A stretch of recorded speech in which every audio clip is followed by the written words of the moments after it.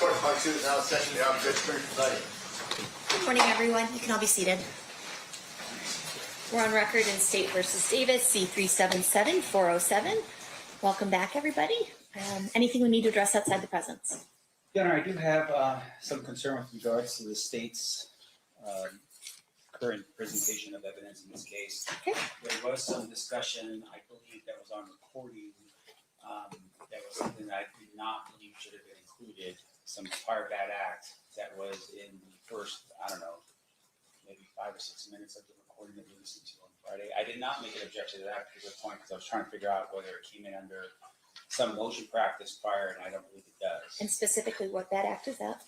Is that Mr. Davis is talking specifically about criminal history, and he mentioned something along the lines that he was involved in a shooting, and that and it was also because of drugs. We've always known about drugs that is criminal history, but with regards to his reference to a shooting, I think it's highly prejudicial in this case. And I don't know where it's at in there. I was trying to figure out what my people over the weekend where it was exactly, but we don't have this exact recording. Okay. So in my motion regarding the bad acts and regarding essentially all of the evidence that was going to be admitted in this case, there was a caveat that there would be certain things that would be excluded, that could be redacted out. Was this something you were familiar with in your previous listenings, or it just kind of took you by surprise when you heard it this time? Well, we don't have the proposed redacted version of this. There is no redaction done to this whatsoever. There was no request made to redact it, but our motion specifically addressed that his first criminal conviction was a misdemeanor for shooting into the occupied structure. Can I finish with Mr. Stamft real quick, Sure. and then I'll turn to you, Mr. Giacomo. Mr. Stamft, go. You may finish. Oh no, I was listening to Mr. Giacomo. So I mean, to me, Okay. I mean, to me, the bigger issue is that we have this recording now. I mean, obviously, if there's something here that is potentially going to be a problem, there would be, at least from the state, some effort to reach out to me and say, hey, here are the things that we think that still falls under the purview of what the court order was in this case, and maybe there's some things in here you want to discuss. I would think that that would have been a discussion prior to the publication of it. I just presumed that what we were hearing up on with this particular witness on Friday was the stuff that we had already heard. The problem is, like I said, there's a reference to a shooting in here. There's a reference to another. I can't remember what the other act is that's in there. But once again, it goes back to the fact that there was some motion practice done on this, and I agree with the court. The other part of the problem is that we've had reference to the Biggie Smalls murder. The state, in their own motion practice, had indicated that they weren't going to. That the Biggie Smalls murder had nothing to do with the Tupac investigation. And to me, I think with Mr. Dwayne Davis had no involvement in the Biggie Smalls. And we've admonished the jury that there is no indication that he has anything to do with that at this point. But ultimately, the nexus of this investigation was such that they were investigated together, for better or for worse. Right. And I mean, we could sit here and talk words all day with that jury waiting outside, but I think what we're proposing the court to do, what I would propose the court to do, is just have some type of limiting instruction to the jury, in indicating to them you may be hearing other things that are not the focus of this particular investigation of Tupac's murder, something along those lines, just a limiting instruction. Sure. Mr. DiGiacomo, do you have an objection to the limiting instruction? No, I actually think before every witness, maybe you just read that Tavares instruction to them Okay. each time. So just to remedy what we're talking about now, I'll have Mr. Stamp propose a limiting instruction, and then I'll, from here on out, given the party's dual request, I'll read the Tavares instruction unless it's a witness that has nothing to do with, if it were, for example, the gentleman who'd taken the photo, he wouldn't have anything to do with the bad acts that we wouldn't have to read. But if it were anybody else, probably law enforcement at this point, I can read it. Yes, Judge, and that, just so that there's complete candor to the court, we did a motion on his prior shooting. It sounds like to me it's not real clear. We didn't do a motion on his 2015 conviction. I didn't realize until it was rolling and you hear it's actually being spoken that he does reference some police contact in 2015. And I do realize he was convicted of that. I didn't know or recognize that was in there.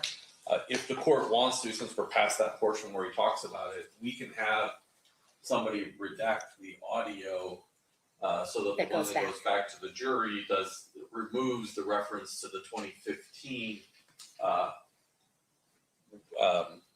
conviction. Because he talks about the last time I was in the feds or the last time I was in prison, and then he mentions 2015. Okay. And that has to do with an event that's completely unrelated to our investigation. I just didn't realize, I didn't tie those two together until I heard the audio being played with the transcript. Okay, so we'll have that redacted when it does go back in case they spend more time with it. Mr. Samp, what is the proposed instruction that you would like at this time for me to read to the jury when they walk in? You're asking me to put words together? That's your job. I That's what you're good at. It is my job. Here's my famous people. Okay, Your Honor, I I'll would let think, Colleen make a proposal. yeah, Your Honor, I would think it'd be something along. I'm gonna let him propose it. Let me propose it. All right, then we can have some discussions about what it actually is. Okay, let him propose it and then you can object, but I think it's cleaner for the record if he proposes it. I don't know that it matters for Tavares, but okay. Huh? I don't think it matters for the purposes of Tavares, but okay.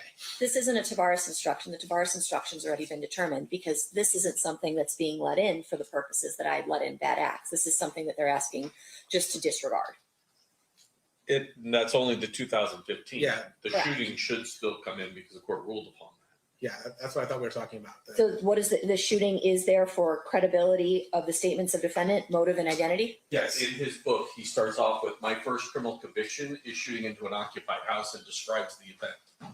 That comes in. What shouldn't come in, and if he wants a limiting instruction on, is the 2015. I don't know if they would want a limiting instruction since we're gonna redact the audio before the jury gets it. We'll also redact the transcript before the jury gets it. So I don't know if he wants to draw attention because they may not have caught. I'm gonna let them talk and then I'll let you guys weigh in. I do have one other further matter, Your Honor. Okay. I'm done with this particular issue. The other issue is this, with regards to Mr. Dorsey's testimony, we have a record from Detective Mock who interviews Mr. Dorsey prior to his testimony. His testimony, though, on the stand really made things a little bit more easier to understand in terms of how his relation is with this case. In essence, what happens is that BET is asked by the district attorney's office to produce documents. Maybe it was through Mock. Maybe Mock is the one who does it. But in either event, BET says, okay, here's what we're going to produce. And they produce the actual finished product as their production. Right. They don't introduce B-rolls. They don't do anything other than that. And they basically said, that's all we got. I think Mr. Diaz or Rios or whatever his name was prior to this had said something along the same lines that, hey, this is just how they do. The problem with what we're doing now is this. Mr. Dorsey gets up there and testifies and he says, look, my job, from what I understand, was to listen in to the interview that's being conducted between Mr. Davis and the interviewer, which, whoever that person is. And he's supposed to be there to really sort of make sure that Mr. Davis is not lying or saying something that's off from what he understands the 2008 proper session to be, the recording. Here's the problem with it. At the end of what he does and what he's proposed now, what the state is now using, is surreptitious recordings in between the official recordings by BET. Now, what does that mean? That means that while Mr. Davis is sitting in that room, he's sitting in that room with the interviewer, and at some point he's going to be asking for breaks. He's going to be asking for time to talk to somebody else. Okay. Which we understand to be Wayne Higgins, his His attorney. attorney. Those conversations are not hot mic conversations. They are conversations between attorney and client, and there is a reasonable expectation of privacy there because of the fact that it's done off camera, because BET does not record it. And on top of it too, that as that's happening, they're talking in a tone, they're not yelling and screaming it out loud, but they're talking in a tone to say, hey, what do we do here, whatever the issues are. I think those parts of this recording that Mr. Dorsey had done, I think those are parts that need to be included from the jury's understanding, because here's the thing. I understand he's not a state actor. I understand that it doesn't fall under this idea of, hey, well, he wasn't ordered by a detective to do that, and Dupree is definitely not a detective at this particular point. However, it is still a crime in California to record record some of these conversations that they believe is private. Regardless of if we're in a room and having a conversation, if I'm having a conversation with this individual sitting right next to me and I believe that is private, under California law, that is still illegally obtained material.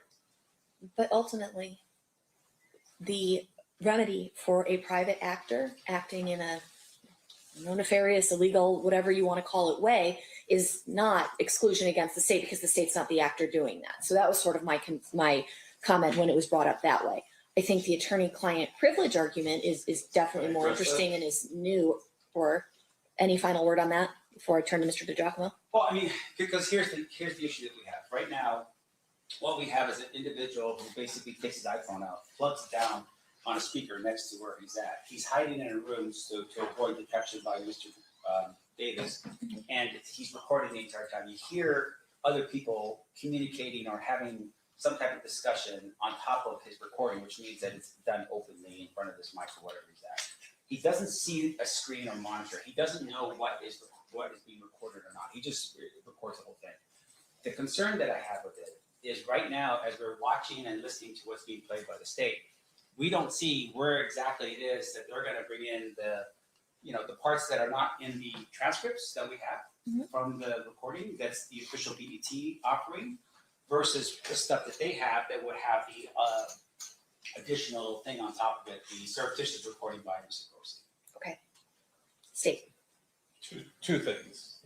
Mr. Dorsey had a transcript of his recordings that has been provided to the defense. Okay. And there's a transcript of the official BET recordings, which, if you notice while listening to it, even the BET transcripts does not pick up background conversations or transcribe background conversations between other people when Mr. Diaz is asking questions. Okay. Mr. Dorsey will testify, because I specifically had asked him about the attorney-client thing. He will testify at no point in time when Mr. Davis is talking to Mr. Higgins, is there not a third party present from E1 Entertainment? So there is no privileged communication that occurs between Mr. Davis and his attorney. Even at one point, you're going to hear Mr. Davis say, hey, hold on, this is a hot mic. Let's bring him in and do a short evidentiary hearing then on that issue of attorney-client privilege. Sure. Okay. I assume he's back there. We'll have Mr. Dorsey come in real quick. We'll have him resworn, and then we'll just proceed on this limited issue outside the presence, and then ultimately I'll make a determination. I understand it's your proffer that that's what he's going to say, but I'd rather have it fleshed out. That's fine. No problem. Bring in Mr. Dorsey, just Mr. Dorsey, no jurors. No jurors yet.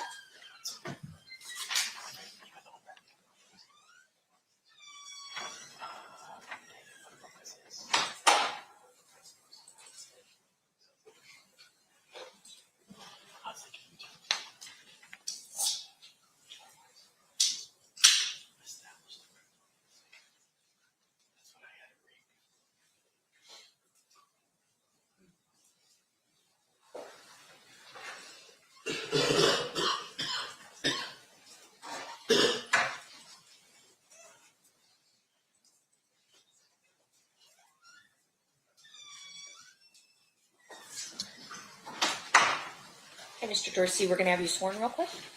Raise your hand. You do solemnly swear the testimony you're about to give in this action shall be the truth, the whole truth, and nothing but the truth, so help you God? I do. You may be seated. May I have you state and spell your first and last name for the record? Yes, it's Michael Dorsey, MichaelDorsey. All right, thanks for coming back, Mr. Dorsey. I hope you had a good weekend. We just needed to do a quick outside the presence sort of hearing so I can determine the legality of some things that are coming in, okay? Or not, potentially not coming in. So I'll let Mr. DiGiacomo ask some questions about the issue we brought up. Mr. Dorsey, I know there's times on this recording where you capture conversations that involve the defendant, Wayne Higgins. Yes. During those conversations, were they ever alone in a room having a conversation? Was there always a third party present? I believe they were always in the studio, and there are, I think most of the time you actually hear Mario talking with them. It's like a three-way conversation. So I understand like how privilege works to some extent, and it sounded to me like always he was still in the studio, didn't go outside into a hallway, and again, you can hear Wayne Higgins talking with him. And not just Mario Diaz. Isn't there a number of people Yes. to do this production that Yes. have to be in that room? Correct. There would have been another producer. There's the sound recordist. There's at least one videographer. There's probably at least a lighting person in there. There's at least a good half dozen people in that room with them. And at one point, does Mr. Davis make some comment about, hey, careful, this is a hot mic? He does, yes. He's kind of whispering, this is a hot mic. And so at no point where you're capturing or recording there's not other people within, and describe the size of the studio. Sure, it's a for us. very small studio. It's probably a quarter the size of this courtroom. So it's a very small room with Yes. 4 or 5 people in it Grand- where he's having this conversation. That's correct, yes. Nothing further. Mr. Dorsey, where are you when these conversations are taking place? I was in an office down the hall. Okay, and so you had eyes on the studio the entire I time? did not have eyes on the studio, no. Okay, you could hear Yes. people speaking as to everything that was being said in there? Yes. And how were you recording again, remind me? I had a pair of headphones and I had my phone and I just hit record. I Okay, put the and headphones so on the it's phone. essentially the studio audio that you're using? Exactly, the live audio coming right from the studio, yes. So it's a room, do you know if the studio has signs that they're recording at all times? Like signage that says something like, this is a recording studio, you are Yeah, subject to most recording, like- things like that. Yes, I've recording seen- studios typically have the signs up like that. Plus, of course, he would have signed a release, so he knows he's being recorded. Okay, got it. Anything further? Sorry, I sort of hijacked that a little bit, Mr. DeJochno. Not from the state. Mr. Sam, you may cross. Okay, Mr. Dorsey, you've never met Mr. Davis before. We've never met. We've seen each other before. Okay, so on the day of the recording, you made it a point to not run into Mr. Davis, fair? Correct. You were actually in this other room, That's correct. and you're there just with headphones on. Yes. So. And I saw him walk by. I know Right. he's disagreeing with me right now. I watched him go by, Sure, and that's fine. and he looked at me. Okay, are you done with the answer? Yeah, I sure am. Okay, now, in terms of your work, I want to make sure I'm clear. Are you working as an employee of BET? No. Okay, what are you at that I point? am a contract employee, work for hire, as a technical consultant for specifically this production. I'm not hired by BET. I'm hired by the production company. The production company, Yes, sir. and that's Entertainment One? Entertainment One and Creature Films, like a subsidiary of Entertainment One.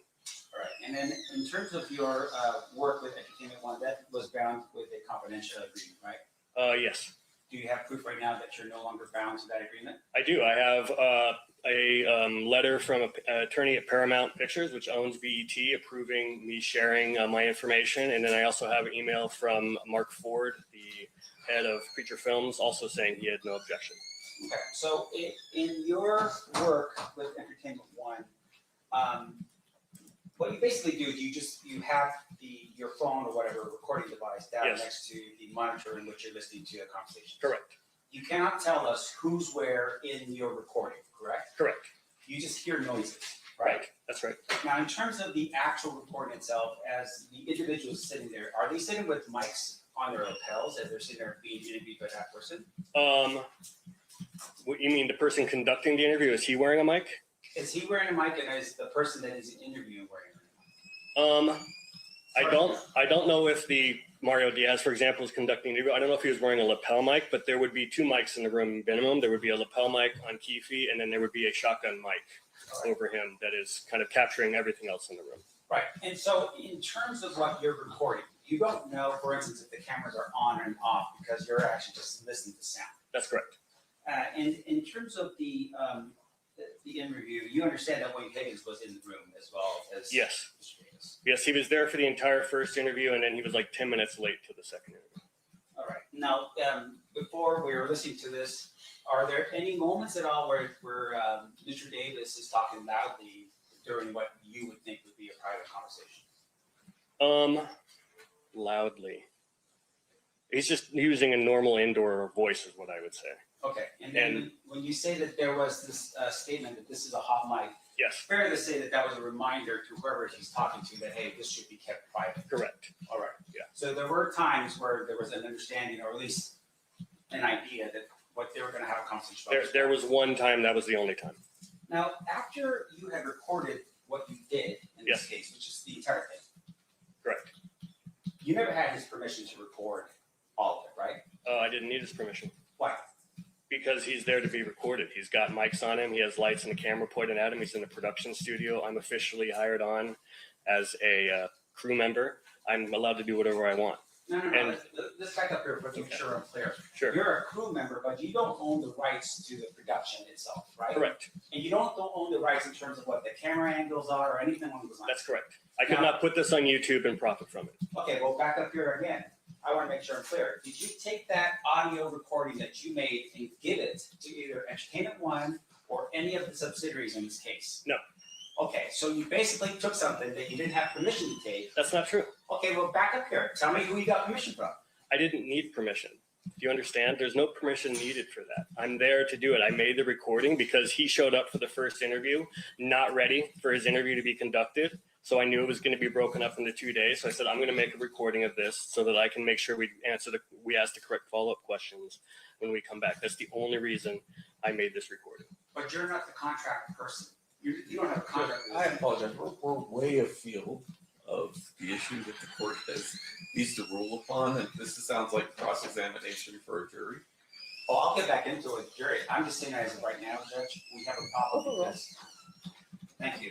And just to make sure I'm clear, you take that recording and that's the recording that you're now publishing here for this jury, right? Publishing, no. Playing for the jury, yes. Publishing and it suggests publicly. I'm not putting this out to the public. That was a legal terminology, but Okay. you're playing that for the jury now. Yes, sir. I have no further questions. Anything further, State? All right. In general, the attorney-client privilege under 49.095 is broken when you speak in front of a third party who's unrelated to the legal team. Here, it appears as though Mario Dorsey and there others were potentially present for the conversations. Additionally, the setting of the interview itself does not lend itself to a belief that the conversations would be privileged and or private. It's a recording studio. The purpose is there to be recorded. A release is signed so that the person can be recorded. The entire room is microphoned up. Additionally, there are microphones on the people participating in the interview. In general, this isn't a situation that would lend itself to private conversations. I think based on the testimony, they are not privileged conversations. Circling back to the issue regarding the instruction to the jury, Mr. Sanft, is there anything, did you want me to reread the Tavares instruction, which I can add something related to the unrelated shooting to? That proposal for that would be this. You have heard testimony regarding drug trafficking, conspiracy, a federal conviction, gang affiliation.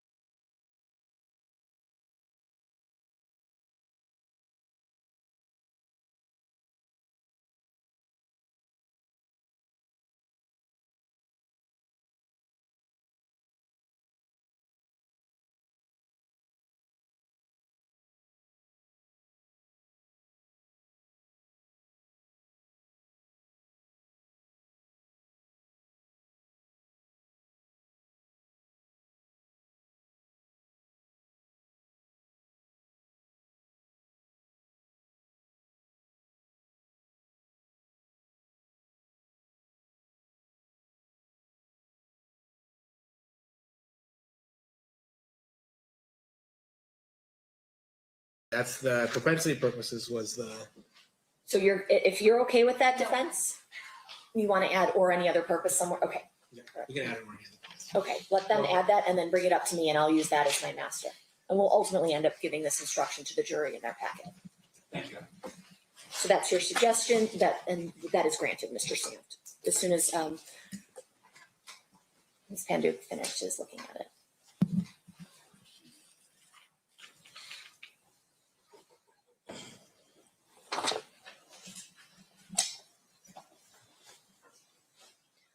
Almost there, Mr. Dorsey. Great. Give us a minute. I'm fine. Okay.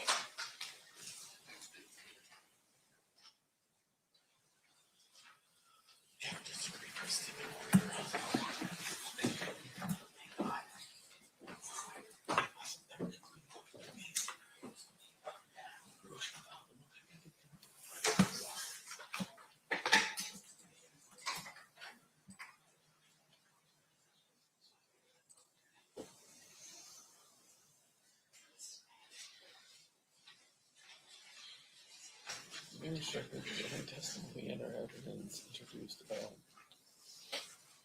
about too many? About take the two out, yeah. Any unrelated shootings and murders is not admitted and should not be considered by you for propensity of the purposes except for the purposes of motive intent to establish the credibility of defendant's statements.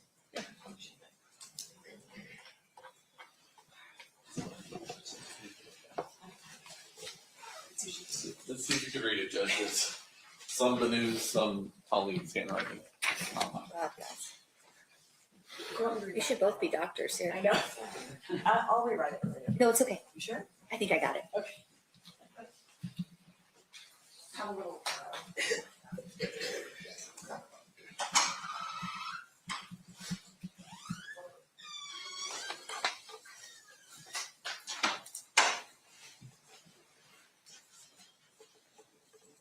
Okay, so this is what I'm going to read. Tell me if there's an objection. You are instructed that any testimony and or evidence introduced about any unrelated shootings and or murders is not admitted and should not be considered by you for propensity or any other purpose. It is admitted only for the purposes of motive, intent, or to establish the credibility of defendant's statements. Any objection? No. Perfect. All right, I can read it. So as soon as we bring the jury in, I'll apologize for being a little bit late, my fault, and then I will read them the limiting instruction and we'll get going. Should we leave Mr. Dorsey on the stand? Yeah, I think so. Okay. All right, so as soon as that jury's ready to go, we'll go.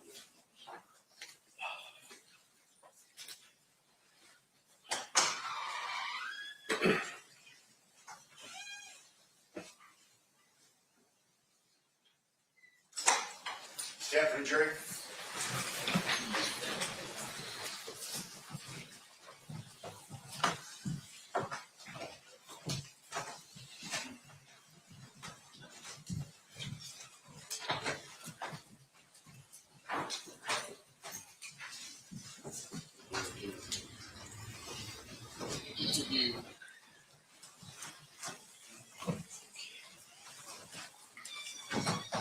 So the party stipulates to the presence of the jury. Yeah, sure. You may be seated. All right, welcome back, ladies and gentlemen. I hope you had a good weekend. I apologize for the delay. We had a legal issue that I did need to decide before we brought you in, so I do appreciate your patience in that matter. There's a limiting instruction that I need to read to you, and then we're going to resume with Mr. Dorsey's testimony. You are instructed that any testimony and or evidence introduced about any unrelated shootings and or murders is not admitted and should not be considered by you for propensity or any other purposes. It is admitted only for the purpose of motive, intent, or to establish the credibility of defendant's statements. All right, Mr. DiGiacomo, Mr. Dorsey has already been sworn, and so you may proceed. Mr. Dorsey, in that first portion, the first 35-17, we're about to get back to it. Let me ask you this. After 2019, did you become aware that Mr. Davis published a book? Yes, Did you read the book? I did. Were there historical facts he provided you in 2017 that were included within that book? Yes, there were a biographical factor of his childhood. They were in both. Do you recall what those various biographical I do. background, if you could tell the ladies and gentlemen? Sure. One of the stories was how his first time hanging out with the Crips when he was 9 years old, he was shooting dice, and his dad drove by and saw him and ended up, punishing him for that. He talked about playing Pop Warner football with Suge Knight, and not just that, but also he talked about going to Suge's house after they would win for parties in their backyard. like pool parties. He talked about a baseball coach at the Compton College who was dealing drugs. I think Keefe was like in middle schooler, and he started running as kind of a courier for that guy. It was his first introduction to the drug game. He talked about being in the Upward Bound program at UCLA, and there may have been one other detail in there, but all details that I've only ever heard in that interview and read in his book. So I conclude that the author could have only gotten those from him. All right, Judge, I'm going to do a little bit to fast forward this to 35:17, I think we were at. And we put on record, when you paused it. Did you write that down? It was 35:17 was where we paused Okay. it. And so I'm trying to get there. This program doesn't make it real easy to just jump that far. Sounds good. Nope, went a little too far. Man, you don't think?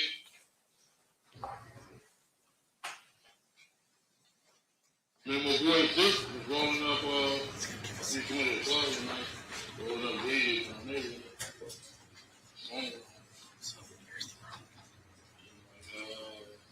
I guess they was. Sorry, Judge, the transcript won't come up if I don't start it at. Start it over? I'm not starting it over. I just have to roll from here to wherever we're going. So I'm just going to have to guess, and hopefully we're close. No, we had ran into him at the House of Blues. Sorry. One more time here. We may just have to listen to a little bit more than we.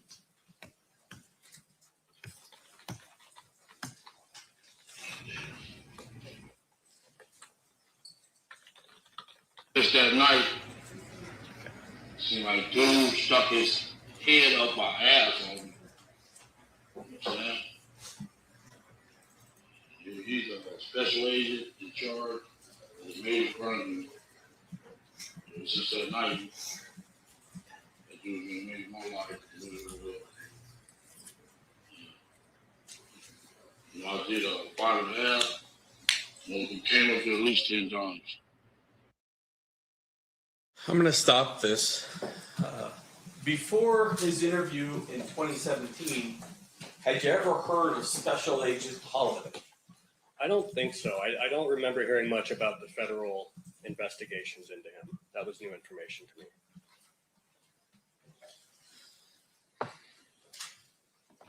Told the warden, we got up here. He's a serial killer. I'm like, oh, fuck. You know what I'm saying? Killing rappers. How did it evolve? You guys were cool and then you hung out a lot together. When he used to come to California, he used to meet up and have fun. I was balling at the building. In fact, I was doing better than him back then. Shit. Fun, man. Did he ever talk about Shook? Did he ever talk about getting scared? You fucked up. Exactly. I said, did he ever talk about Shook? Did he ever talk about being scared and all the bullshit, go back and forth, East Coast, West Coast shit? You talked about that till later on in our relationship. That's right. That's what I mean. When did we get to that spot, that place? When you guys were talking about that. I remember my boy Zip was rolling up, he was going to the club one night, rolling up Greenleaf in the neighborhood. His phone on. He was like, I guess they must have fucking played it. Something, I don't know. He's like, man, let me speak to Keefe. Got on the phone. What's up, dog? Like, man, I'm giving a concert out there. You want to tour on the West Coast. That's we was takes cool to come out there. I said, why it wouldn't be cool? He's like, the big CEO guy. CEO guy? He's like, yeah, the big guy. I knew what he was talking about. He was like cold and shit. So I guess I was kind of scared of the guy. So we went to the Irvine Mellors. It was something jam. Oh, let's get Irvine. We had the hottest song out in the world. You know what I'm saying? Shit, that song was One More Chance. Before we getting on the stage, Suge was right there. So I came off the stage, he asked me, "Man, how you doing there?" Same way I know you. So after that, then after that, we went to the San Diego concert. Matter of fact, the Dallas Cowboys stayed in the same hotel we stayed in. Good, he's down all That the was same cool. details. Beyonce, This did 10 years ago. Amazing. All the balls would go all around that mother for the Dallas Cowboys. Football team marriage. Especially for Troy Aikman. Saying, I don't know if we can get you in trouble or not, but the balls was all around the yeah. Then we went to the Anaheim. That was on the Halloween night. Perfect. Halloween. Halloween night. Was cool there too. And he just give you passes for everyone. Like everyone would go concerts. I just go get a ticket with the little homies. I was riding in the van. I was on the stage with him every time. Yeah. You get to hang out with Biggie, obviously. Right? Yeah, Big was cool. Cool dude and everything like that. So when did Puffy start talking about, you know,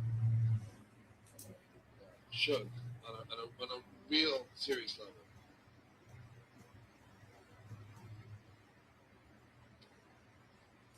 He was back there.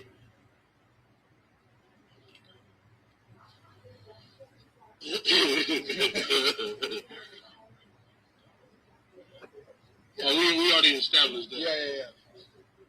Now, what'd you say? I said, when did he start talking about Suge, like on a real serious level? Puffy. Oh, being scared of shit? Well, or doing something more than that.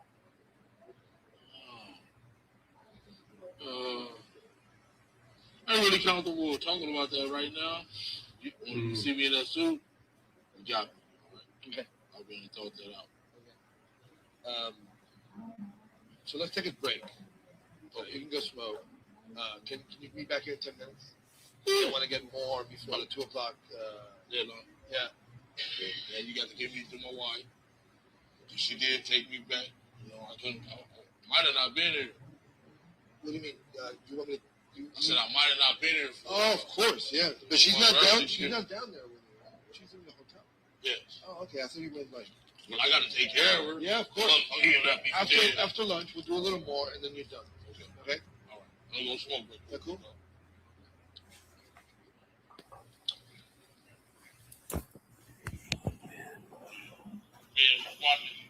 Man, just watching.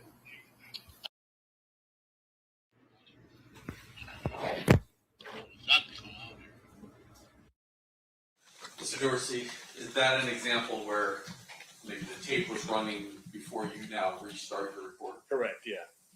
That is 3532.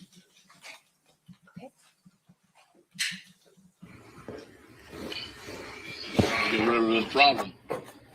Yeah. Can you tell me what he told you? In his exact words, do you remember?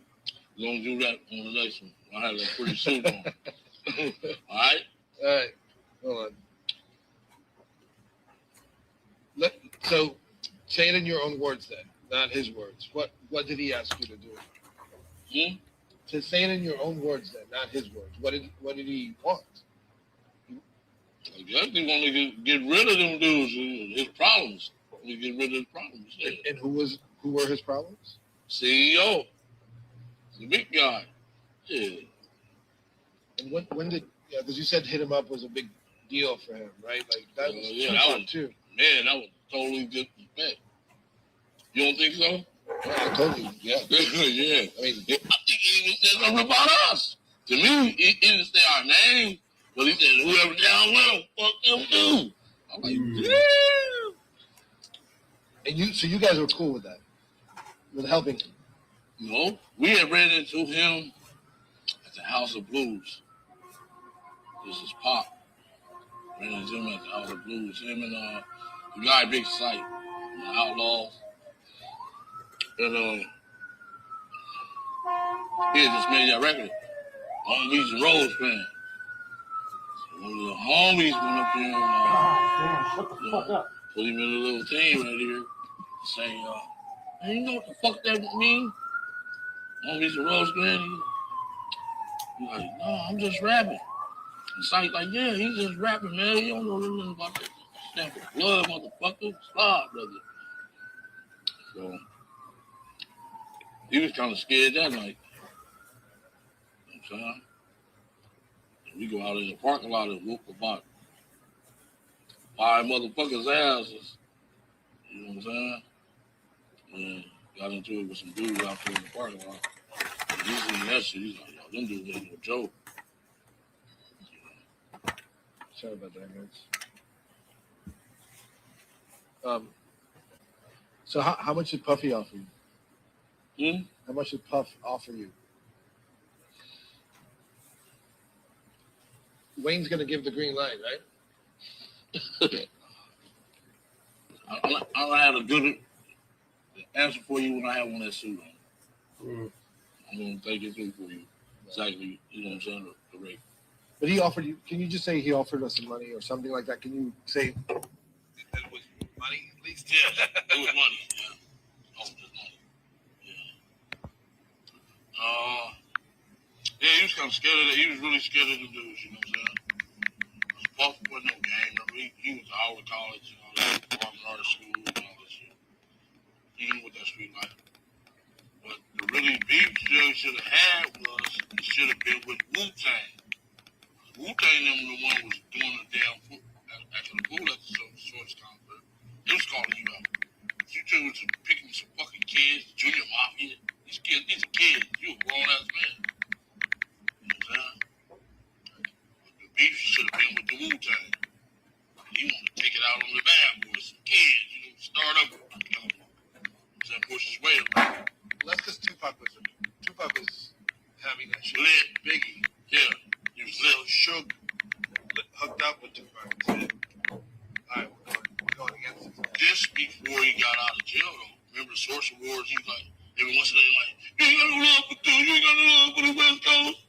Remember saying that? Yeah. All that shit really, I feel it was a jealousy thing. He should have just been happy. Suge should have been happy. You making money, and this dude's making money. Be proud of each other. You know what I'm saying? Fuck, you want to bring each other down. So why'd you want to get involved in that? I didn't want to get involved in that shit. They brought it to us. Bring something to the gangsters. I told you that earlier. It's a cap fuel. Yeah, I hear you. Is it true that Biggie and those guys from Bad Boy used to hang out? They never really come. Never. Really, it's they had some bad cops around shit. I read something about them hanging out in your girl's house in California. They never No pictures of that? never hung out there. Promise. So,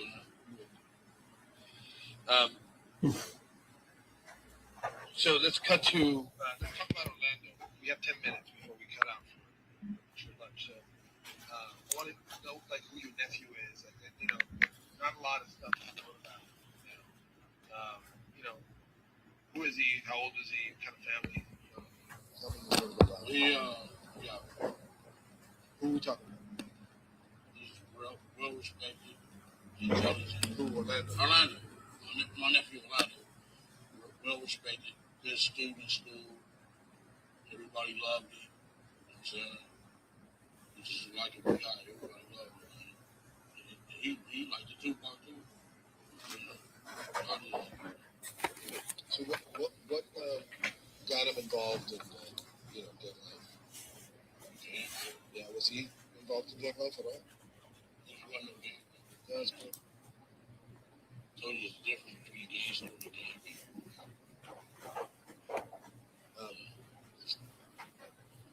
You want to talk to me about what happened at Lakewood Mall? Trevor Lane? Thing about the chain? I wasn't there. Yeah, I know, but you can tell me the story because you know, there's only so many Okay. people who know it. The guy, All my little homies want to play college football. They was on scholarship. He was at the we wanted to help him get some stuff, like tennis shoes and sweats and clothes and stuff so he can go to the college. So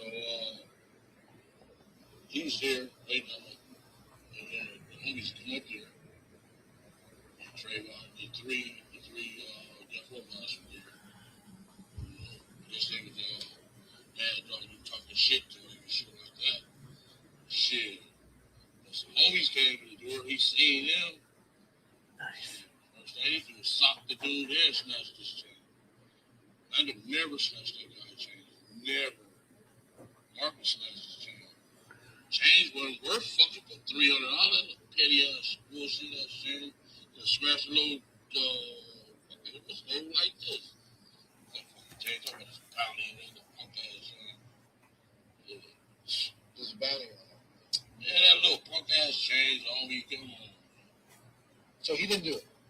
Orlando did not snatch that man chain. Why is it that Tupac then saw him and said, "That's the guy who snatched my chain"?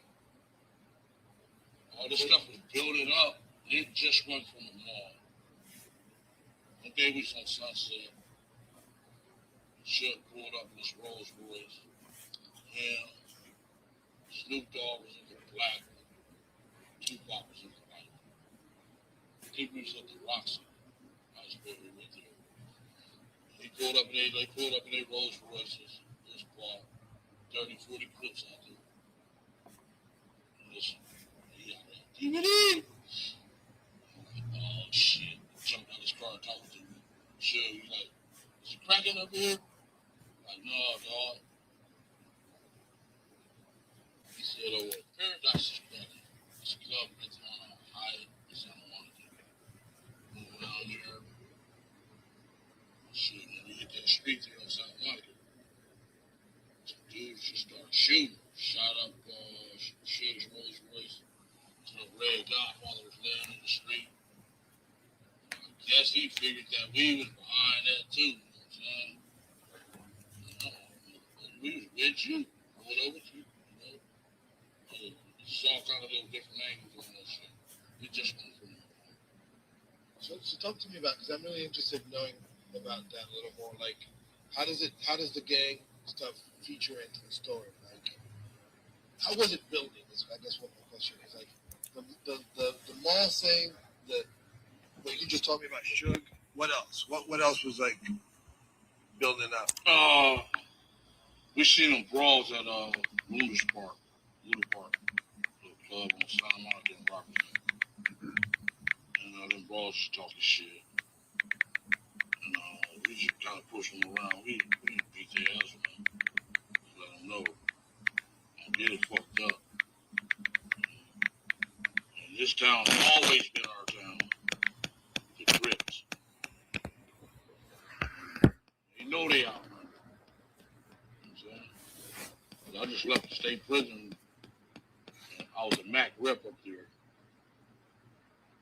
There's 51 Crips, 4 Bloods. You know what I'm saying? So they know they outnumbered and they can't win out here. Crips are more dominant than they are. And they know that. What made it kind of tense? Because, before Death Row, there's always tension, right? Between Crips and Bloods? Yeah. Yeah, our neighborhood's always been into it. Because we're on the same side of town.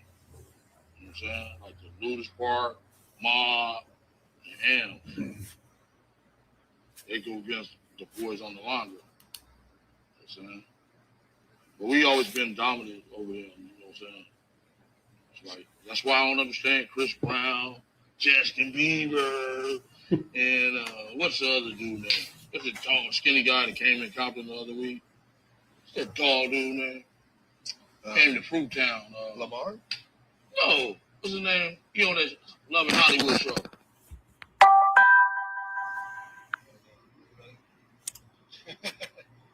Soldier Boy. Get in trouble out here. Go to that state prison. Rips is going to rape y'all. Justin Bieber, Chris Brown. You know what I'm saying? Y'all tripping on me. Yo, but I'm just trying to understand what happened back then. Back then, was it that they got cocky? Is that what happened? Because they were with Suge? Hmm? Is it that they got cocky? Is that what happened? Because they were with Suge? I guess money get you cocky. I guess money get you cocky. You know what I'm saying? They even beat up a rolling 60 and killed the guy at the club. Said DJ Quick and they jumped on the dude and all that shit. That's what I figured that shooting was about on Santa Monica that day when his hat was in the street. I was just telling you about. Damn, I guess they gonna get his ass. So this is more gang related. Okay. It's not just East Coast, West Coast.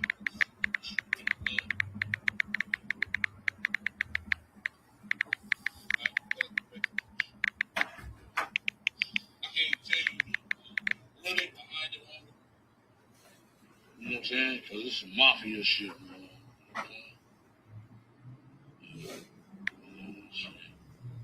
Family still out there. Yeah. Yeah. Some of that shit. Okay, no, I'll be right there.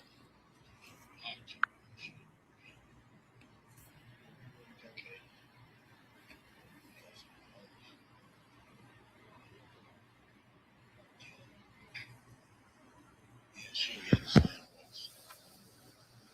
You know, I was just a street man, and he was just a studio man, business one. The FBI thing we did then because he stopped being the boss. That's why they jumped on it so fast. They, you know, and I can't really put him out there like that because he's still out there. You know what I'm saying? They, like, my families go back since the 30s. You know what I'm saying? Yeah. And it ain't no Harry O. Yeah, no. But I mean, Suge might We had the same boss. Suge might be in jail for the rest of his life. Yeah, you right. No, I think the police are gonna start coming. Good. All of them gonna go around. All the crooked cops and shit, we was really up against it, homie. One of the city of Compton, they got Reggie, right? Reggie Jr., Sergeant Reynolds, the mayor, all these dirty motherfuckers, you know what I'm saying? So we gonna eventually have to have some shootouts with them motherfuckers. You know what I'm saying? They just got busted too. Right. I loved it. I like, damn! They didn't get the main one though. They didn't get the main fucking dude. He just running around. He's still a cop too. They got Reggie and his dad. Huh? They got Reggie and his dad. I said they didn't get the main one. His name Reynolds. Oh, really? Sergeant Reynolds. Pulled over my 60 keys. He's making my life miserable. Hell, honest and broad. Yeah, each other's a broad. Dirty. They didn't get his ass. That precinct was dirty as fuck. Yes, it was. And we was lived out there with him. Even the mayor, his councilman. We up there eating at IHOP Mill Lane. Here come the mayor. Man, you better sit your ass down, fool, and kill your ass. You know what I'm saying? Stupid bitch. You know? That dude was stupid. Wasn't that Bradley? Omar Bradley? Yeah. That dude was stupid on. Let's eat some food, man. All right, thank you guys. We're back in 45. Are you leaving? No, my pimp my name. You're just there looking dapper? Wait till you see my suits, homie. Yeah. Woo. Thanks. All right, sure. You got a big word around? Yeah. Can I see? Yeah. Where were you eating? Was it? Oh, yeah, okay. Where are we eating? Oh, it's in there, okay. You talking about Craig Caden book?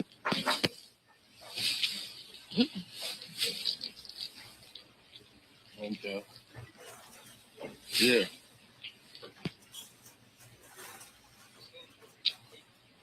Don't say nothing about no people. That's mine.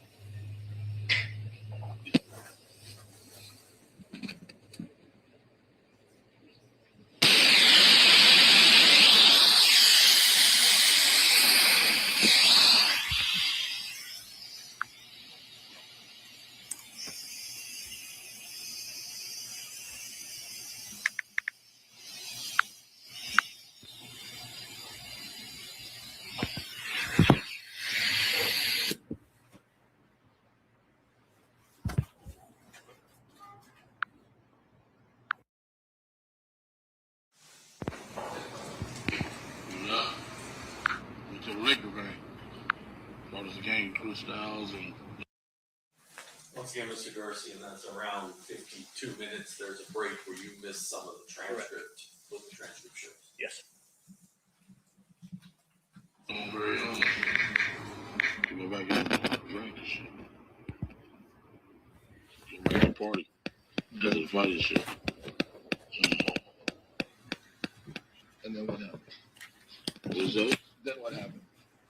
Then I'll tell you that when I get on my suit. Oh, come on. You can tell me a little bit. Just, What's that? you know, tell me a little bit of, you know, I mean, this is why we're here. We want to hear the true story of what happened. Wayne, we need your permission. Yeah. What?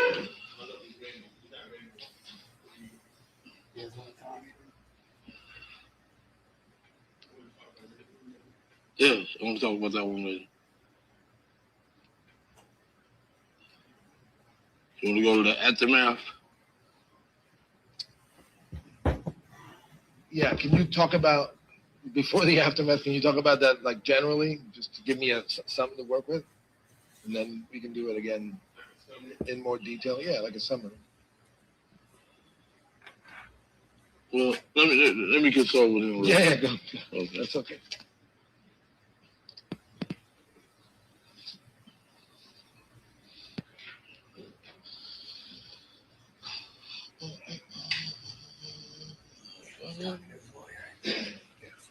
Ray, the guy over there. I thought we weren't gonna say that, dude. Okay.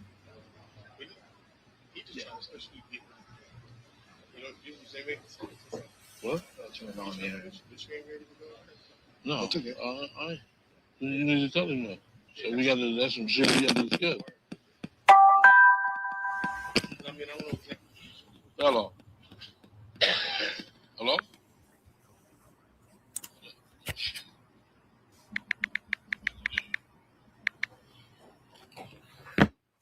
What are you looking at?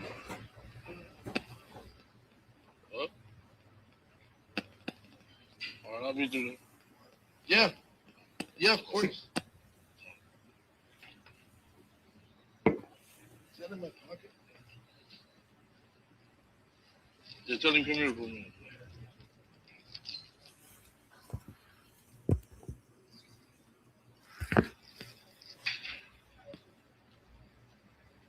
You don't have to go into this. Listen. We got to consult with the U.S. Attorney. You don't want to get you locked up. You don't want to get locked up. Do you? No. Okay. All right. We got to consult with him. So by the next time, you know, I didn't. He asked me to come down here last week, but I never did get a chance to talk to him. That's why I wasn't ready for it. Which y'all forced me to hard. I want to know what I can say and what I can't say. So I got to discuss that because that dude can put me in fucking jail. Give me the death penalty. They can give me the death penalty only. It just wasn't him. He was just fucking. He was just like a fucking. He was like I deserve. You hear me? Yeah. It's way more than him. I think this is an area where he may not wants to be having words straight. So let's do this on the next one. Okay. Once I consult with him and he tell me yeah. Okay. You don't want to get me locked up. No, he's still gonna address it. It's just that We gonna saying, Yeah, I just got to go consult with him. I didn't want to tell y'all that just morning and stuff like that. The dude said come talk to him before I do this.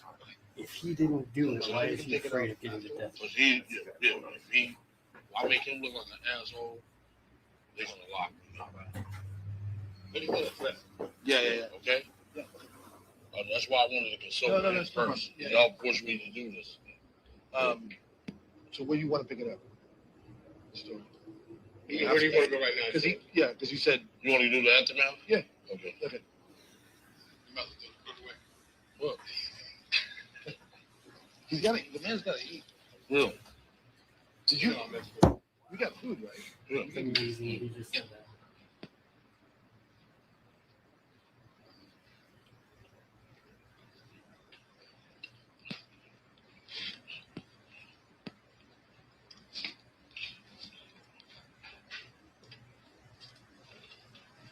All right, so we're gonna take this.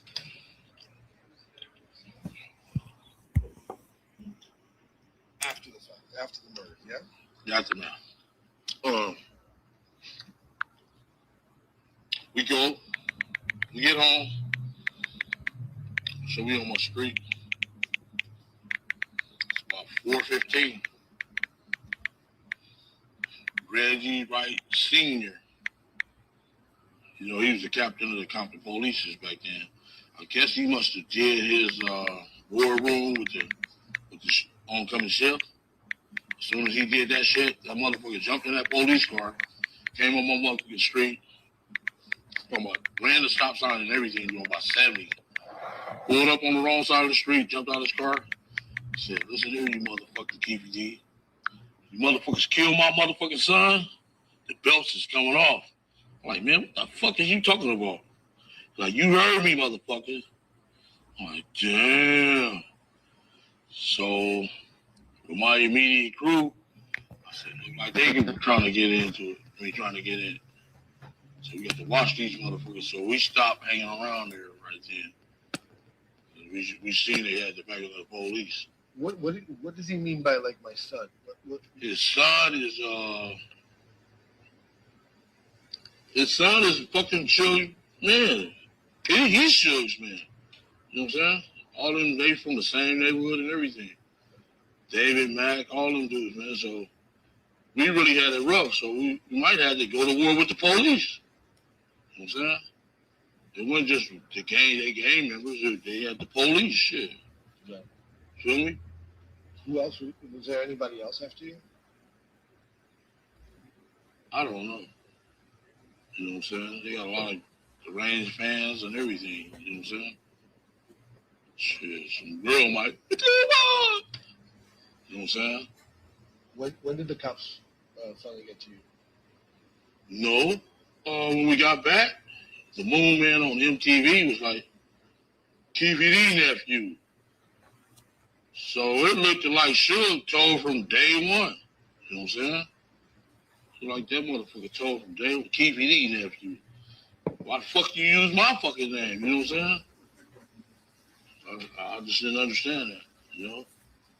KPD nephew. Moon Man coming on every hour. You know the little Moon Man? Like, damn. You know? Kind of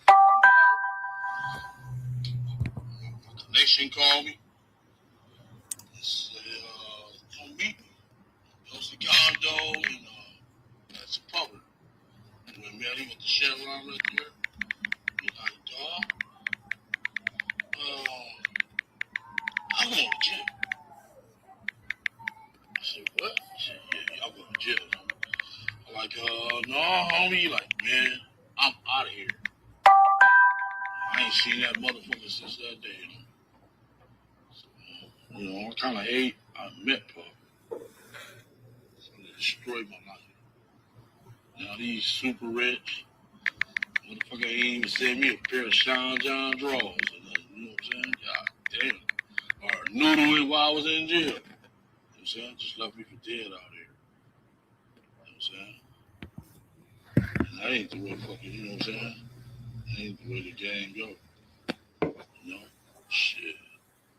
Had your back, you ain't have my back, though. You know? Yeah. When did you talk to police? What's that? You gave them a statement at some point, right? I gave them a statement? Yeah. No. No? No. Well, I mean, the proffer deal is a statement, no? Yeah. Dun, dun, dun, dun. What's up, man? You just ain't gonna say nothing back there? I'm not, you already know what you said to Yeah. This is part of the same thing. It's like, You think you just said you just you're gonna saying sit at some back point there? you did talk to police. Is that not true? I think that's what he Was said. that?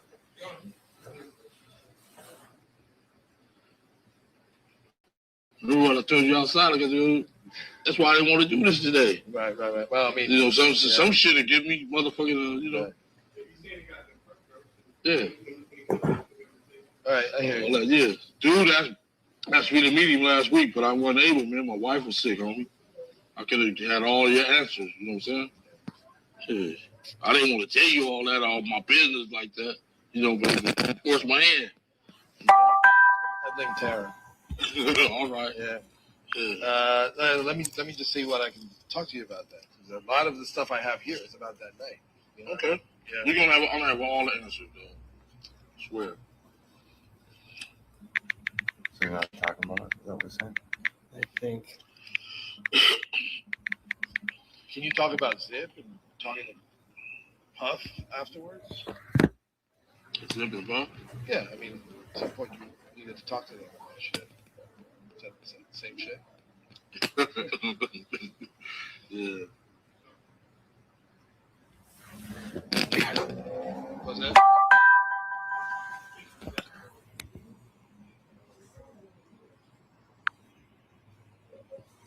Well, did you? So after that happened, did you get in contact with Zip? Puffy? Me and Zip was together. He was with us at the point. No, I mean, then afterwards you didn't see him. He didn't come back to LA with you, did he? Did he? Yeah. Oh, We went up to Wingstop, Wings, LA Wings right there on the 3rd and the bread. Right there on the side with Pink's, Pink's is. Oh. They got the LA Wingstop right there on the He side. was him. Yeah. It was Beverly though, Hmm? or what Melody. did you talk about? All kind of shit.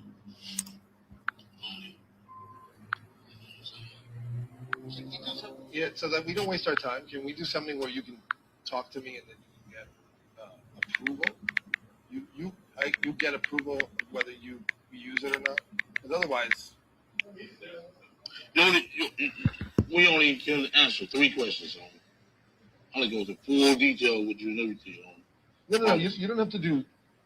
Once I get the green light where I'm covered, you know what I'm saying? Because I can't make them look like a goddamn asshole downtown.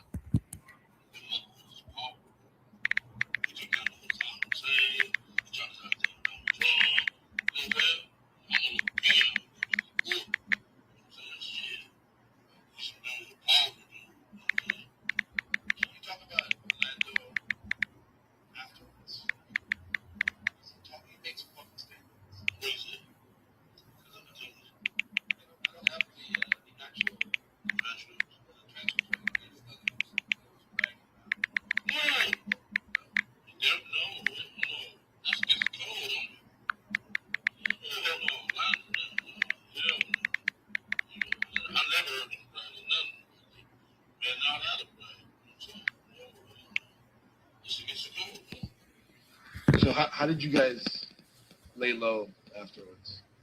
What you guys do? You want to know the truth? We didn't lay low. We was after they asked. Mr. Man laid low. He the one who flew out to the Caribbean and shit. But we it's mafia shit, man. Yeah, don't we didn't lay low. We had to stay sharp, man, because we had to watch out for the police. We had to watch out for them. You know what I'm saying? Yeah, we didn't lay low. You're talking about the So mafia. I think this you can answer. Why didn't they bring up any charges against Orlando? They can't prove it. Give it to me in a complete sentence. Why they didn't bring up the charges? Because I know they can't prove it. They talk. Yeah, they raided everybody else. I think it was October the 7th or something like that. Raided everybody else. Just so happened, one of my homies, he's a grease trap guy to pick up the old cooking grease. He came, knocked on my door about 4 o'clock in the morning, 5 o'clock.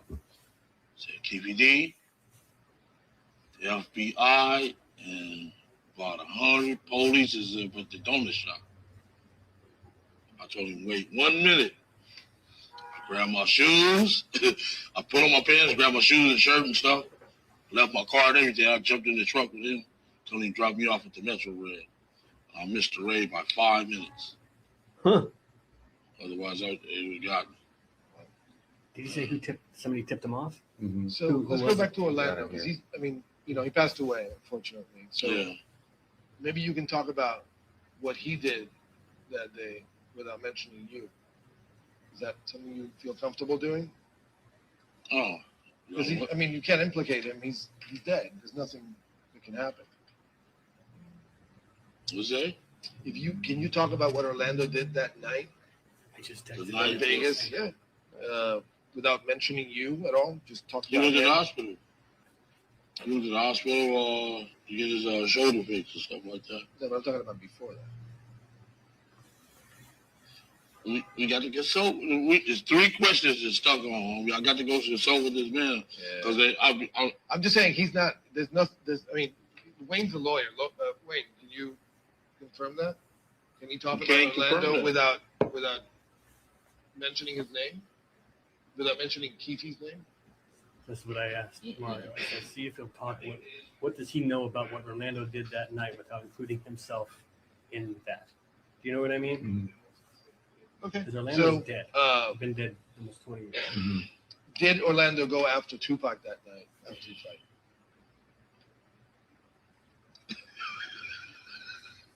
Huh? I got to do my job. No, he didn't go after Tupac. He did not. Mm-mm. Man, wait till I get on the suit, man. Keep on. Let's go somewhere else. You want to talk about Paul? Something like that? You're not gonna talk about it. What's that? I did. He didn't want to answer, but I'll ask you. Okay. Did you try to get money from Puffy after the fact for the deal that you had arranged with him? No, because it was hot. You know what I'm saying? You just can't jump out there like that. You have to be smart in this game. You know what I'm saying? Otherwise, they'd take your ass down. They would have bent your ass down. You know what I'm saying? And So what was your plan? I seen him, well, maybe like 6 months later at the House of Blues right there. And he invited us to the Pretty Pictures Museum the night before. And we went up there.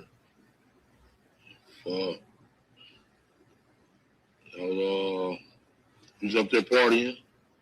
I seen him at the Pretty Pictures Museum. He like TBD. The FBI is all over us. I'm saying, if you want to catch our heat, you know what I'm saying? Shit, they up in this party right now. I'm like, really? Like, yeah. So that's why I didn't understand how the fuck Biggie can get killed. You know what I'm saying? If the FBI all around here, you know what I'm saying?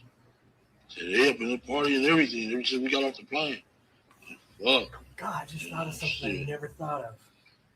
We'll talk about Biggie in a second, but did you ask him for? That's why there's the no money way that Keefe and the he owed you? Southside Crips kill Biggie. Was that? Did you It's ask him for the fucking money that he Puff owed the you? FBI are all over. No, him. So the Keefe would shit, have we been got like, the fuck, FBI the around, FBI are what the fuck outside am I right now. supposed to do? Murder's off. We can't kill them. Right now. That's Yeah, what I'm doing. God, I never put that together before. No. And what's is it true that there's a rumor going around that Zip got half the money? That's what the FBI said. Say it again, because I don't. That's what the FBI said. That Zip got the money. Do you believe it? They's a motherfucker. See Donald Trump Jr. right now in trouble. And about fucking emails and shit. Yeah, motherfucker. You know they're motherfuckers. Did you talk to Zip about the money? No, yeah, man. As soon as I left, I told you that, man. Ted Holiday had his head up my ass, homie. I still got invoice from him. You know what I'm saying? Shit, that dude's a motherfucker. He head of the major crime unit, shit. That dude's a motherfucker, dude. You know? So, but here's the thing. You're not upset about not getting paid? Were you not upset about not getting paid? It's the time to get paid. I was trying to pick the perfect spot, dude. You know what I'm saying? trying to just pick a pebble. Perfect spot. All right, let me just backtrack here for a second. What does he mean by that? Yeah, you can switch over. Yeah, he's He's gonna afraid to talk in this office building. He wants like a. He wants to be in like a warehouse He or wants to somewhere. be like yeah. He wants to save him. Like his. I don't know if they come up with the spot or what, but yeah, he doesn't want to be here.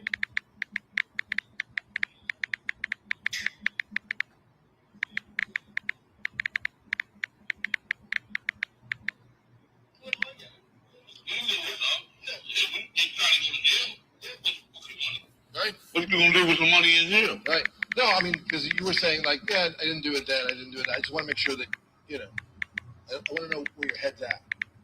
You had a plan. I am a kingpin that was making more money than Paul than Will then. You're picking your spots too. Yeah. Right. Being I smart. hear you. Playing my cards right. Yeah.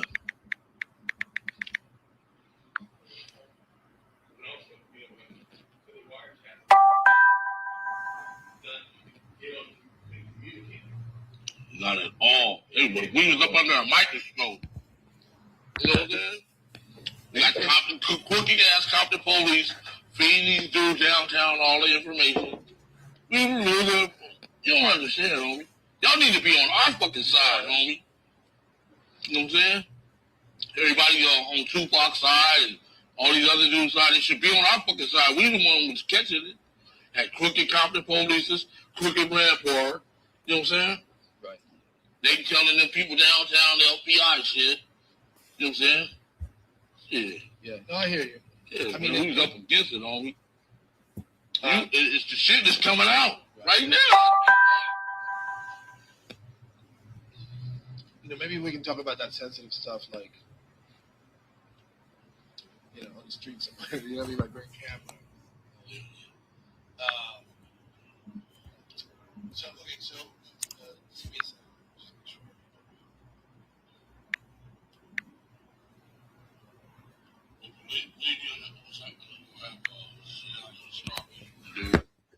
Yeah. Go over everything. Yeah, that's okay. He gonna give you the green light. Right. Say yes or no. Is it true that you went to the that Hollywood Walk of Fame ceremony for Puffy? Huh? Where you heard that from?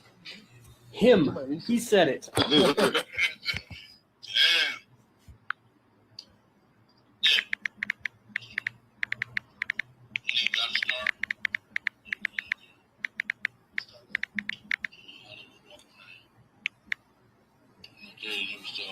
There's too many people, so you can't really get close to them. Good, he confirmed it. When? Society keep it out, all that shit.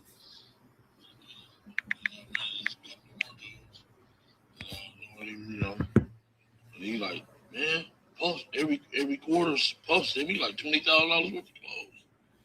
Like, ain't that a bitch? So a couple of times I called Daddy's house. He never returned my fucking calls or none of that shit. You know what I'm saying?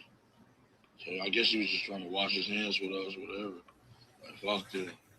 And that's wrong. That ain't the way it goes, you know what I'm saying? Had your fucking back, supposed to have our fucking back. You know what I'm saying? He don't know what we was up against out here. I hate I took that fucking phone call from his ass. You know what I'm saying? Otherwise, we wouldn't have the fucking cops on our ass. We wouldn't, you know what I'm saying? Because me and Shakur was friends, motherfucker. We've been knowing each other since we was 9, 10 years old. I'm tripping though. Yeah. I'm kind of mad at the dude, dog. You know what I'm talking about, Puffy? Yeah, I'm kind of mad at him. Yeah. And there was never any, after you stopped trying after a while, there was never any contact. Yeah, no contact. Yeah. Why? Let's go to Biggie. So he invited you to the Peterson Museum, to that vibe party. Yeah. Yeah. You said there were too many people there. The feds were there. Yeah, he said that. Right. So that wasn't the place or the time, right? Hell no. The FBI there, they see us together. They put shit together. But why did you go in the first place? Why did I go? Because he threw some action parties on me and all that, you know what I'm saying? We was literally invited, you know what I'm saying? They kind of needed us. They should have kept us. You know, because probably still be alive today, you know what I'm saying? Instead of talking about the FBI around, I guess you were scared of us, I don't know. FBI around. I guess the FBI was going to protect him, but it don't look like they protected him because he did, you know? Then 2-3 days later, Sergeant Reynolds pulled up talking about, we killed Biggie. Oh, you know what I'm saying? Call the people downtown crooked cops, man. That's some bullshit, you know? Yeah. So can you tell me definitively that you had nothing to do with Biggie's murder? Nothing. Can you give me a full sentence? We had nothing to do with no Biggie Smalls murder. Boy, Biggie was our friend. Why would we want to kill our, you know? Yeah. Why do you think people thought that? Because of the money and all this old shit. And then the crooked cops just alleged the other day superiors head. You know, some bullshit. They know they did that shit. You know what I'm saying? So they telling the people downtown, the FBI friends, of course to get the heat up off them. Yeah. Man, we was up against it all. Even the mayor was against us. I hear you. And when you say the money, you mean the money that was owed from Puffy? Yeah. Can you say that? For the money that was owed from Puffy. Yeah. Mm-hmm. That's why people thought that you killed Biggie. Yeah, that's why they thought he killed Biggie, yeah. He didn't kill no Biggie, though. So why did you agree to tell your story after all these years? I agreed to tell my story? Yeah, to us. I mean, I know why you told your story to police. Saved my fucking life. And I was really facing the death penalty. Yeah. And I just didn't save my life, I saved my whole crew life. You know what I'm saying? They just would have put down like 48 indictments. All my big hitters, all my homies, all my family, even the plugs, even the Colombians. You know what I'm saying? Shit. They had our ass, dog. You know what I'm saying? So, shit. Dude said he was from D.C. Then they used the psychology game on me. You know what I'm saying? Shit. That's how they got me, man. And to us, why did you want to tell that story to us? Because I felt we was betrayed. Then, you know, just the way we was done by the crooked cops, the media, everybody, you know what I'm saying? I was wronged. We was wronged, really, you know what I'm saying? Yeah. Dude, they come raid our house. Sugar friends come raid our house, take our guns. You know, that shit wrong, homie. Shit's just totally wrong. You know, people think we was lying about the shit. Shit just hit the fan last week. We read you right, senior and junior. That you know that they crooked. Yeah. Tell me about that. Like, because I think you touched on it, but I want to know more about like Suge enlisting crooked cops to help him out. What was that about? I don't know what the fuck it was about. It was smart though. King move. You know what I'm saying? Shit. You know? Shit. What you do in the dark don't come to the light. Shit is for to hit the fan. You know what I'm saying? Shit. Like they say, you ain't bigger than the law. And FBI is a motherfucker. They take your ass down. Shit. I ain't no better than Noriega. I ain't no better than fucking Don Hussein. None of them son of a bitches. You know what I'm saying? John Gotti or none of them. They took them down. I'm a peon to them. You know what I'm saying? But was that widely known that Suge was hanging around, was like protected by cops? Hell yeah. Everybody knew that, yeah. Knew what? knew that he was protected by crooked ass cops. Son of a dirty motherfucker. I wish I could tell you everything, but you know what I'm saying? Yeah. But did I that never ever, tell you every fucking thing. did that ever give you pause to fuck with Suge? Like, did you ever say I shouldn't fuck with Suge because these cops are gonna be on my ass afterwards?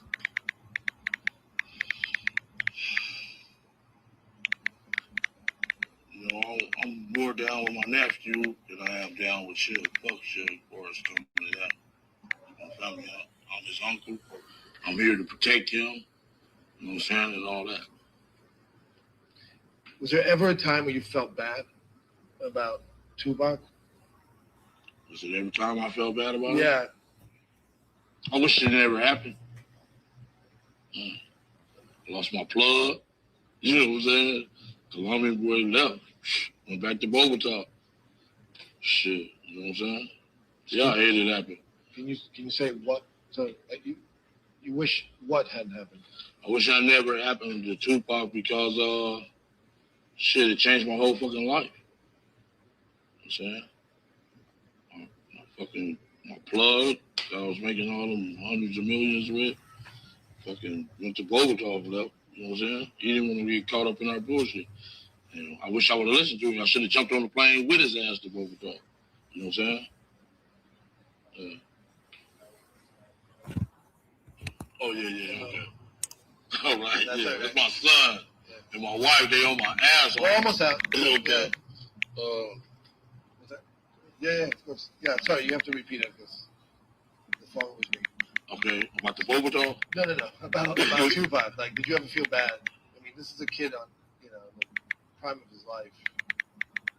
I was An artist that everyone loves. to me, it was an ignorant kid in the prime of his life doing stupid shit out here.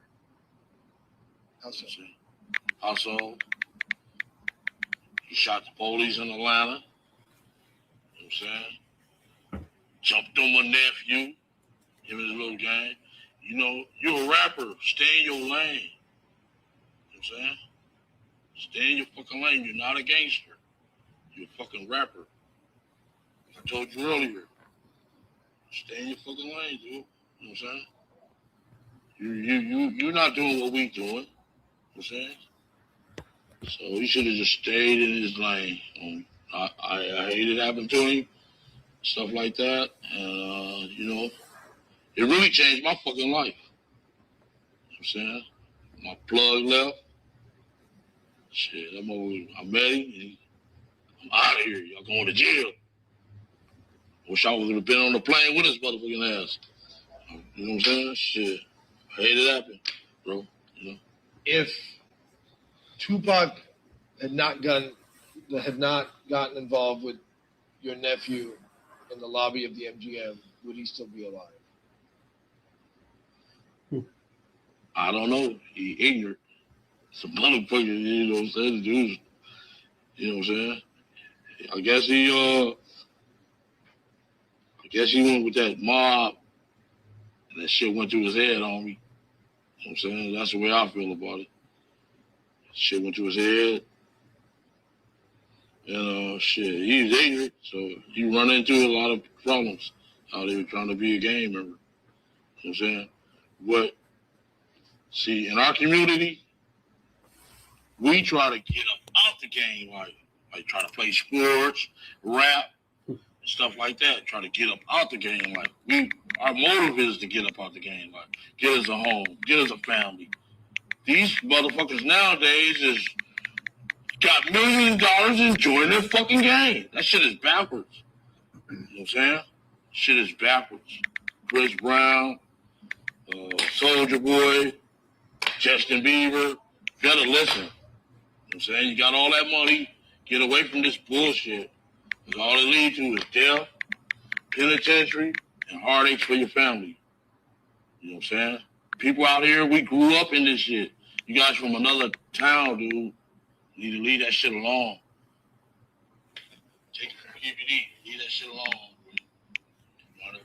So let me ask that question again. I really like that answer, by the way. I think it's true. It's like everyone's coming, Yeah, this dude from Virginia, he coming being game members. That's stupid. That's backwards. So the real gang members is trying to get up out this shit. If that shit hadn't happened with Orlando, would you have left it alone that day? Yes. Me and Suge is friends. We were friends. We grew up together. Shit when the shit that never happened. You know what I'm saying? Well, that shit shouldn't have never happened. Because me and this guy grew up together. We was friends since we was kids. You know what I'm saying? I want to tell you the whole truth about this shit, about the boss. That's okay, but this brings up a good question. Did Suge know that who he was dealing with Orlando? Did he know that he was your nephew? I told you, Moon Man came and said, KBD nephew. LA Times, KBD nephew. No, I don't mean then. I mean before. What? Before he kicked him in the head. I don't know. I think that was a stupid choice. But he did say that night, he told them police that night that KBD nephew. You know what I'm saying? He did say that.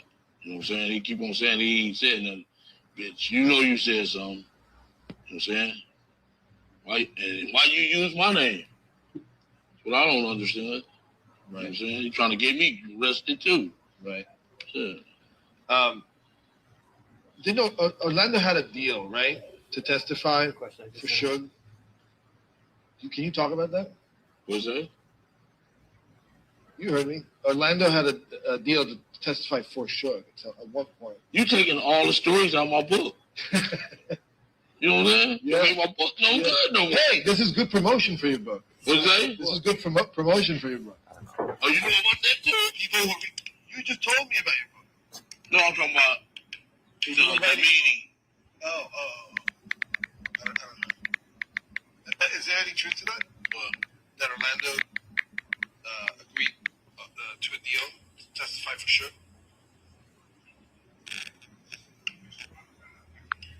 Okay, all right. What's that? We not gonna go to that one. Okay. I'm gonna save me something for my motherfucking book. God damn, no surprises. Hey, homie, yeah. You did your work though. I'm not even lying. Right? I see. Well, next time we talk, I'm gonna drill you on those. There's no. All right. There's no escaping it. Nora, are we good? Do you have anything?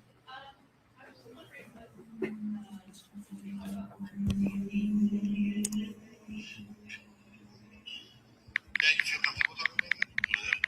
She said, can you talk about the hierarchy? For me, like being a cave business. Yeah, like how, how's the structure? Like how's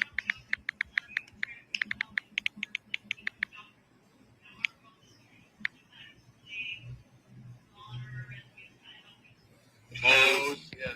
You look at me, don't look at her. Okay. Like the codes of the street. Our gang is built through respect and the work you put in. And as far as power, you know what I'm saying? That's the way our gang is. You got the double OGs, OGs, OBGs, BGs, and the TGs. Tell him where he was. And the OTSs and the that's where our gang is instructed. So I could fall in the double OG, but I was there when the gang was instructed. So this way it goes. People you either become a gangbanger as you get older, or a gangster. Or go to school, or get a job. You know what I'm saying? By 25, that's when you determine whether you're gonna be who you're gonna be. You're gonna be a gangbanger, you know what I'm saying, drinking, smoking weed and stuff all day long, with the pants hanging down. Or you gonna get a job, that means you out the game. Or are you gonna become a gangster? You know what I'm saying? For the gang. You know, that's where our gang is structured, yeah. Do you think that Suge ran the label like a gang? Yeah. Yes. He kind of hired all gamers. You know what I'm saying? Yeah. He hired all gamers. So who was he in the structure? Who was Sugar in the structure? I guess his money gave him the power. You know what I'm saying? How people listen to him. You know, money is power. You know, and shit. I guess they. Well, we knew he was a bunch of the Crips did. I know our side of town did because we played football with the guy. You know what I'm saying? Right.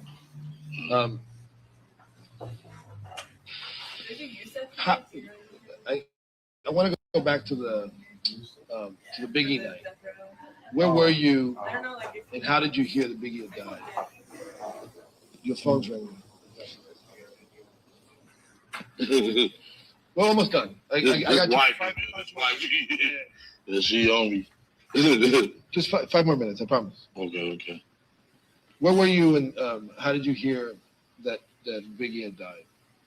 I was under the parking garage, and everybody ran back in up under the parking garage and said, "They just killed Biggie. They just killed Biggie." I'm like, "What?" I'm like, damn, that was fucked up. By then, all the LAPDs was there, and I was waiting on my car to get validated up out of there and shit. Validated up out of there. Then 3 days later,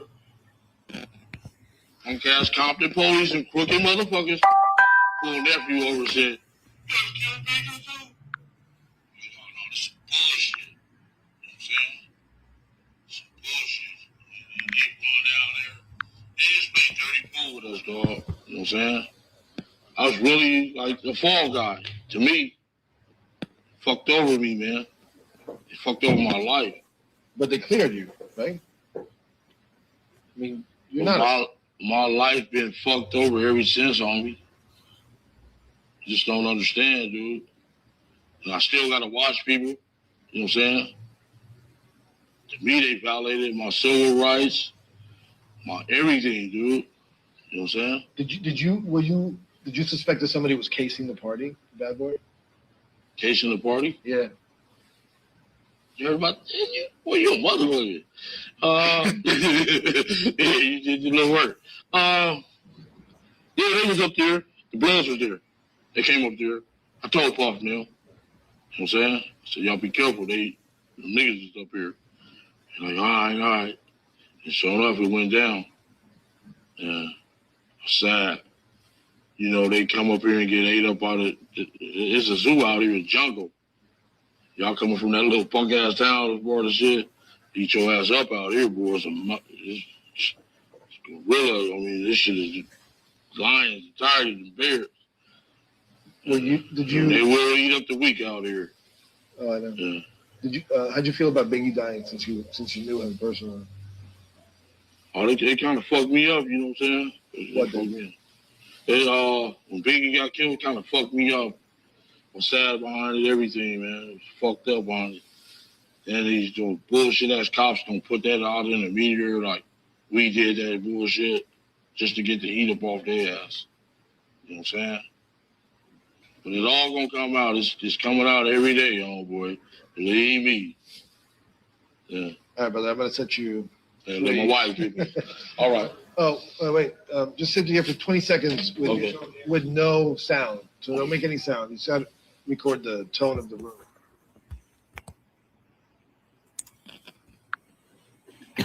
This is ringtone.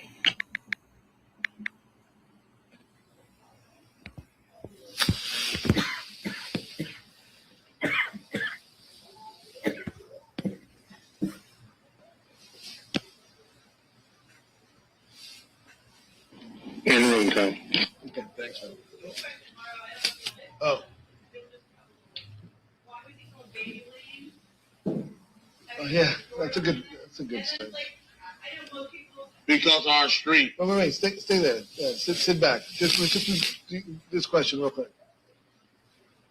Sorry, I thought you were done. That was your only question before. Okay.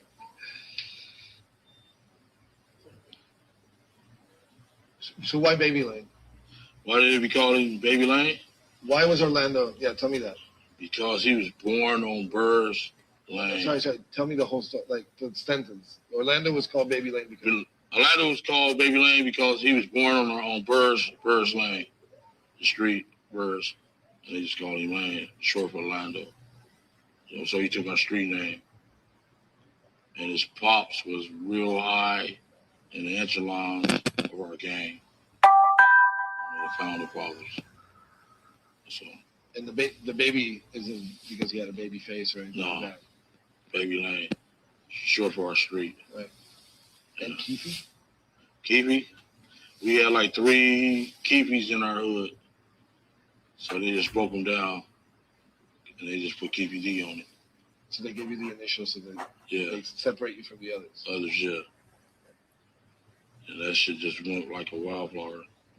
Blew up, got rich, had all the money, all the women.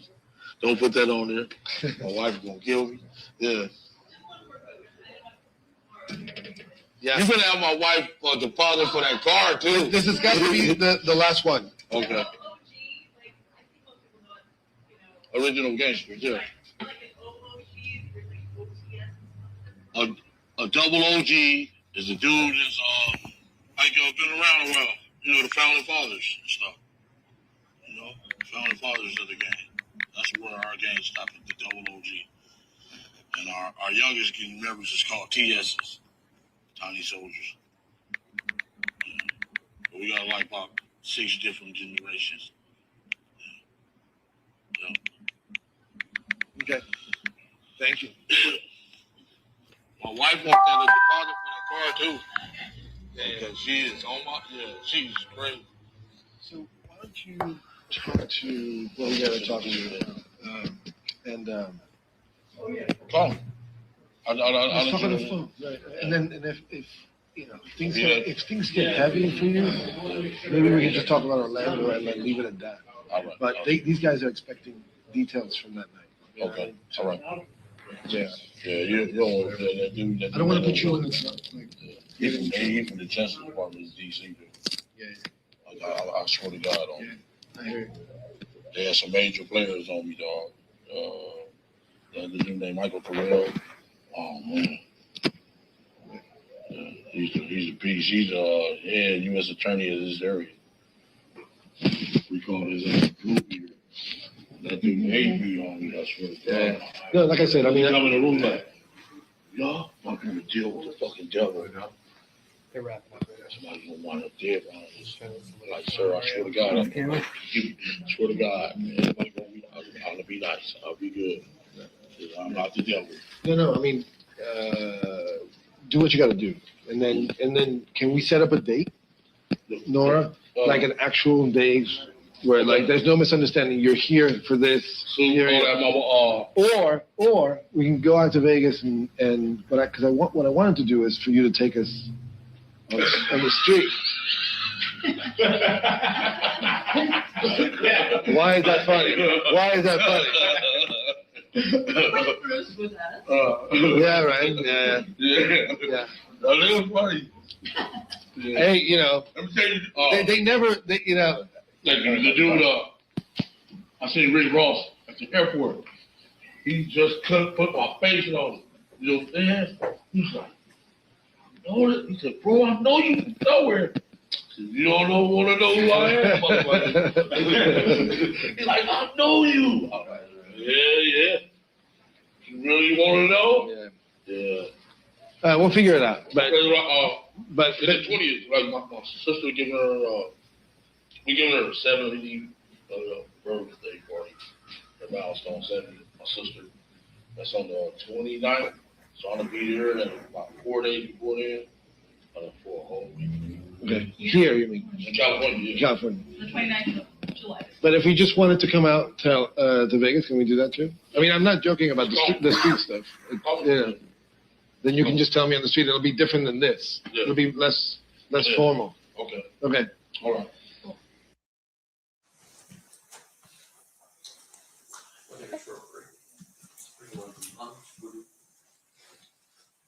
Let's see, we've been going for about an hour and a half. Ladies and gentlemen of the jury, do you guys have to take a restroom break? Anyone? Raise your hand. Okay.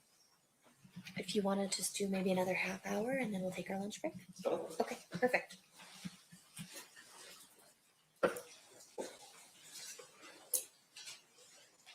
Do you need to use the restroom? Okay, all right, we will have to take our break now. So we will take a recess. During the recess, you are admonished not to talk or converse amongst yourselves with anyone else on any subject connected to the trial, or read, watch, or listen to any report or commentary on the trial of any person connected to this case, finding meaning of information, including without limitation, newspaper, television, internet, radio, or form or express any opinion on any subject connected with the trial until it is submitted to you. Please rise for the jury. We'll see you guys back here at, let's say, 11:40.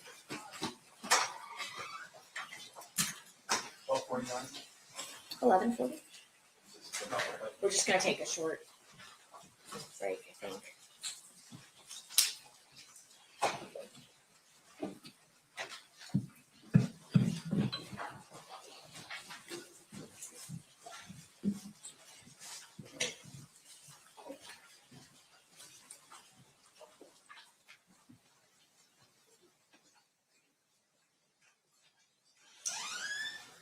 For the record, the jury has exited the room.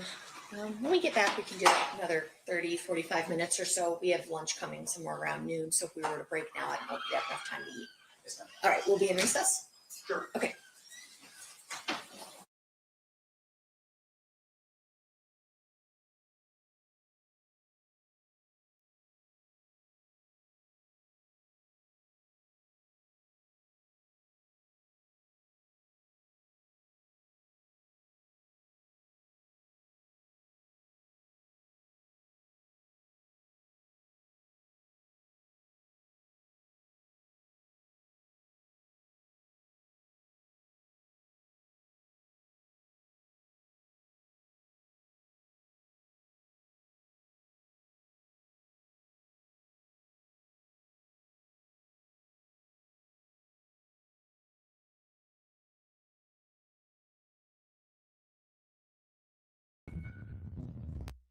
Congratulations on the documentaries. Yeah, thank you, man. Yeah, you did an amazing job. We were like, oh my gosh, there's Billy. Like, that's Yeah. awesome. Yeah. Yeah, I appreciate it, man. You know, a lot of those stories from back then are untold. You know, we really didn't have a voice to amplify those stories until now. You know, just last 5 years, I guess, with YouTube and social media. Now we're able to express some of the things that happened back then to a broader audience so that people can really get an idea of what the times were back then. Yeah. No, I agree with you. I mean, social media has really expanded so much now that, you know, you are able to get that message out. So that's amazing. It's amazing work what you guys did. So yeah. So let me ask you this. Wait a minute. Shout out to 50 and shout out to Alex Stapleton for giving me the opportunity to get up on a platform and speak some truth to what a lot of people want to know, you know? Yeah. Mm-hmm. Yeah, cool. So how did that thing come about, you being part of it? It came about, man, through a dear friend of mine, someone that I've been knowing a long time, man, a gentleman by the name of Greg Taylor.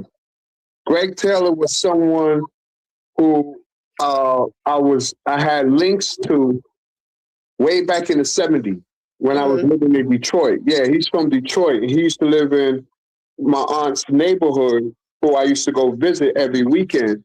And he used to play and hang out with my cousins back in the 70s. And, you know, and then he moved here to Atlanta.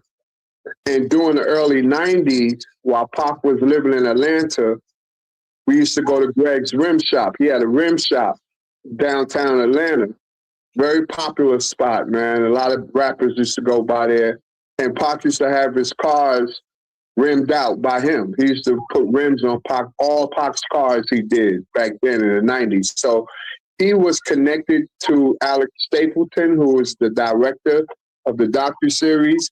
And when she asked him if he knew anybody that could speak about Pac, the first person he thought about was me. And he introduced me to Alex, and, you know, it went from there. That's how it all started.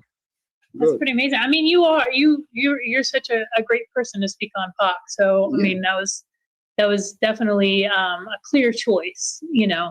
Yes. Yeah. And he's the eldest living cousin. You Right. know what I mean? Right. So, So, yeah. Yes. Well, So- it makes a lot of sense. It means a lot for someone to talk about Pac who actually knew him. You know, a lot of people talk about Pac who didn't know him. You know, but not only knew him, but also knew what he was about, knew where he came from. You know, watched him become who he became. You know, so you know it's important when people talk about Pac that they add the context that is necessary to tell in these stories. You know, the context has to be right, you know?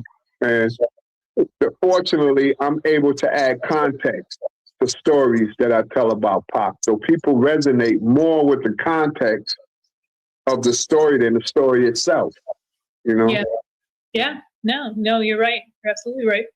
So during production of the docuseries, did you have any interaction or communication with 50 Cent? And like, if you did, how did that go? Nah, man, you know, I never met 50. Never met 50, but I'm gonna tell you something. You know, first of all, I always had a huge amount of admiration for 50 because of where he came from and what he was able to accomplish. And a lot of people don't realize that 50, with what he has done in television, with the series that he's produced, really kicked down doors for Black producers who were trying to get into that space. I know for sure because I was one of them. And 50 was able to kick down those doors that were closed to us 15 years ago. Yeah. You know, I went through several networks with projects similar to 50, and I couldn't get any airplay. But 50 was able to kick down those doors and produce some of the best shows on cable TV. You know, and he deserves a lot of credit for that, man. You know, he really does, because not many people were able to do what he's done. Tyler Perry is probably the only other person that comes to mind, but 50 has his own lane with the kind of content that he produces and how he was able to get his content prominently placed on these networks. You know, he's done a lot of amazing things for the culture. So I admire him for that. I just didn't have the chance to meet him yet. Okay. Okay, so like in this docuseries, you mentioned that you feel like Diddy was envious of Pac. Can you talk about that? Yeah, I mean, I talked about it on the docuseries. You know, the only thing that I can add to that is that, you know, like I said, context is important. And during the early 90s, you know, Pac was just starting. He was just starting to become who he became. So was Puff. So was Big. They were all early in their careers. You know what I'm saying? And Pac, particularly him, claiming the West Coast. See, it wasn't a dilemma, but what people had issue with Pac back then, especially in New York, was that he was a New York guy claiming the West Coast. You know what I'm saying? And a lot of people didn't really connect to that. You know, a lot of people wasn't feeling that in New York, but not too much of the people that were in the street, but people who were in the industry people had issues with Pac being from New York, but claiming the West Coast, making West Coast music, so to speak, you know? And that was when, and then also Pac was, oh man, Pac, he wasn't a joke. Like, if he wasn't feeling you, no matter who you were at that time, if he wasn't feeling you, if he didn't like your energy, your vibe, he wasn't messing with you. And a lot of industry people from New York used to approach Pac and try to do business with him. And Pac was very choosy who he did business with. And that kind of probably, you know, set some people off in New York at that time in the early 90s, you know? That was the energy that we was getting from New York cats. And I'm from New York, you know, like I was a New York dude, like I'm a New York guy. And when I was around my cousin most of the times in New York, I felt that energy of how people were not willing to ride with Pac just because he was claiming West Coast. You know, they had an issue with that. There was a discrepancy about Pac's loyalty to the West Coast. You know, and a lot of New York niggas wasn't feeling that. Excuse my language, but a lot of New York cats wasn't feeling that.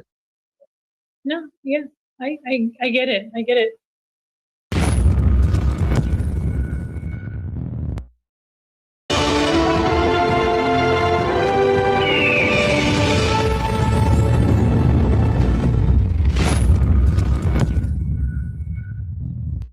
So, from your perspective, do you think that when it comes to like Diddy's journey, do you think that success and money changed him, or do you think maybe it just revealed the things that were already there? Oh, that's a good question.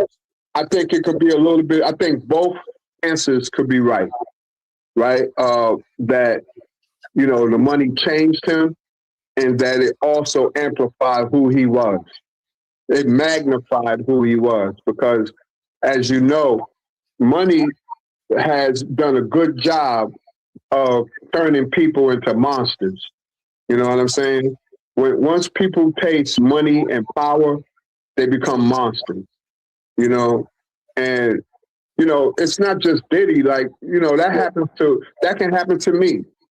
If I come across a lot of money and I'm not wrapped with a spiritual armor to protect me, then I'm no different. I can do the same exact shit that Diddy did. I can have orgies with young girls, or I can beat up girls if they don't want to freak off, or whatever the case may be. You know, none of us are exempt from that kind of behavior just because we got money. And if you're not wrapped in a spiritual armor that you ride with every single day, all day long, we all can be susceptible to that kind of behavior. No. Yeah, money corrupt and money relieve who you truly are. Yeah. So earlier you said that Pac only F with people he vibe with, people he like. So going to New York at the Quad Studio, why did he choose to do a collab with fellow Sean? Because he was a known person, like he was like a small rapper. Now, it wasn't that Lil Sean was unknown. First of all, the best answer I can give you for that is I don't know, because I was in New York with Pac at the time, but when that incident occurred, I was in jail. While I was in New York with Pac, I got with some old friends, some old hustling partners, and I got into my old hustling moves, and I got knocked. I went to jail, and I was on parole, so I couldn't get out. Couldn't get out on bail. The next day, Pac went to the studio, and that thing occurred. You know, so I'm not sure why he went to the studio. You know, Lil Sean at the time, he was known in New York. You know, Lil Sean was known. He had a hit record that was popular in New York at the time. So it wasn't like he was unknown, you know. So, but I don't know why he went. Yeah. Yeah. I mean, so staying on that, last time you were here, you know, we talked about it, and you shared your perspective, which was that Jimmy Henchman played a major role in that incident. Since then, and with everything that we've kind of learned to this point, and now after the docuseries, has your opinion changed at all? Do you think that other powerful figures played a part in that, or? Yeah, that's a good question too. But first, let me answer by saying this.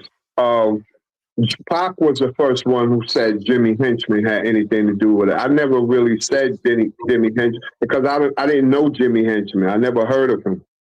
So Jimmy Henchman was never on my list of who may have set Pac up. because I didn't know Jimmy Henchman. Pac was the first time I ever heard Jimmy Henchman's name was out of Tupac's mouth. Okay. That's the first time I ever heard his name. Everybody else that was at the studio at the time or who Pac mentioned, I knew. Mhm. So let's clear that up first. I never mentioned that Jimmy Henchman. I didn't know. You know, Pac mentioned that first. The second question that you asked, can you repeat that second part again, please? I'm just with everything that you learned and after the docuseries do you think that there might be more powerful people involved in that situation? Right. Yeah, right. Absolutely. You know, I think deep in my heart, I think that Pac, like I said, like the climate in New York for Pac wasn't good, right? There was only a few rappers who were allies with Pac at that time. Only a few, a handful. Stretch being one of them. What was my man's name? Freddie. What was his name? I forgot his name. I think he was from Jersey. He was from Jersey as well. I can't remember his name off the top of my head, but it'll come to me. You know, it was just a handful of rappers who were allies with Pac at that time, right? Big was one of them, right? But most of the other guys weren't. So what I say that to say that, yeah, it's possible that Pac was walked into a conspiracy when he went into that studio that night. I think it was a planned attack on him. And I think it was planned among some of the most powerful people in hip hop at the time. I really do. You know, and that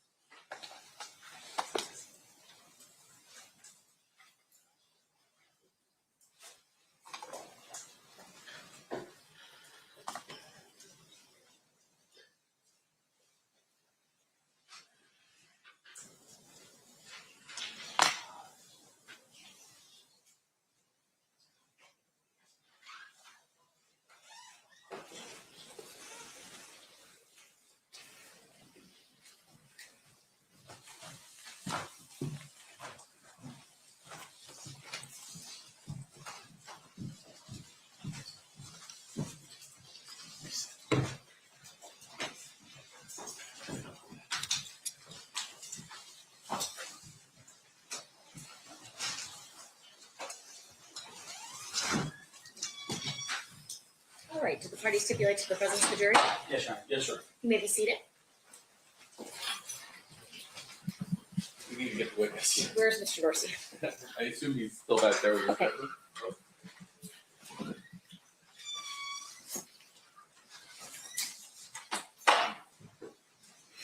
And Judge, if you just let us know when one shows up, we'll break. Up to about 45 minutes. Okay.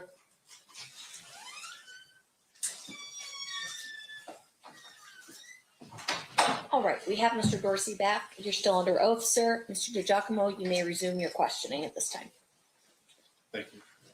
Mr. Dorsey, that was the July 17th, 2017 conversation that we just listened to, correct? It was the first interview, yes. And then the second interview, and I have a copy of the transcript for you to look at it, was July 28th of 2017. Does that sound accurate? That sounds right, yes. We're just going to start playing that, Judge. And that is State's Exhibit number 122. Okay. 122 is now playing. Are you moving back, you think, anytime soon? You're gonna stay you don't like, I know you don't. But your wife's got that business of hers or whatever, right? Yeah. So she'd have to give it up for you to come back? Yeah. No, she with a corporation, so they'll move her around. Oh, that's cool. Say she won't come back.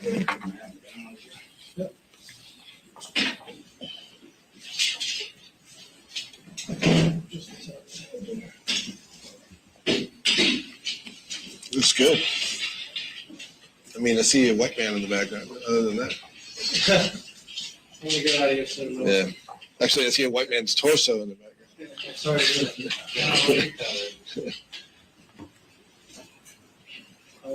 Where's Tara? What's that? Where's Tara? Who's what? Where's Tara? Tara? Yeah. I don't know. I haven't seen her today. You said she called me and told me that you called her this morning, but I don't think she's in the office actually.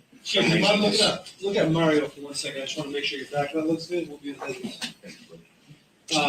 You're gonna be looking at me the whole time, so. So Dave, I think it's in the whole thing. We want to raise it up and down. There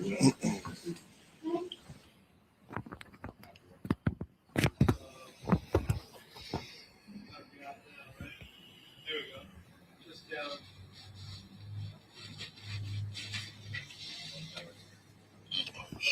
Slay the shoulders, right?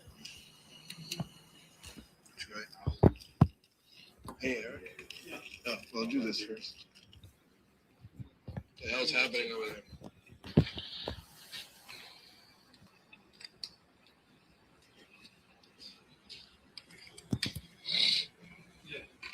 Did you get in touch with him?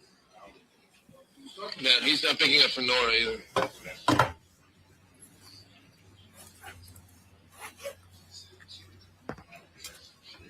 Yeah, exactly. Yeah. Where's the neckline? But that's all right, right, Keith? You know what you're going to talk about, right? Do you need him here? He's not picking up.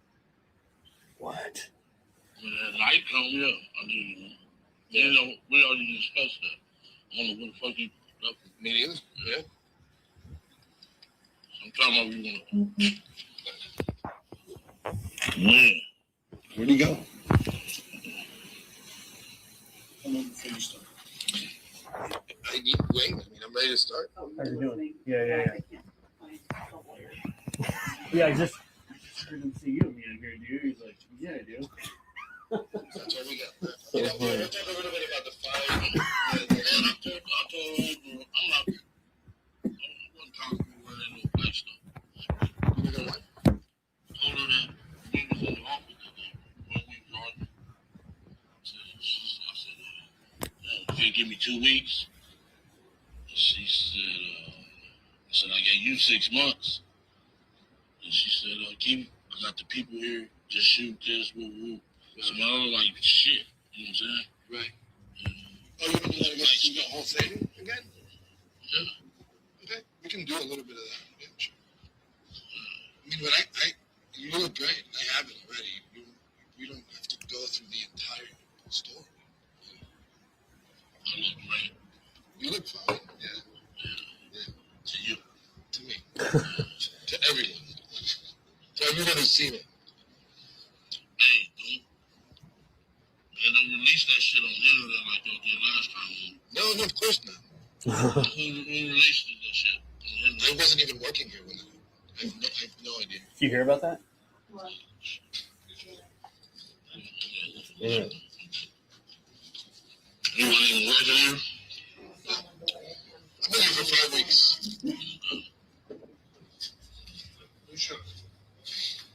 So he shot like a promo.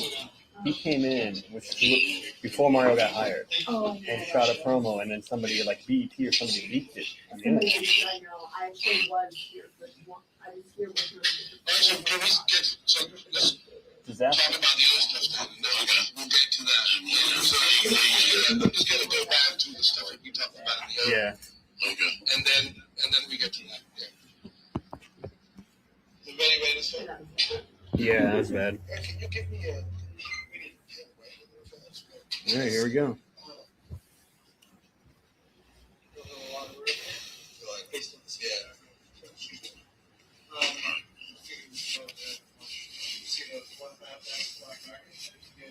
Oh, for this. Yeah. So they're very close. Yeah. Where do you think we'll start?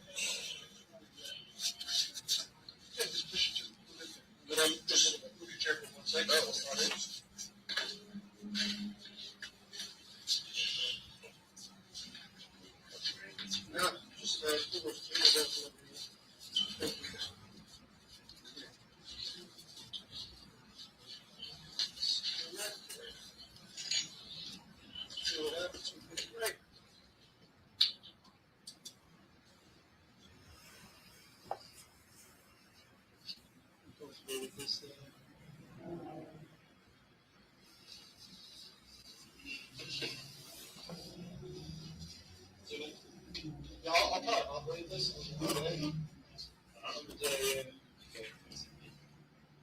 No, I see it. You want to try that? Thank you. Okay, that's ours. Okay, that one. I'm not seeing it.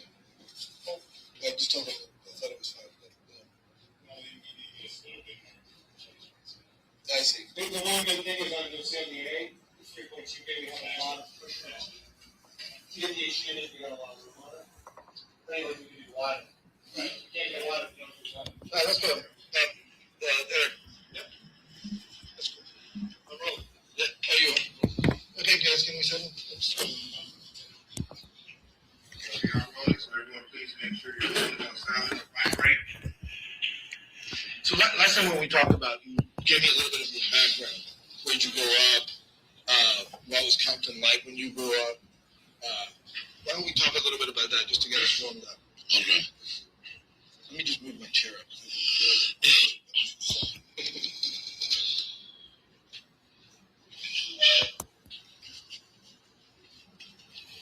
So remember, you're going to be looking at me, and remember to try to speak in full sentences, right? I'm going to always stop you if you don't do it. So, Okay. So I grew up in blah, blah, blah. It was, my neighborhood was this. Okay. I grew up in Compton. I moved here in 1965. It was all white back then. We was the first black family on the street. It was pretty cool. Then the blacks started moving in like 69, 70, 71.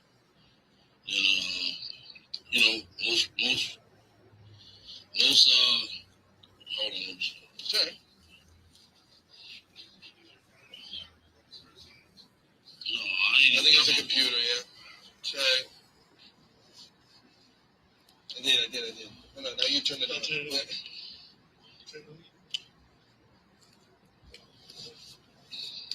It's off.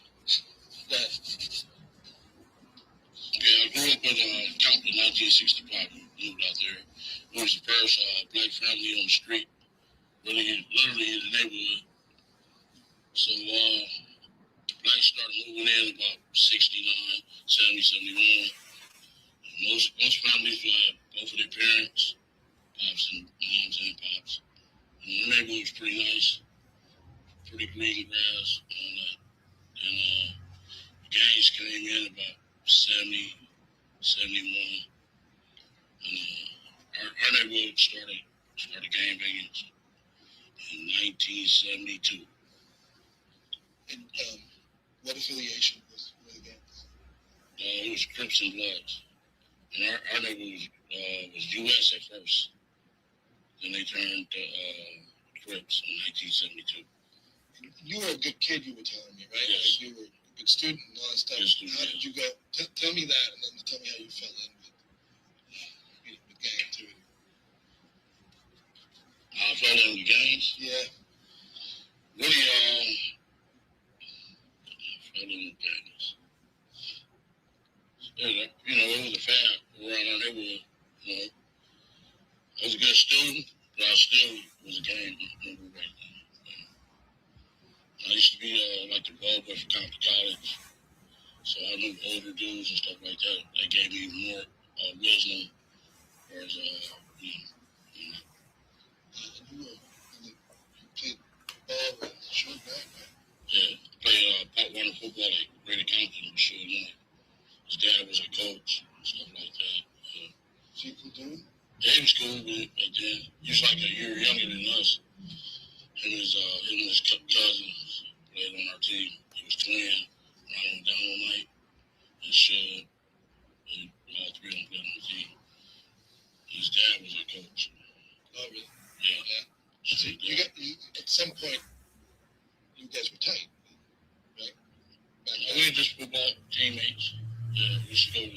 win the games. Every time I was going swimming, score was other uncles, Donald House too, get swimming over there after we win and stuff like that. So, let me check my notes here.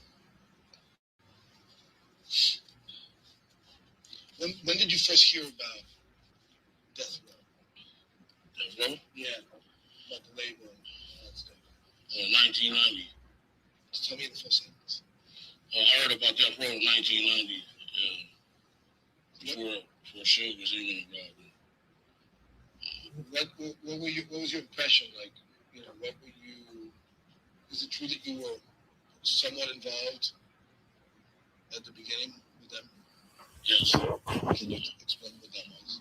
Well, I did the footwork for the project. I really didn't think it was gonna work. 2 years later, it came up. So what was that for? It was the footwork. You know, just the footwork, basic footwork. We have it on camera. You told me about delivering the money and all that stuff. Yeah. So can you expand on that? You say? Can you tell me about it? I just did the footwork with the money part. That's all. Yeah, but I can't tell you what I did for it. You know what I'm saying? But did the footwork for the project. Okay. Sorry, I think maybe Wayne's calling. Hey, Randy, can you check to see somebody from your reception is calling me? Oh, he is. Okay. Okay.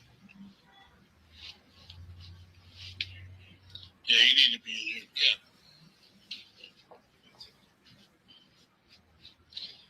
So he's not gonna come for him? You're not gonna come for me? I'll go get him. No, I'll do it. Let me just finish this thought before we forget it. Like, you can wait for a second. So without naming names, what kind of people did you do the footwork for? Without naming names, what kind of people did you do the footwork for? The bosses. Yeah, but just, you know, tell me in a full sentence. You did the footwork for... I did the footwork for bosses. You know, me and Suge had the same boss, really. Literally. Yeah. And was it drug money? Yes, that's what it was. In a full sentence? Yes, it was drug money. Yeah, so let me get Wayne. We can stop down. Yeah, I mean, well, how much time do we have in that? 10 on the rolls. Okay, yeah, let's just keep rolling.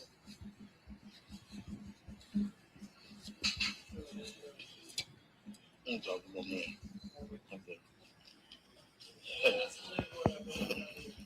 Okay, hey. Oh, damn. Yeah, I'm good. Good job. I feel everything jiggling. I feel everything jiggling.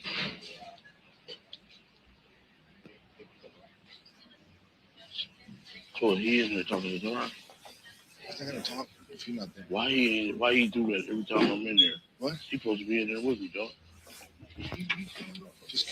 Just come in. Well, he's still. Okay, you go ahead. We hear you wake up.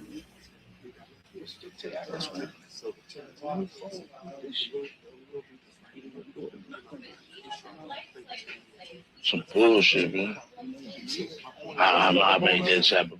And he told my sister that, I swear to God, man.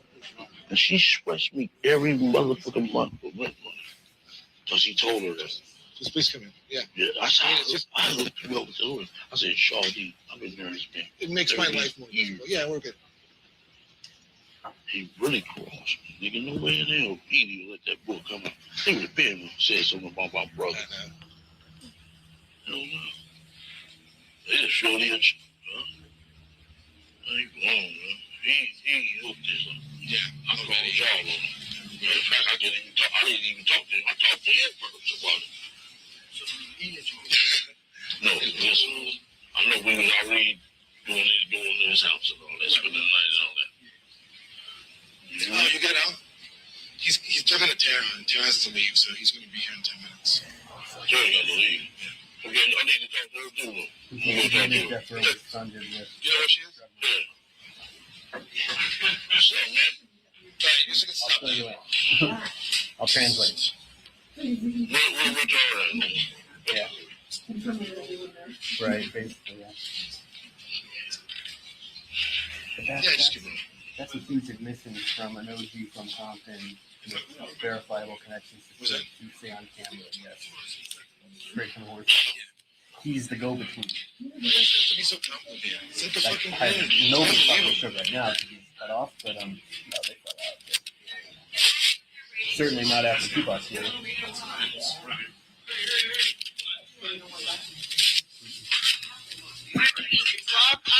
get pushing to get everything going, and then we can kind of figure out.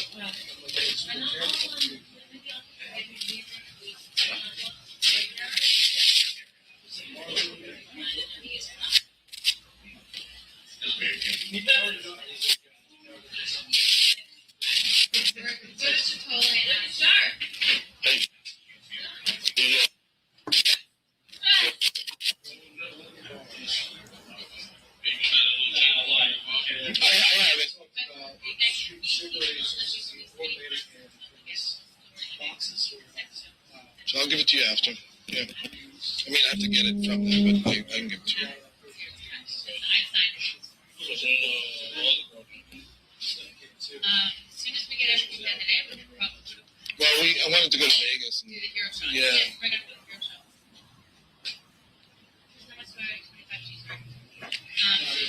We probably can do 10 today. I only have authorization for 5. I know. We can talk. I'll just take you on. If you need it. But I need a property. But if you need, then when we go meet in Vegas for your hero shop, we'll just bring together, that work? Don't want to get some good hero shop. Okay, check It's all good. Hi, Ashley. This is Mario Diaz calling you back. Hi. Good. Okay. Cool. I can't.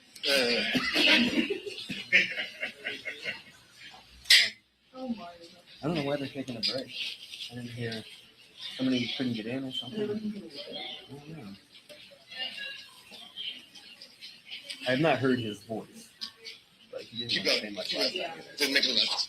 It was the wrong path. I'm gonna take the wrong path. Hey there, how are you? I'm good. I'm actually just wanted to tell you back real quick because but I'm doing interviews today, so I don't have a lot of time. Tell me.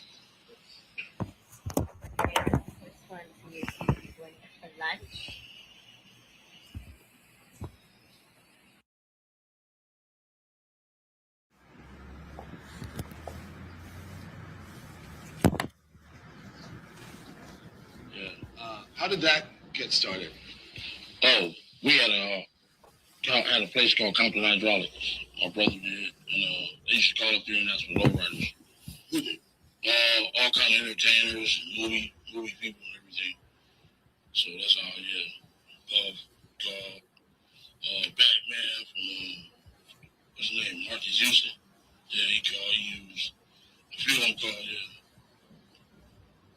And how did you end up in the video? I went up. Well, you know, a crew. Like I never was in no video. I never put myself out there like that. Was it in Orlando in some of the videos too? I feel like I've seen his face in some of the videos. Not that I knew of. But you guys started, when you started hanging out with Puffy and going to concerts, and how did that relationship start? He called one night. Puff called one night and asked us was it cool to come out on the West Coast for his concerts. Yeah. And so then he came. The first concert we went to was in Irvine at the Summer Jam. And then Suge was there. when I got off the stage, when Biggie and performed, she asked me, how did I know them guys? I seen he was kind of getting jealous then because Biggie had a hot record back then. Had a one more chance. That was the hottest thing going on back then. So how did you get on stage with those guys? I knew some New York people that knew them. New York guys. Yeah. So you were on stage Yes. doing the performance. Yes, I was on stage with them. Yeah. I wanted to ask you how that works because like they call you guys up to see if it's okay to come to LA. What does that mean? You know, for some of us who don't understand, like, No, you hold on. yeah. No, he would call to see if it was cool to come out of LA because he was scared of Suge. And, you know, they had a beef. Some shit started in Atlanta or something. Yeah. So did you guys offer him security? Is that how it went down, or? No, we ain't no security guards. You know what I'm saying? No, we just went to the concerts with him.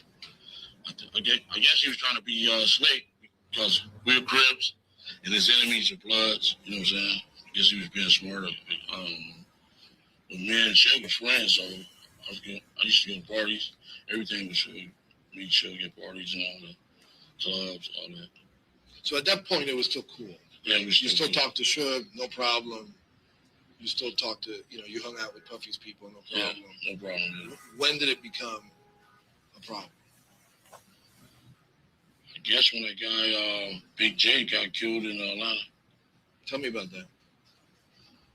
The word on the street was his Puffy bodyguard killed him. Yeah, out there in Atlanta at a party or something. And then I want to understand how, Puffy is afraid that Sugar's going to do something, so he calls you guys up, right? No, he was having a tour that year, that BET tour, and he was just shit. I guess he was paranoid, scared. He's like, I guess he used the Crips. You know what I'm saying? That's it. So he just called and asked, can we come to the concert? Did you guys have a good time with him? Oh yeah, it was cool. Had a nice time. All right, so let's go through all the stuff we talked about last time. How many times did you meet Puffy? How many times have I met Puffy? Mm-hmm. Yeah. Shit, I can't remember. It was so many times I can't even remember. Was there a specific time and place where you guys talked about him being scared? Shit, Greenbacks on Sunset. What happened then? Shit, you eat upstairs at the deli and you order your food downstairs. So me and him went downstairs and ordered a couple of champagne bottles. And we talked about it then. What did he say? What did he say? Shit, he was just scared of the guy and shit. So. Did he ask you to do something for him? Shit. Not really. Yeah.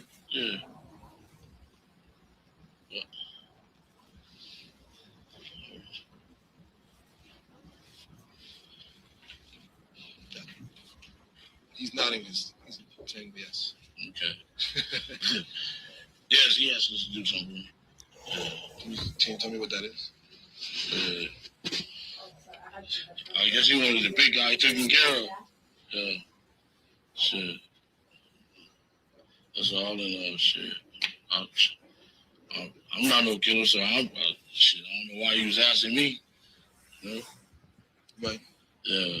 Shit. That ain't my line of work. Yeah. So, how did you meet Puffy initially? Was it through Zip? We talked about who Zip was. Let's dig in a little bit. Who's Zip and how did you meet him? Zip. We played a baseball game at our park. It was a different neighborhood, and he happened to be their pitcher. Happened to be their pitcher, yeah. And what was his line of work? What was his line of work? Well, he's a pimp, and he get money in the streets. Yeah. So what? Were you guys in business together? No, not really. You just tell me what he did for you in terms of the Puffy relationship. Did he connect you to him? Is that who introduced you? Yeah, that's what it is. Yeah. Can you say that on the computer? Oh, yeah. Von Zip introduced me to Puff. So I met Puff. Yeah. Right. Let me just keep checking my notes here.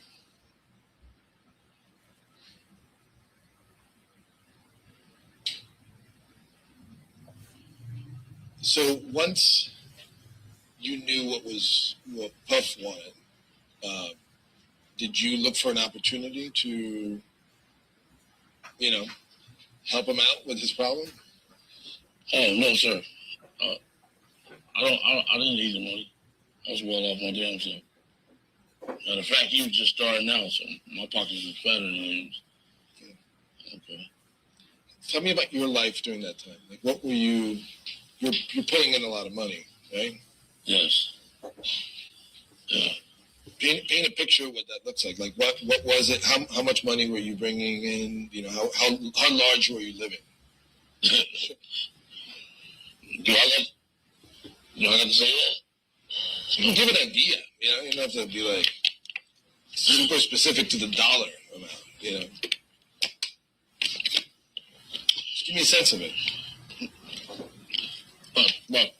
About 4.2 or maybe every month. Right, yeah. Wasn't honest though. Yeah. How much did you keep? About 20%. Yeah. So that's how much I would make. Yeah. So to you, the money didn't matter. Yeah.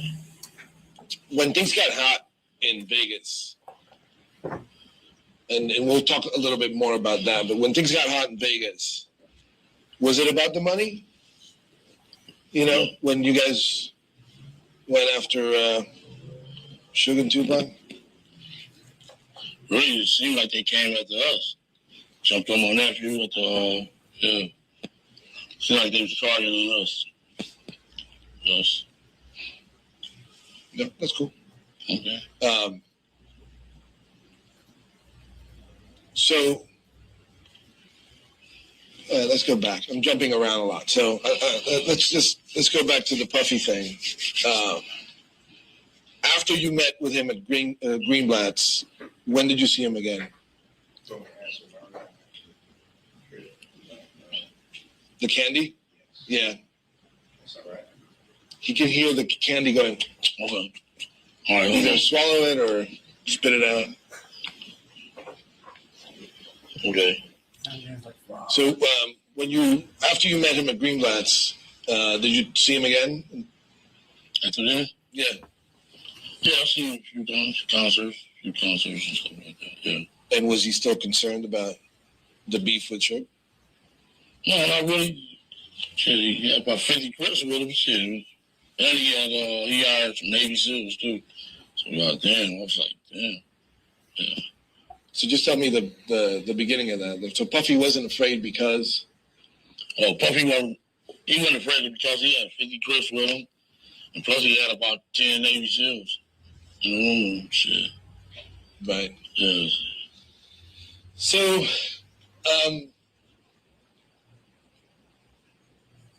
let's talk about Orlando. Who's Orlando Anderson? Orlando Anderson is my nephew. My nephew, my best friend, and my son, everything. He's everything to me. You guys did a lot of stuff together, hung out, chilled out? He was a youngster, just graduated from high school. And, they jumped on him, 20-year-old kid, some grown men jumped on the kid. That's my nephew. You know what I'm saying? Seemed like he always picking up some kids. Yeah. Did he become part of your crew? No, not really. I would never put my nephew in a position like that to be part of no crew like that. But he's affiliated with gangs, right? He's affiliated with the Crips. He's not. I've seen pictures of him flashing gang signs. Well, shit, he grew up over there. That's the culture, Yeah, it's culture over there. Yeah, that's all. He went to school. That's our neighborhood. Period. So what happened? I want to set the stage for what happened at the lobby of the MGM, right? Somebody saw him and said, "That's the guy who stole my chain," right? Yeah. There had been a previous incident at the Lakewood Mall. Yeah. Can you tell me what you know about that stuff? Well, it was this football player. It was a guy, one of my little homeboys named Marcus. He's playing football for, he's going to play football for Arizona State. We was up there to buy him some stuff to go play football with. Like shoes, to go off to college with, send him off right. You were there? No, I wasn't there. Okay. But they was there to send him off right, give him support so he could be all right when he go to college. It just so happened he rented 3 of the death row guys, and he was there by himself. And they was bird dogging him, talking shit to him. Death row, mob, pyro, and all that. So shit, it jumped off. Marcus, he wasn't no punk. He could fight good, and he was a football player, so he athletic. So he grabbed, he knocked the guy out, grabbed his chains. That's all. We ain't had no bounty on no chain. We don't want that little punk ass chain. You know what I'm saying? The little chain, weren't worth shit. So so they started it. They started it, yeah. And who's Marcus? Marcus, he was a football player he was from our neighborhood. He was just graduated from Dominguez High School. So he could play football. And he was there that day with. He was there at the mall by himself. Then it was 3 guys from Death Row there, from Mob Pyro. They was bird dogging, talking shit to him, woo, because he had on a little S hat that represented our neighborhood. So they was, bird dogging him.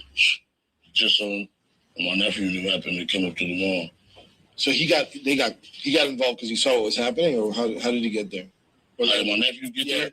No, they was going to meet him up there so he can buy him some stuff. Send him off right to Arizona State. Good athlete.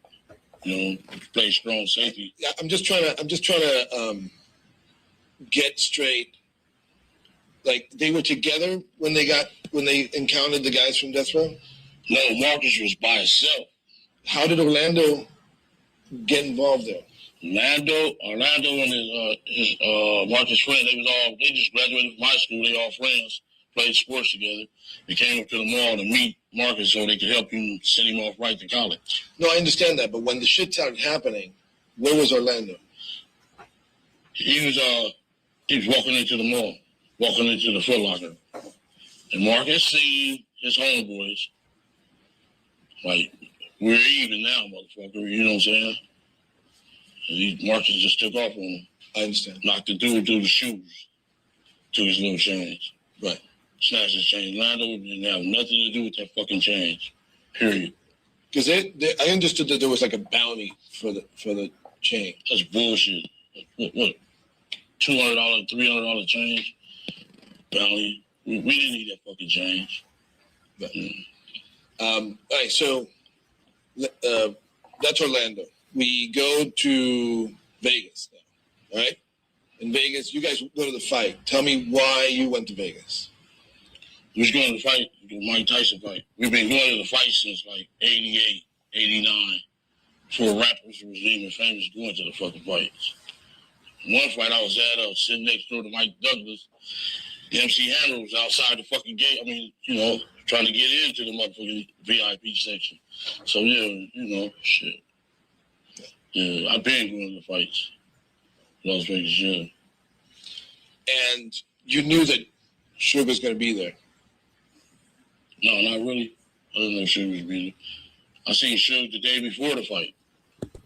Outside in the lobby, he was in their Rolls Royces. And then, shit. I seen him there. He spoke to me and everything. If he had beef, he should have said something there. So who were you with? Who, Raul? Yeah. Shit, he was my homeboys. Yeah, he seen me the day before the fight. Pulled up in his Rolls Royce. Yeah. In Orlando, obviously. Yeah, Orlando, I think Orlando was with us too, yeah.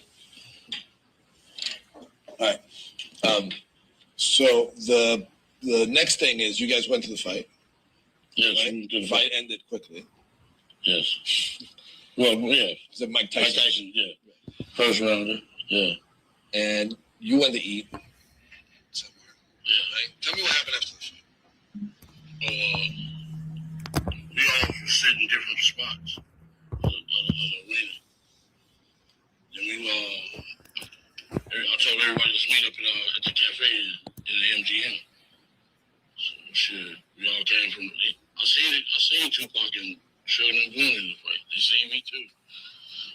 Shit, after I went to the cafe, and then some guys, some of my homeboys from East Coast Crips came in there and said, "Hey, homie, the Death Row dude, Sugar, just jumped on your nephew." Oh yeah, yeah, that's what happened. What'd you do then? I went to look for my nephew, make sure he was all right. And what happened? Did you find him? I found him. He said he was cool and stuff. Shoulders kind of out of place. I had some green there to go to the hospital. What did he tell you happened? He said he was rusty. He said Shug and Buntry and them just rusty. Yeah, Tupac. Why did it happen? We had no idea why it happened. I guess when we Lakewood Mall, I guess. But they seen us the day before. The fuck, you know. So the day before you're saying that Tupac and Shook both saw you and Orlando. I don't think Tupac is with him.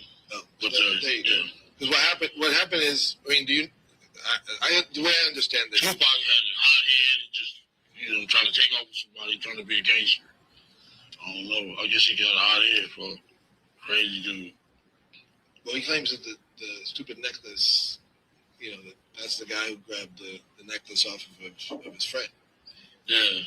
That was a $300 necklace. I know, it's funny, right? Like, this shit is all over. About a stupid necklace, Yes. People die. So,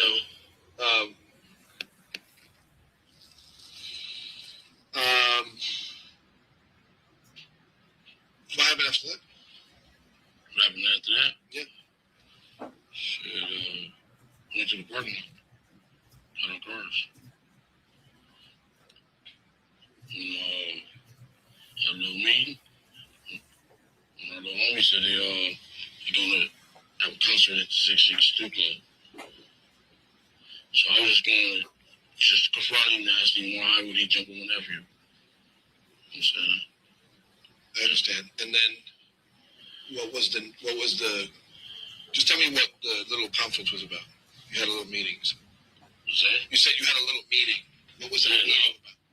No, we were just going to the 662 Club to see to Pac want to get out. You know what I'm saying?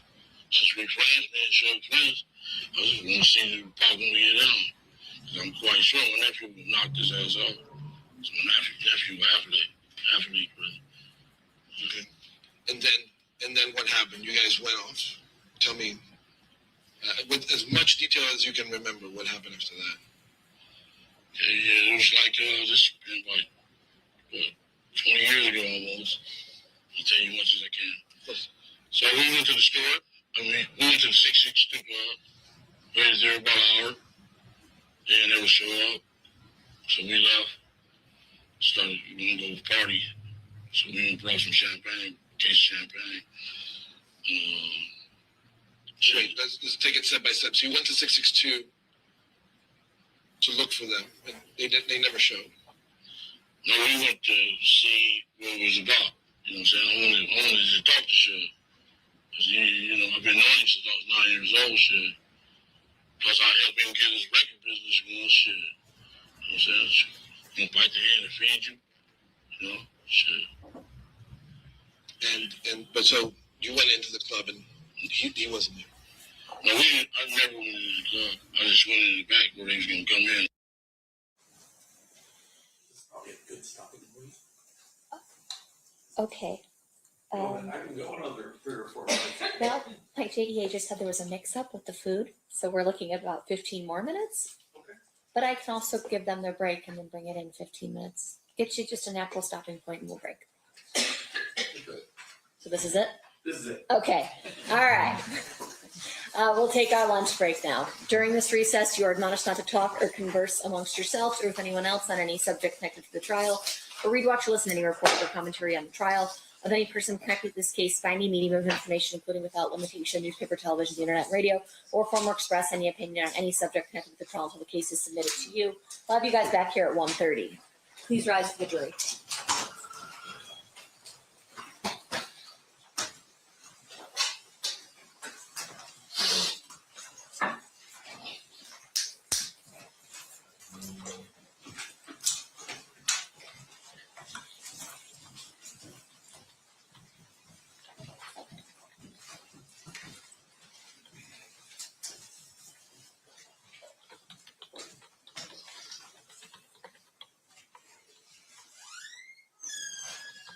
For the record, the jury has exited the room. Anything we need to address outside the presence?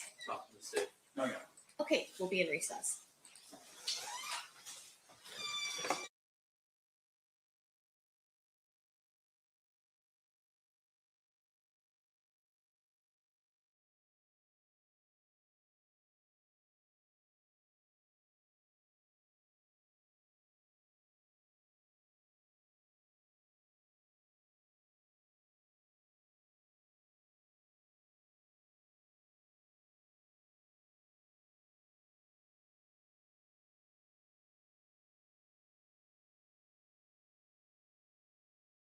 child that was extremely gifted. I think the misconception is how people understood Tupac Shakur, not his mama. I think there are people that the tattooed thug life on his stomach, that's as far as they looked. And you are missing a very, again, gifted, complicated, brilliant young man. What's going on, guys? We got a good one today. We do. So today on RME, we are honored to welcome one of America's most respected cold case investigators. All right, so we have Cheryl McCollum. She's a crime analyst. She's a criminal justice professor, a bestseller, and she's the founder of the Cold Case Investigation Research Institute. She's the host of the hit podcast. I know kids are expensive, so this year I'm just going to spend less on them. You should try it. Imagine being able to build an app with your name on it just by thinking about it. Meet Base 44. Zone 7. Right. For decades, she's worked alongside law enforcement, prosecutors, and victims' families to uncover the truth in some of the nation's most challenging unsolved crimes. Most hip-hop fans know her for her work with the late great Tupac Shakur's mother, Afeni Shakur, and doing the investigation of the Tupac's murder. Right. So today we're going to discuss her powerful new book, Swans Don't Swim in a Sewer, The Science of Solving Cold Cases, Advances in Forensic Technology, and her first-hand perspective on one of the most talked about murder investigations in music history. So we'll start off by talking about the Tupac investigation, if you're okay with that. So when did Afeni Shakur first reach out to you, and what made her believe you were the right person to help with the case? I think it was probably geography more than anything else. She was in Atlanta opening the Tupac Center. She had heard about the Cold Case Investigative Research Institute and thought the students and the experts would just be a great source of information. And, for her, she was very clear with us that she wanted to know more the why than the who. That's exactly what she said to us. So what was your first conversation with her, and what did she tell you she was hoping to accomplish? Well, again, she could not wrap her mind around that somebody would do this to him. She just couldn't. And so she wanted to know why. That's all she really ever said. And then we dealt with her assistant after that. And so, when we did the timeline, when we put together the victimology, the suspectology, all that was given to her through her assistant. So she really, she just had, she didn't have any like preconceived, ideas about kind of what had happened or the people around him or anything like that. I wouldn't say that. Again, the way we operate, we don't want to know too much. We want to come to a conclusion on our own. But I think that she had a good idea of who.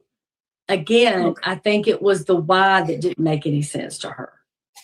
What's the biggest misconception people have about Afeni Shakur for fighting to protect Tupac's legacy? I don't know that they have any misconceptions about her. I think she was exactly what you think. She was a devoted mama. She championed for her child that was extremely gifted. I think the misconception is how people understood Tupac Shakur, not his mama. I think there are people that the tattooed thug life on his stomach, that's as far as they looked.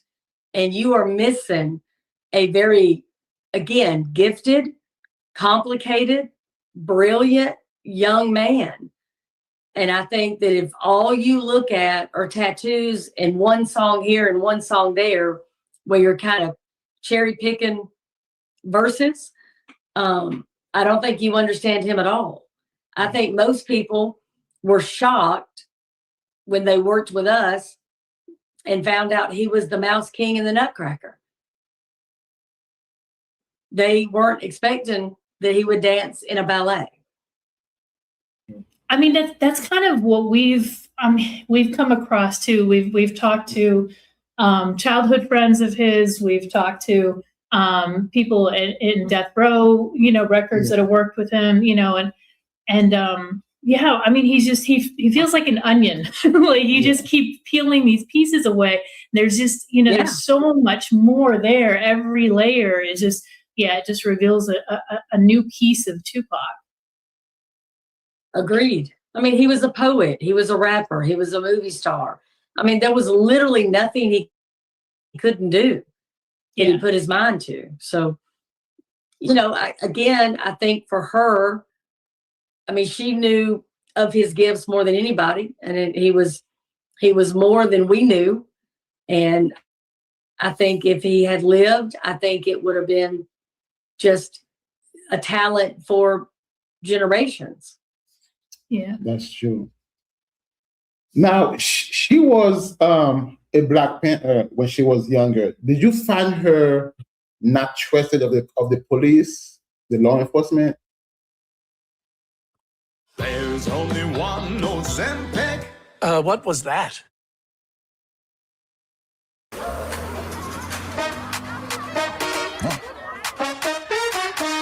Give me some of that wow. Move to the beat, drop down. Feel it in your body, let it out. Give me some of that. Give me some of that wow. Give me some of that wow. Move to the beat, drop down. Feel it in your body, let it out. Give me some of that. Wow, love that. You should totally. Well, I mean, she came to us knowing who all the experts were. So there had to be some level of trust there. But I think, again, the fact that we had students involved meant a lot to her. But, there was never a conversation about distrust or any issues at all. At some point, you're two mamas talking about something unimaginable. Yeah. I mean, if you take who he was to everybody else out of it, I mean, she lost her child. Yeah. in a horrific way. And I almost lost him in 94. You know, so I mean, this was something that, you know, she dealt with twice in some ways, you know. Yeah. Every now and then, I get, you know, not anymore, but back in the past, I used to have survivor's remorse, you know, about what happened with Pop in New York and in Vegas. Because if you understand my family, I'm the oldest person in my family. I'm the oldest son in my family. I'm the oldest out of Rafani's children, and I'm the oldest out of my mother's children. Yeah. So it was my mother and his mother ordained me as his protector.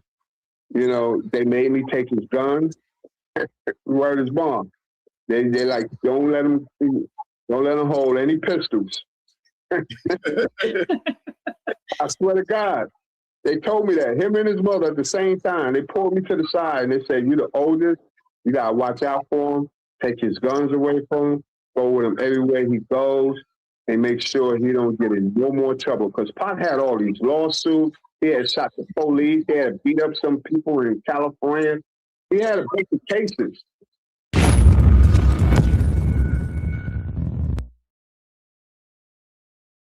PPD has been very clear. So, you know, this investigation, you know, it took a pretty significant turn when he started to write his book and he started to talk and he started to say that he had some things that were associated. And people are going to be like, hey, that makes a lot of sense. What he's saying checks out. So speaking of 94, so you've kind of said that, you know, to understand the 1996 Las Vegas shooting requires that, you know, that what happened in 94 has, you know, you have some understanding of that too. So what do those connections have? Like what do people kind of overlook with those two? In both places, he was surrounded by people he allegedly trusted. In both places, he was trapped in something, an elevator or a car. In both situations, there were other people around there that were not his friend. They were opposing gang members. We know that in both places. In both places, he was there to do something to further his career. So for me, you can't just ignore somebody tried to kill him before in an ambush style manner. You have to say who was involved and why. Why in the world? And he shot multiple times in both instances. He was quasi in the public when it happened, but again, surrounded by people that were uninjured, which just doesn't make a lot of sense. And to me in 94, if you're going to go to a record studio and rob a bunch of people, why aren't you going through the whole thing? I mean, you got Puffy and them upstairs and you didn't even go up there with more money and more jewelry. It doesn't check out for me at all.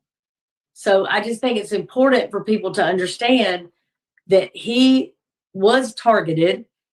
He was almost killed. And again, the people that were there, you just shouldn't ignore, in my opinion. Yeah, that makes sense. So you also went to New York to the studio. When you got there, what did you discover? What did I discover in what way? I mean, it's smaller than you think it is. It's kind of, if you don't know what it is, you're going to walk past it 1,000 times and never look at it.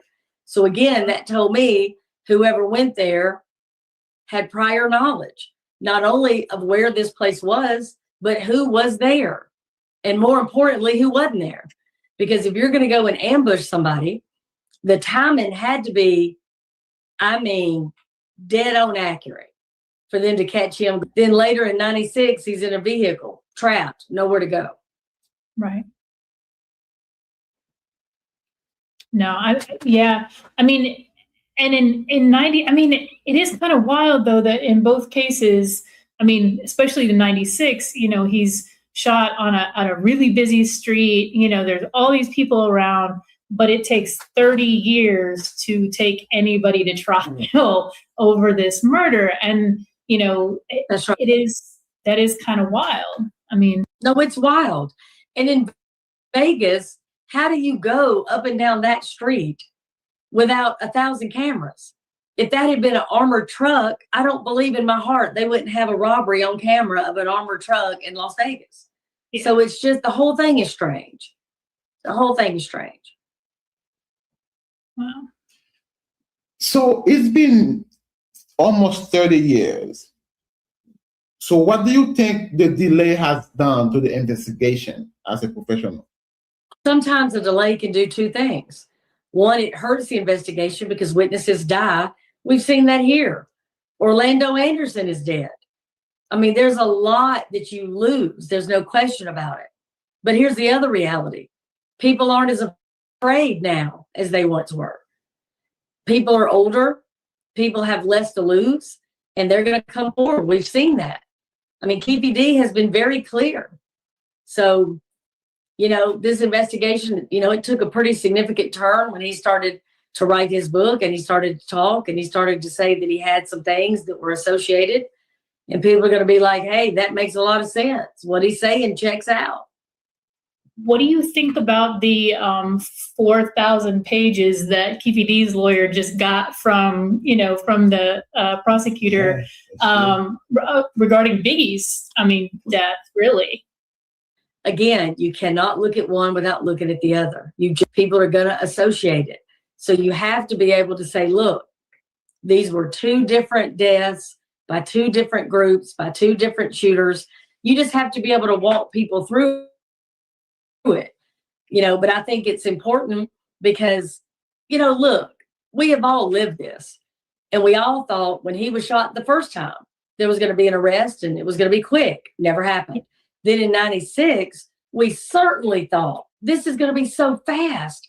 And one of the main reasons a lot of people thought it was going to be fast is because if it was gang related and some type of retaliation, the only way to get bank out of that is to brag.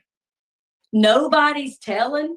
You're telling me you have just shot the most famous rapper in history and you ain't talking? Like, it was really unusual. And I think people were real surprised by that. And then Biggie's death, we're like, okay, come on. If it's retribution, let's get on with it. Somebody somewhere is going to be arrested for moving weight, for moving guns, for working women. Nobody has wanted a plea deal. Nobody's wanted some kind of on the side deal to say, hey, I know who the shooter was. It's just incredible that that could be true of both of those men. But yet, here we are. Yeah. Right.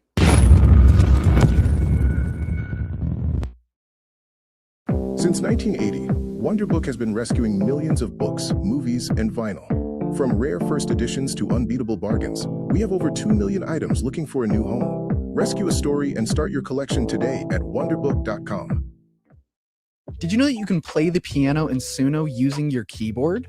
No, not that keyboard.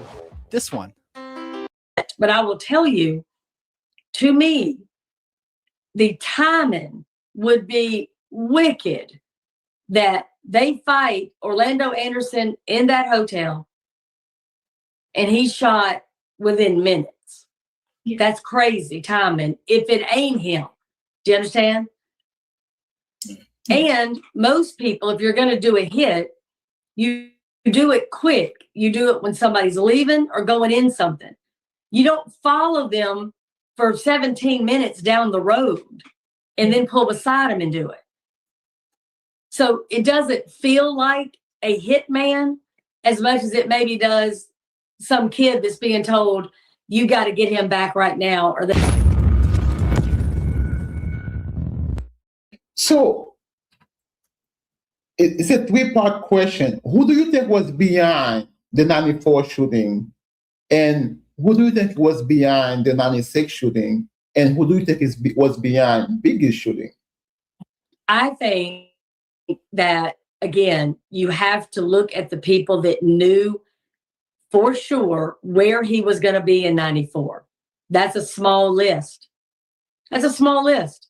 It is. right? You take the most famous rapper right this minute. You don't know where they are right now. Only a handful of people are going to know that. Where are they going to dinner? When are they going to cut this next album? What time are they going to the studio? So again, that suspect pool is very short. With 96, I've been very clear that Orlando Anderson was at the top of the list. There's no question about that. And as far as Biggie, again, I think the list is short. And I think we probably all have the same type of people on that list. Yeah, I think so too. Yeah. 1 second. I got it's actually in my mind. No, you're good. You're good. So, doing your investigation, did you talk to anybody from Death Row, from Bad Boy, from anybody in LA, the Crip gang, the Blood gang? We had experts that were in gangs, not their particular grouping, but certainly we had that on lock. We had the video, y'all. Come on. You're sitting there watching somebody get stomped in a hotel, and then a very short time later, the person that's doing the stomping is killed. Come on. And then you work backwards and you say, okay, they had a necklace stolen. And, we all know that gig, right? How in the world at a Foot Locker are you trying to snatch somebody's death row necklace? So as soon as that person told Tupac, hey, that's the guy that tried to take the necklace, they are not going to let that slide. Well, the person on the ground ain't going to let that slide when he goes back and tells his uncle and other people, hey, they just jumped me in the casino or in the lobby of the hotel near the elevators. So again, what Keefe D has said, in my opinion, checks out pretty good. What do you think? No, okay. So I think, I don't get in trouble. What is it? I think it's complicated. You're not going to get in trouble. I definitely think that it's gang related. I mean, I think that, him stomping on, that's all the truth. But I also think that there are people that were very jealous of Tupac and his fame. And I think that there are people that might have pushed others. So I spoke with Tupac's cousin. I spoke with Reggie Wright. He's the head secretary for Death Row. I spoke with many people. Based on what I've heard, I think back in '94 shooting was like somebody else that did it, not really Paul, but like Jimmy Henchman that did that. So rumors have it that Jimmy Henchman was a mastermind behind the Quad Studio shooting in 1994, where Pac got shot 5 times. So do you believe that? Yeah, I do. Yeah, I believe it. Absolutely. Okay, so if you believe that, there was a guy by the name of Dexter Isaac. He came out and said that he's the one that was behind that. Well, he said that he was the one that was the trigger finger. He was the trigger man. Okay. But it was Haitian Jack that put that plan together. I mean, Jimmy Henchman. Okay. That put that plan together. And then Dexter is the trigger guy. Okay, cool. Yeah. The 96 shooting, I think that's what you said. Pac hit the one guy and then he will retaliate. But I also think because the Southside Crip had relation with Puffy, and Puffy was beefing with Death Row and Tupac, so that kind of like boosts them up to do that even more. So for the biggest murder, I think it's a retaliation because I heard KPD says Puffy pretty much asked him to off Tupac and Suge for $1 million from Z.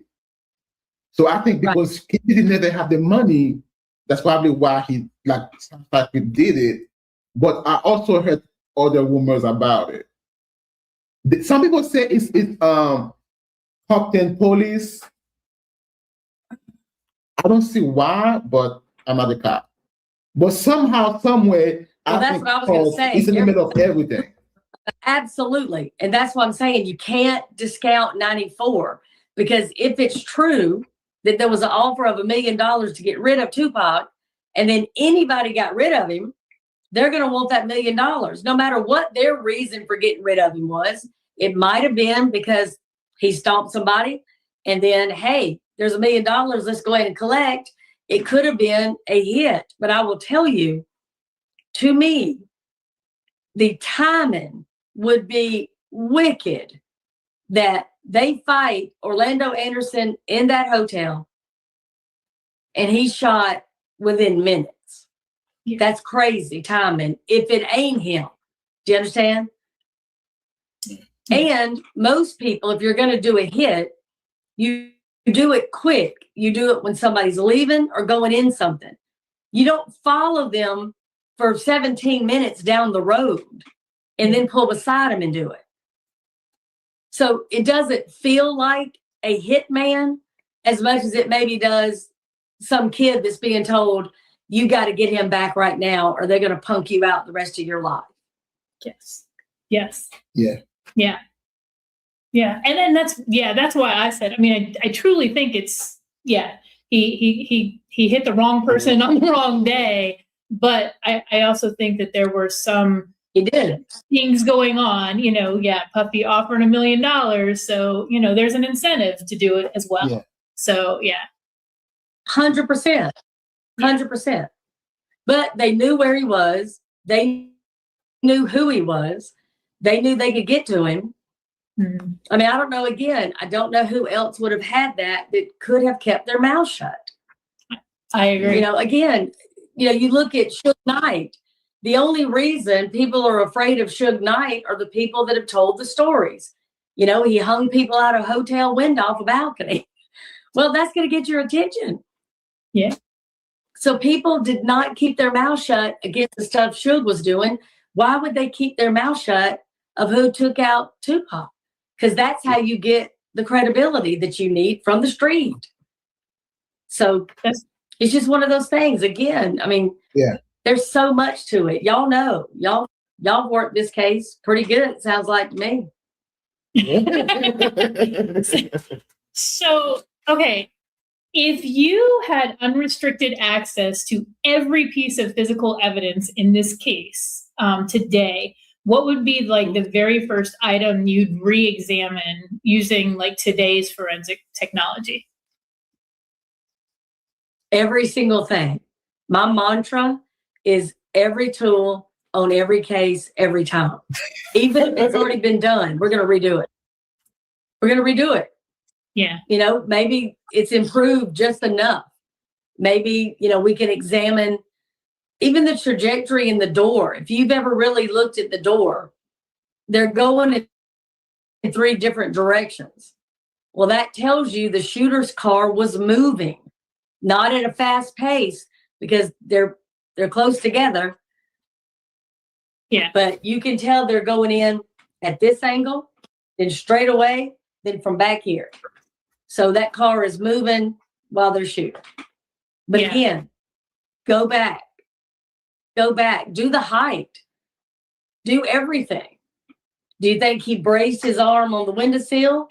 Do you think he was leaning out shooting? Tell me. Give me every single thing. I would want it from the ground up, worked our way. Yeah, good. I think that makes a lot of sense. I mean, we know how much science has changed, technology changes every day.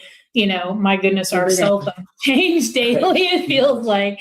So, I mean, things, anything can be changed. You know what I mean? Like you could rediscover something very easy. So, doing your research, did you take a look at death row security? Did I look at Tupac's security? Of course. One of the main things that security car being behind. Okay, well, remember they were following him. And when all this happened, Suge drives a little bit, then does a U-turn and goes back down the strip. His security was MIA. They were nowhere. They didn't even get a shot off. So was that because they weren't really trained in security? They were kind of just there as muscle. And y'all, some of the backgrounds are not maybe as clean as people would like for them to be. Maybe they didn't want to talk to the police. Maybe they weren't sure what was going on. They don't want to become a target either. So if they get on TV running their mouth, number one, now you're a snitch, right? Now you're a punk. Well, they don't want that. So, they didn't cooperate. They didn't, for whatever multitude of reasons they had. But the fact is they didn't. They didn't shoot back. They didn't render aid. They didn't do any of the things you would have thought they would have done. But again, Shug wasn't hanging around to find out, but they certainly didn't follow him and make sure they did something. Yeah. No, that makes a lot of sense. Yeah. That's true.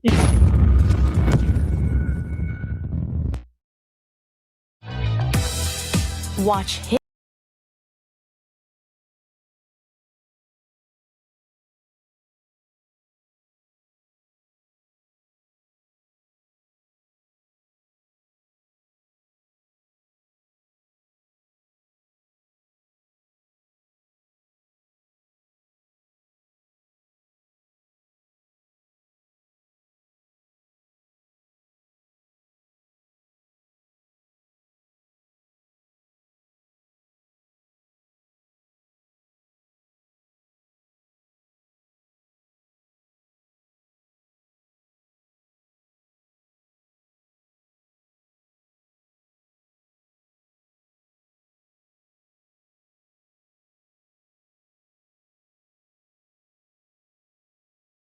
Yeah, we are definitely fans of your work, and and your life is really interesting. So yeah.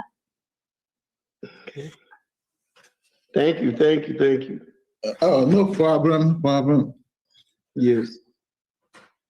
All right, so welcome to RME, man. So you're from Long Beach, California, home of the legend like Snoop Dogg, Nate Dogg, Warren G. Daz. Did you cross paths with any of them when you were younger?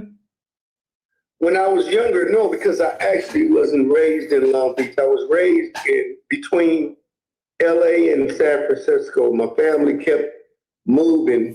I would come up in a real abusive home. So whenever my mom was abused, we would move to one city, and once stepdad would come and abuse her again, then we moved to the next city. Mm-hmm. I ended up in Long Beach.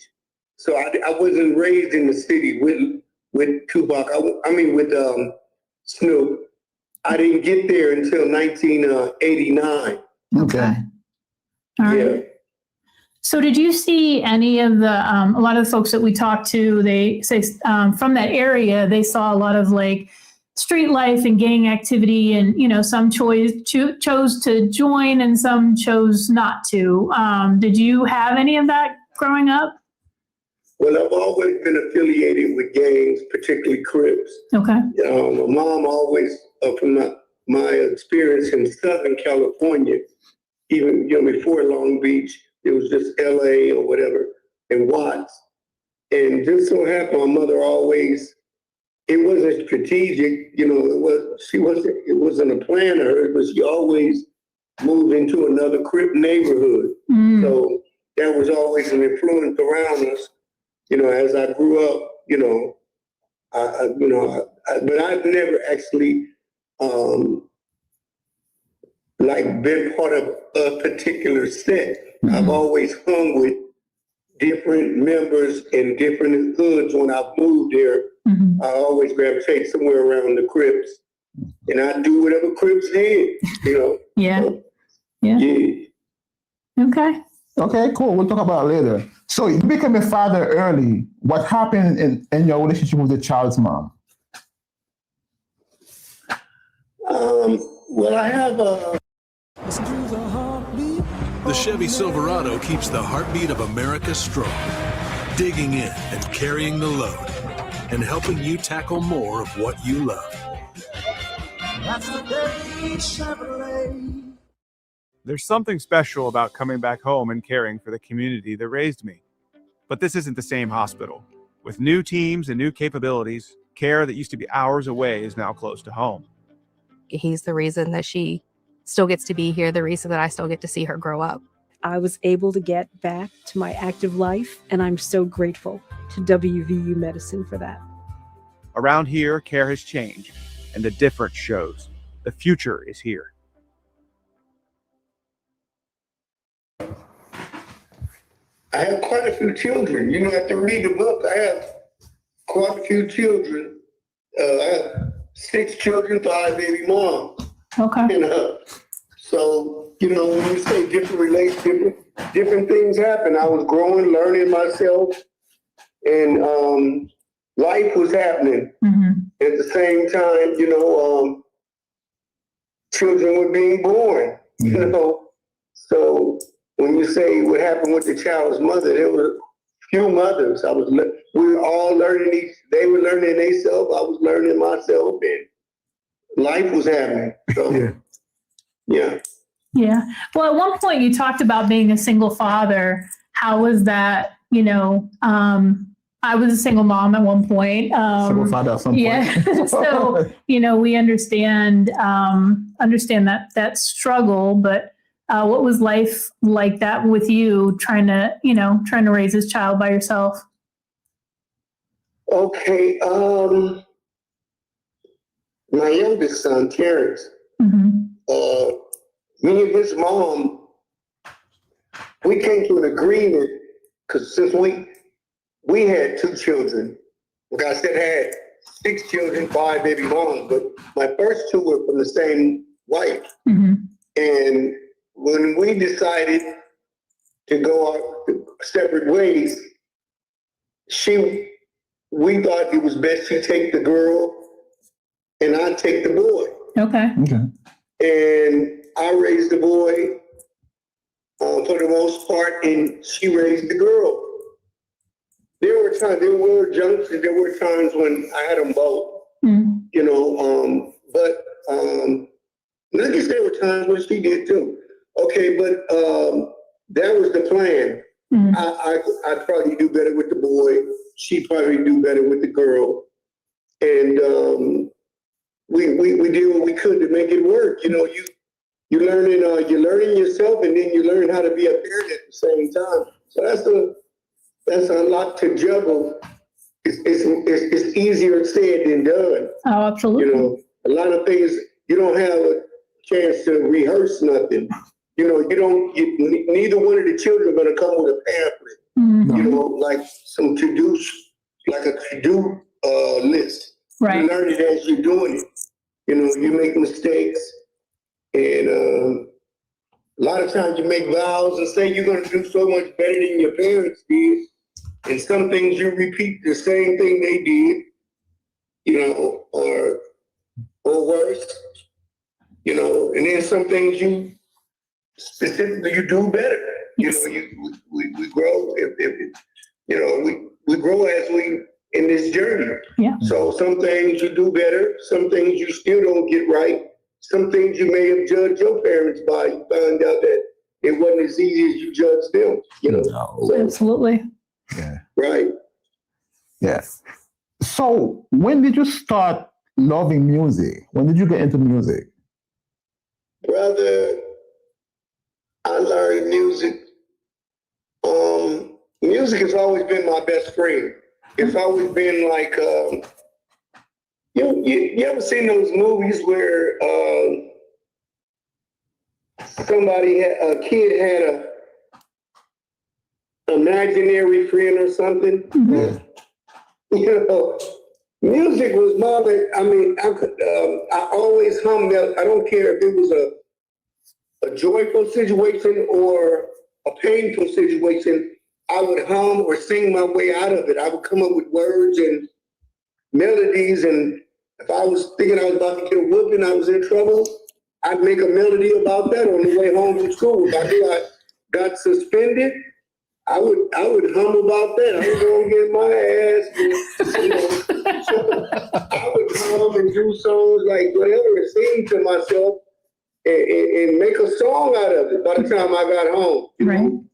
If it was something good, then I would come up with something, you know, I liked melodies and arrangements and rhythms and songs and stuff like very young, listening to the Jacksons and the Osmonds and, you know, different varieties of music coming up, you know, so I always been somewhere. And then my mom put us in the choir early.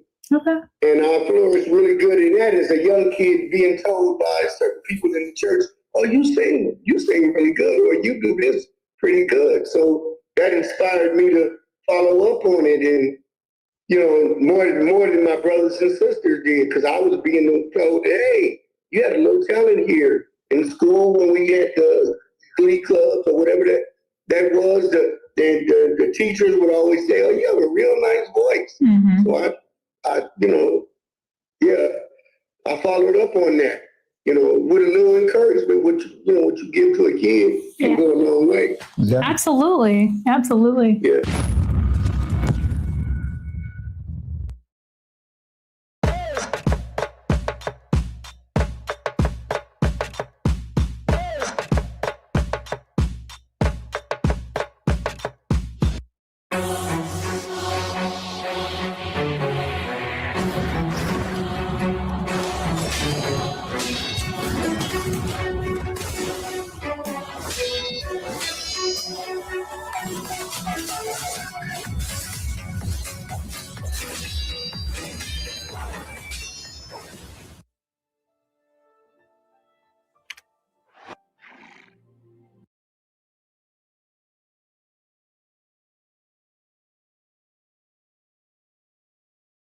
Right. Phil took it personal. You know, it was a lot transpired from it, but when he got to the office, one of the things he did do was he made him write it, apologize to D. Shut up.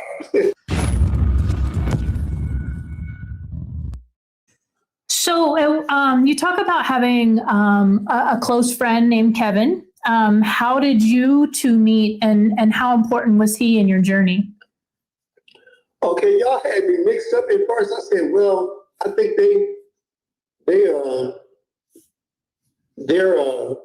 what they've investigated is probably a little, you know, there's another guy in my life. His name is Kelvin. Kelvin, I'm sorry, yeah. Anderson. Yeah. From but he's really instrumental in Snoop's life.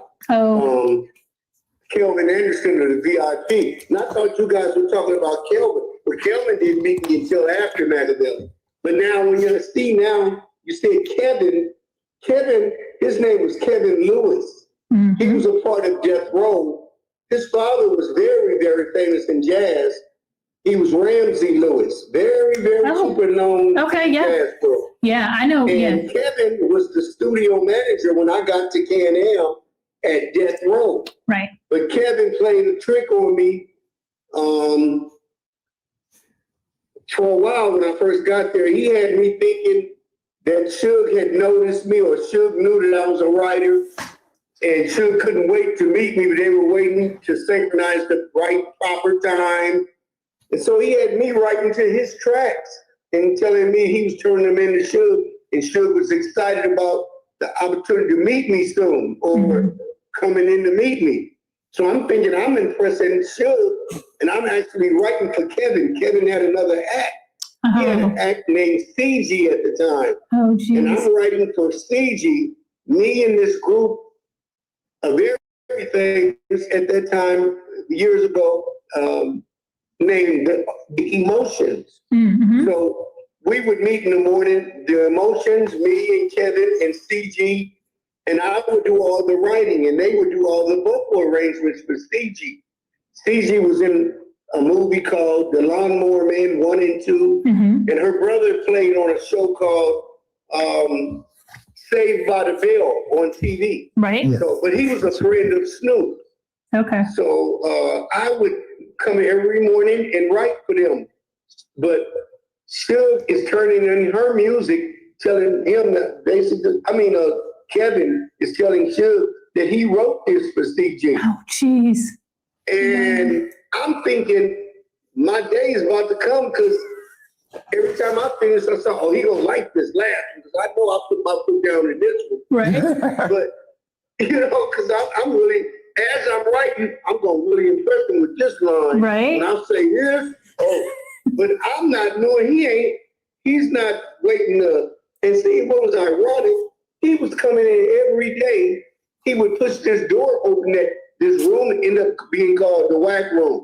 I would be in this tape room writing songs, and he would just nod his head, and I would nod right back at. I just thought he was a guy around the studio. I didn't know he was the CEO. Wow. I just knew I'd nod, he'd nod, and I know he was curious as to who I was. I was curious because he nodded every day.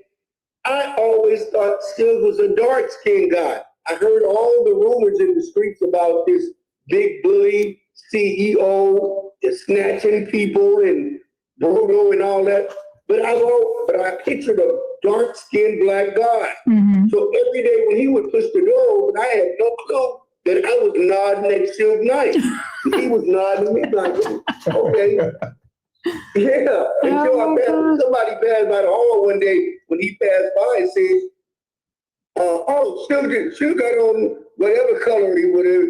And then I said, no, that's Suge. And I didn't realize that was the one I was nodding at every day. That's Suge. Wow. So, yeah, but Kevin played a trick on me. And eventually, I walked out front of the studio. You got to read the book. And I went out and met Suge.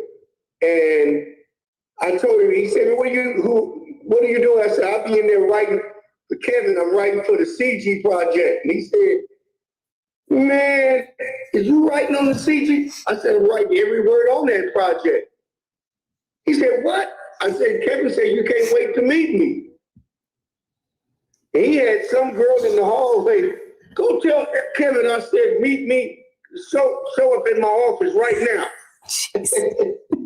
Y'all won't believe when you hear, you gotta get the book. You gotta hear what took y'all not gonna believe it. And Kevin was a big dude. But that was the first time I really saw Suge's power. Yeah. The first time, it was on right then. I bet. It was something to behold. I was like, man,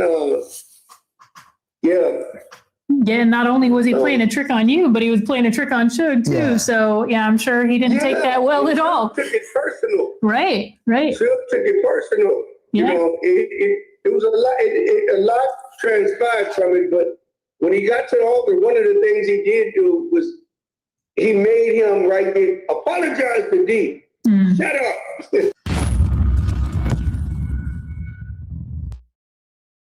If we could just circle back on the cheese quotient. Hey, I got it. My name is Paul Skeens. There's a problem with normal hot dogs. 73% say normal hot dogs are mid. Behold, the big glizzy. I know, right?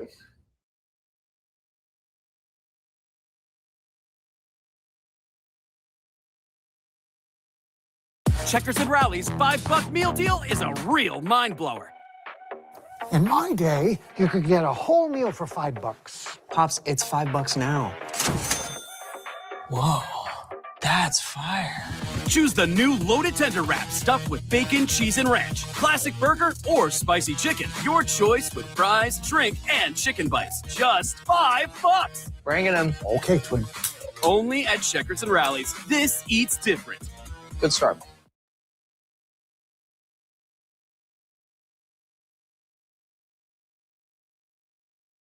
I've never had a death row chain around my neck ever in my life. And I always wanted one. Yeah. You know, because I feel like now with 3 albums, I have Machiavelli, Still I Rise, and Better Days, and I have multiple songs on every project.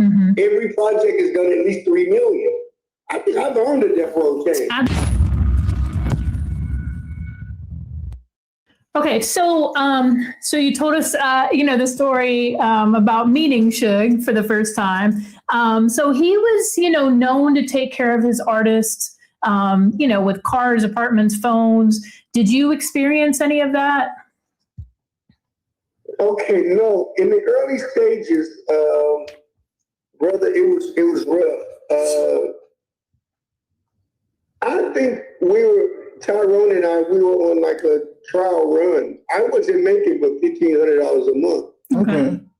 You know, and actually, me being a single parent, I'd asked him to take care of my rent, and I guess he didn't feel like it, but he had a cousin in the office, a guy named Roy. I know, what was his name? He had a cousin who worked in the office who took a liking to me, and he paid for the rent through Jeff Rowe. Okay. You know, because he handled like the people working in the office can stamp a lot of things with Suge's signature on with a stamp. Yeah. So the ones working in the office had accident, some paper go across their desk. All they had to do was put the Suge Knight stamp on it, and that paid my rent. You know, so because it was my son and I was a single parent, and but as for the cars, you know, it's strange that you asked. That's really a very good question. And I'm going to give you an answer I've never given to any other interview. Okay. One of the things that he had promised me and Tyrone, Tyrone is known in the world as Hurt 'em Bad. And he's got 6 songs on Machiavelli, and I got 5. He had promised us we'd get a gold chain, we'd get a car, and we'd get a place, and or whatever. All those things, all of the bells and whistles, all of the things that come with it. Yeah. But Suge got in a lot of trouble before everything, you know, before Machiavelli, Suge was already in trouble. Jeff Rowe was already going through a mill. It was like Suge was going back and forth to jail and things were happening, and we had lost Pop. So by the time we had a project released, everything that the death row that we knew, it had already basically started folding. Okay. Wow. You know, so now we're out there with this big Machiavelli album, and it's doing well. And now it's our turn for a car we really wanted that gold chain, you know. And matter of fact, I got angry. One time I did an interview recently with this other show, and one of the things that made me call in, the guy who I was calling in about, he had a gold chain on. He had a death row chain on, and I was like, man, he don't really know the cost. That's one of the things that me and Tyrone actually promised. The guy who I'm talking about, I love him, but he died since this interview, since that interview. But he was wearing it like he had been blessed with from that row. And I took some kind of offense because all of the hell me and Tyrone was going through in that room, that was one of the things we were promised. Was a real, like a death row chain. Yeah. And now Machiavelli is going through the roof, and we didn't get none of those things. We didn't get the car, the house, or the whatever, and definitely the gold chain. We didn't get nothing. I've never had a death row chain around my neck ever in my life. And I always wanted one. Yeah. You know, because I feel like now with 3 albums, I have Machiavelli, Still I Rise, and Better Days, and I have multiple songs on every project. Every project is done at least 3 million. I think I've earned a death row chain. Absolutely. Yeah. Yeah. So, yeah, when you said, did I get the cards? No, that wasn't my portion. Okay. I thank God for the opportunity that I did get. But one of the things I did want, I wanted, you know, in my mind, I wish I could have had a ceremony was to put a chain around my neck. You know, you imagine that in your mind. Like, man, y'all earned it. Yeah, man, y'all, they went in there and clowned y'all in that room, but now, man, you know, yeah. So, Reimagine your dining room this fall at Ashley with the Jorlena collection. With adaptable design that extends to sit up to 8 and versatile styling options to fit any space, the Jorlena makes every meal a special occasion. Shop fall styles at Ashley.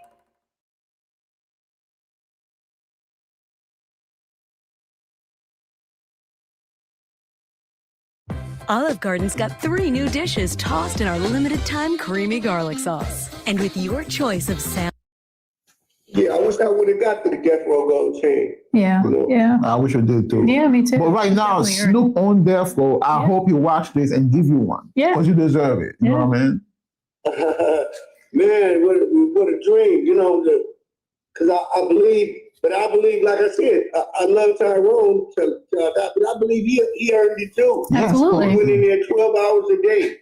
12 hours in, 12 hours, he changed it, shift 12 hours. And neither one of us is going to be late. Wow. So, and we were there where all of our mistakes were transparent. They were, they were obvious, and we still, with all the catcalling and all the teasing, we still went in there and made something happen. Yeah. We made Machiavelli happen, and Machiavelli is like, a lot of people have called it the hip hop Bible. You know, it's like, it's not going anywhere. As long as hip hop will be here, Machiavelli will be here. Absolutely. Of course, You know, I think that's a long way from, and I be saying to myself, man, people call us whack, or that's the whack room. Do you know how many stars today wish they could go whack? Of course. It would probably take lessons to go whack then. Yeah. You know? So, yeah.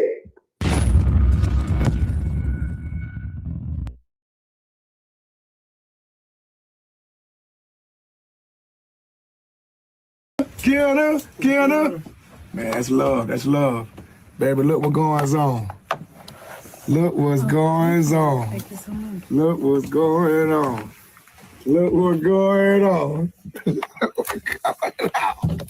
Yes, sir. Yes, sir. Oh, yeah. See, put this on the goddamn internet before they can leave me alone. Of course. Come on, got to be careful.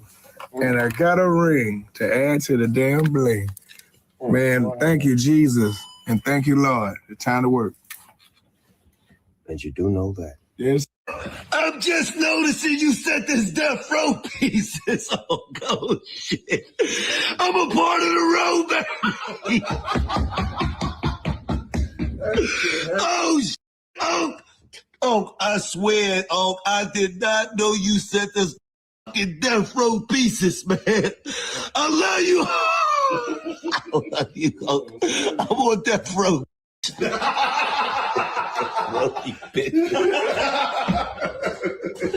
Yeah, low. I ain't even giving low. I'm doubling up to death row chains. I don't care how phenomenal a producer you are, whoever you are. I'm Tupac Shakur, and I can still, I don't care who I mess with. I can go get Bobby from the studio across the street in the garage. Right. And we vibe together, I'm gonna make a hit out of that. Yeah. So, and he proved it to the world. So speaking of the WAC room, Studio B was called the WAC room. Why they call it that? Okay. Now, I don't know where you heard that at, but Studio B wasn't the WAC room. Studio B was just the biggest studio in Can-Am. Okay. There was Studio A and there was Studio B. The WAC room was a utility room initially. It was back in the days, in the old way we recorded, there were these big machines called reel-to-reel. Okay. Now, the reel-to-reel machines were harbored there. They were stored in this utility room. And then any access equipment or anything around the studio, they didn't know where to put whatever, it went in that room. Tyrone and I made that room be the place and this year I would write for Kevin Lewis in that room with a double set cassette deck. I would take whatever cassette he had, whatever tracks, and go in there and write to him behind those wheel-to-reel machines. Okay. I would just sit in there, it was a little couch in there, and I was sitting there writing to his tracks. And then eventually start hunting and scavenging around the studio for equipment that wasn't being used at the time. Anything that was laying around that nobody was using, I would learn how to plug that up and what it did, or get with these guys they call seconds. They're second engineers. When they were available, And then some of the runners, they were somewhat adept with how to plug stuff up and what this thing did. And they would come in and help me MIDI in and MIDI out and hook up the keyboards or whatever for me. And that started being the room where we rehearsed. But we were in there with these machines. And then Suge heard that we were being teased, and he commanded everybody to move all that equipment out, and he made that be our room. He had green carpet put around the room with green carpet on the floor, on the roof. He said, I bet I get a hit out of this room. I hear all this teasing they're doing to these guys in here. I bet we get a hit out of this room. Man, Suge Knight was just brilliant with that, because who knows, who would have knew that we would have did multiple platinum albums out of that room. You know, nothing that came out of that room didn't go multi-platinum. Nothing. So that's a story within itself. And I know it rubs us true people wrong, but that's something that can never be changed. That's what happened in that room. Right. Yeah. So how did it feel for you? You said that there was a lot of teasing and stuff going on with you guys in that room. How did that make you feel? Did you feel like, it just gave you a bigger opportunity, like I'm going to prove myself? Or did it feel like you were just being slighted? I was not able to do anything. I finally made the phone call to WV Medicine, and it was the best thing I ever did. I was able to get back to my active life, and I'm so grateful to WVU Medicine for that.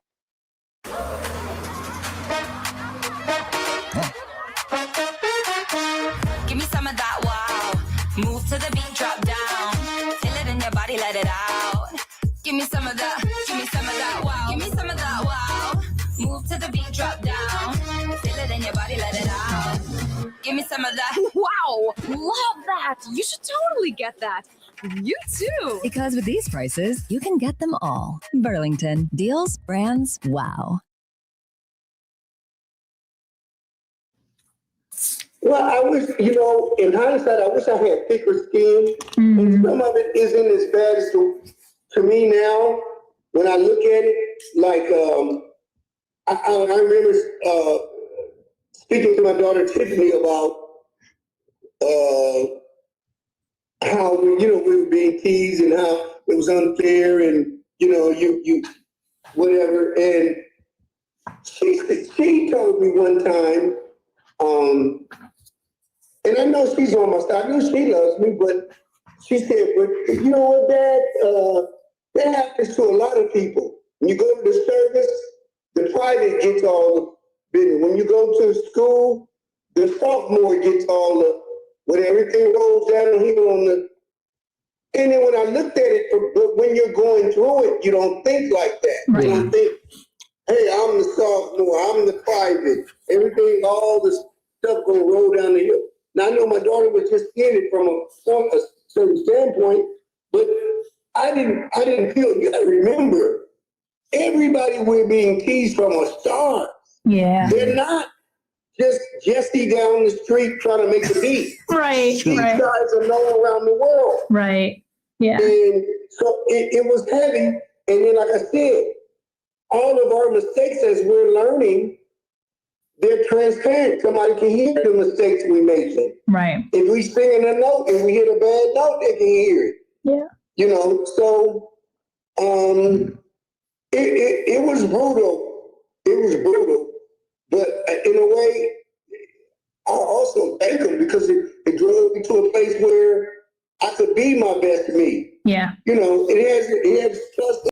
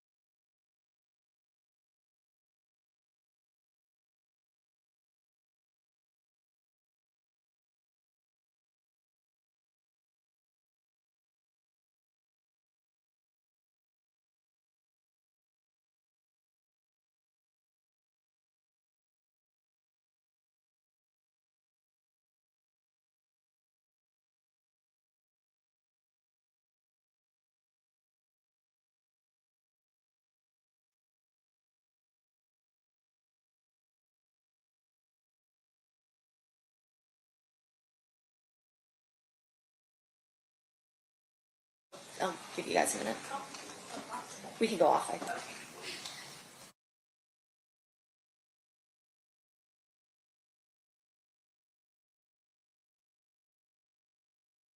Back on record in State versus Davis, C377407. Anything we need to address before bringing in the jury? Up from the state. No, Your Honor. Okay, perfect. We'll bring them in. Let's go.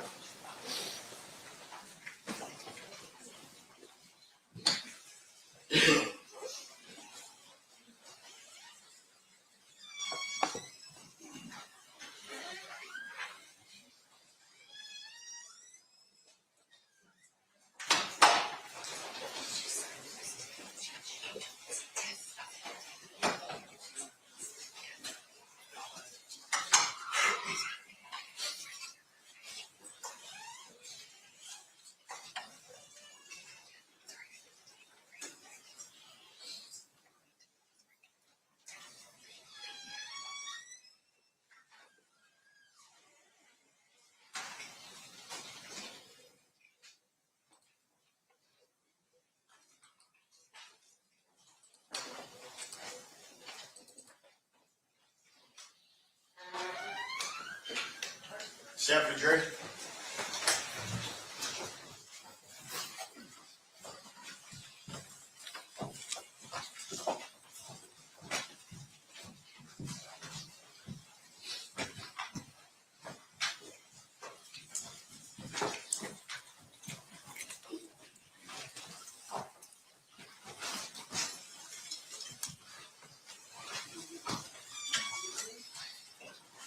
Would the party stipulate to the findings of the jury? Yes, sir. Yes, sir. You may be seated.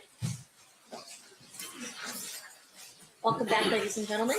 Good to see you. State, we are still on Mr. Dorsey's testimony. You may proceed with your video. Thank you, Judge. And just for the record, we stopped at 40 minutes and 51 seconds, and then we're starting back. Okay.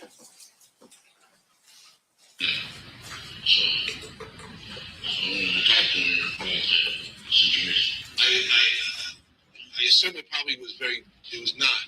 It wouldn't be smart to go inside because it's full of bloods, right? Yeah. I'm quite sure they didn't know how to touch me. You see me before I went into the fight, see me the day before the fight. You know what I'm saying? Right. Yeah. So you didn't see him there. You left after waiting for him for an hour, right? Yeah. And then what happened? Went to the liquor barn. Stopped and got some liquor. Started losing the party and shit. Got a little drinks, stuff and left. And headed back to the hotel. Okay. And this is all with how many people? Who's in the car? It was 4 of us. Including me, my nephew, my boy Double Up, and Big Dre. So we going up Reno, got to Las Vegas Boulevard. Shit. We waiting there for the bus out. Happened to see my friends. Sure. Tupac was hanging out the window. There you go, right there. So my partner busted you. Went by there. Got up there by there where he was. Shit. Blocked me like he got a gun. Got the busting. Shit. I got the duck. Shit. Got the busting back. Duck. Hit the corner. Made it right. So the white car got the chasing us. Still busting. We dished them out. Went in the back of the carriage house. It's a hotel called a carriage house. Got up out of the car. Okay. So let's again take it step by step. What car were you driving? I wasn't driving no car. Oh, what car were you in? A white Cadillac. A really white car Cadillac. Okay. And then when you saw them, how did you recognize them? When you were driving on the street, how did you know it was them? He was hanging out Tupac was hanging out the window, passenger side window. Talking about this Tupac. I mean, all the text was like, Tupac. He was like a celebrity, like he was in a parade.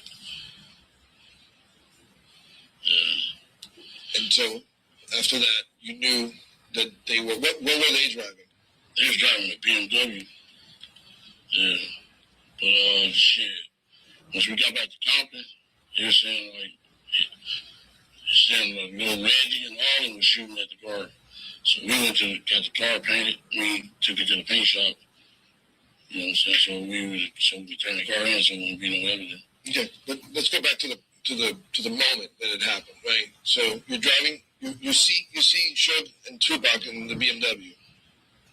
You turn around, right? You described it as a U-turn, so that you're facing. So you're coming in the opposite from the opposite direction, right? Tell me what happened in that moment. Say one more time. Tell me what happened in that moment when you finally come close to their car. No, we came to a place. We came from the gutter then. Shit. Doc reached down and got his little shit. Got the busing. Shit. We got the busing back. Shit. I never bust. I was on the ducking shit. I didn't want to get hit. A couple of people had some little fragments, glasses in the air and shit. Shit. Once we hit that light on Cobalt, the white of sea police was chasing us. Shit, a lot of shots. We got the fuck on. We made a right there on that's another little street right there where the carriage house was. So who pulled the trigger?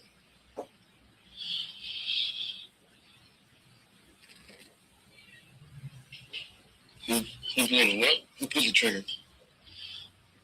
I don't know, to tell you the truth. I didn't see it.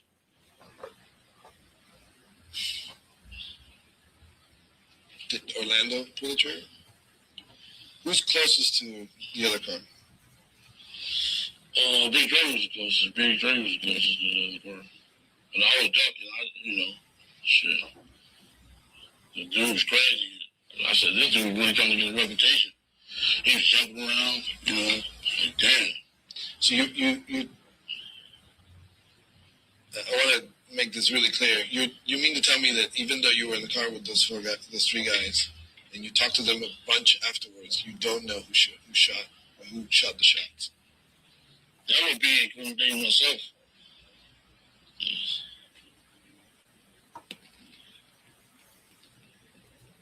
Okay. Are we cool with that? Right? Yeah. Okay. Let's stop. Yeah. Come back.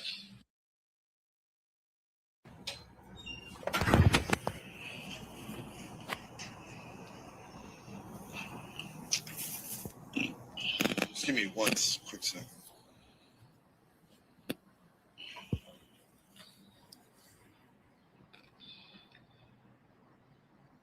All right, so let's go back to that. Describe Tupac. What did he look like? Did he look like he was going to pull something? Just tell me everything you remember.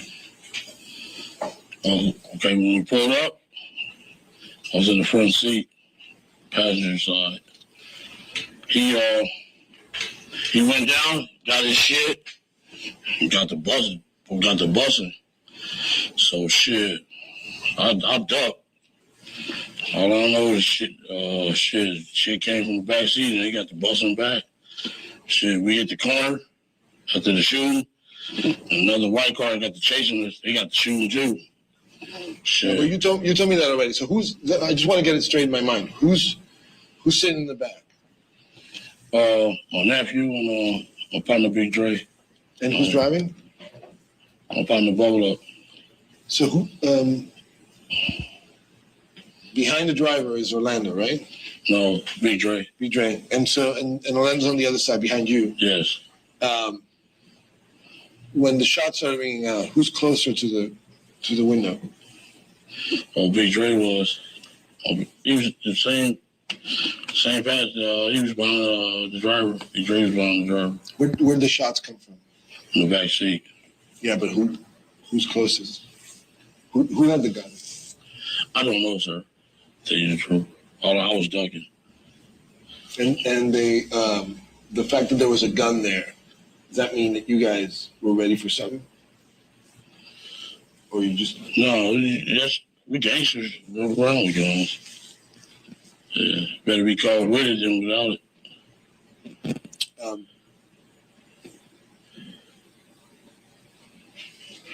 Do you remember anything else about that moment where the two cars met? Oh, I'm so sorry, man. Do you remember anything else about that moment? No, really, it was like 20 years ago. The best recollection I can remember. So let's talk about what we sort of started talking about outside. Like there's allegations by certain police detectives that you had made a statement about who shot Tupac. Not to my recollection. I'm telling you the truth. You know what I'm saying? You asked me for the truth. I'm here to tell you. 20 years, here to tell you. Get it from the horse's mouth. Right here. Was there ever any discussion about who actually did the shooting? Was there ever discussion with who? Yeah, you guys. No. That's the code of the streets. You know what I'm saying? Shit. So somebody can get on a free jail card when you tell people.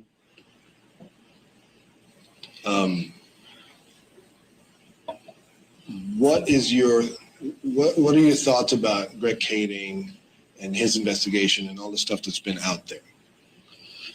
How I feel about it? Yeah. Well, I felt I was railroad. Felt I was railroad, crossed. You know, endangered my life. Put me in a bad fucking situation, bad spot. Life been fucked up ever since. Don't nobody trust me. You know what I'm saying? It's fucked up. Why don't they trust you? Because they think you snitched? Yeah. Yeah. So can you tell me now whether what he published is true or false? Is there some truth to it? Not some, some of it is true, some of it is false. Shit, I think he's just trying to make $1. You know what I'm saying? He got fired, trying to make $1 off a motherfucker. Yeah, that's what I figured. He's just trying to use me so he can't use me no more. Shit, I'm fucking used up, man. Shit, he fucked over me. That's what I feel. Yeah. And do you feel like the information that he has is completely false? Like, oh, I'm sorry. Yeah. The information that you have is that he has is completely false. I mean, it's known that they had a case on you, so you talked to them. What'd you say? I said it's known that they had a case on you. It's known? I mean, shit. I can't, not that I can remember. Shit. I'm trying to ask him to talk about what is known out there. The fact that he pointed at Orlando as being the shooter, and that's been published, and that's what there are legal, there are documents that have been published. The question is. My question was, how do you feel about that? Is there any truth to that? What is true? What is false? Right, what I'm saying is you didn't ask him that question. I did. You weren't here. Nope. Oh, really? Okay. So just ask him about, was it an investigation and there's statements made, and what is his opinion of the statements that were made? Pardon me? Can you repeat that again? There's an investigation, there were statements made, and you made certain, allegations, and, what is your opinion on those statements that this statement was made? Right. And what should I say, brother? Well, you're going to comment about what the real truth is compared to what people are saying. So this is what's true, and this is what people, that's not true what people say. Okay. All right. Come on. So what that stuff that's been made public, what is true and what is false? I'm giving you the truth right here, sir. Getting it from the horse's mouth. So, shit, you can't get it no tour. Right. So what I want to know is if you were in the car and you were there with your nephew, it's pretty close to what Greg Canning is saying, right? Shit. Is it pretty close? What you think? I think he's gonna understand what he's asking. In your own words, in those tapes that were made public, in this book Murder Rap, there's a film called Murder Rap. You, in your own words, we heard you say Orlando was the shooter. You heard me say it? Yes. Shit, I never had been. Ain't nobody ever had no tape recorder with me, not to my knowledge. You know what I'm saying? I don't know where the fuck he gets some tape recorders. That shit maybe was made up or something. So you're denying that you ever said that Orlando was the shooter? Yes, I'm denying it.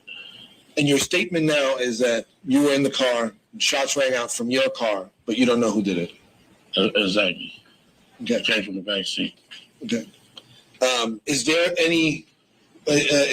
any reason why you wouldn't be forthcoming about this information? In other words, is there a deal that you have in place that would not allow you to say with any detail about that?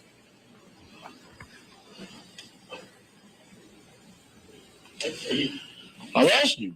You want me to jump in? I mean, yeah.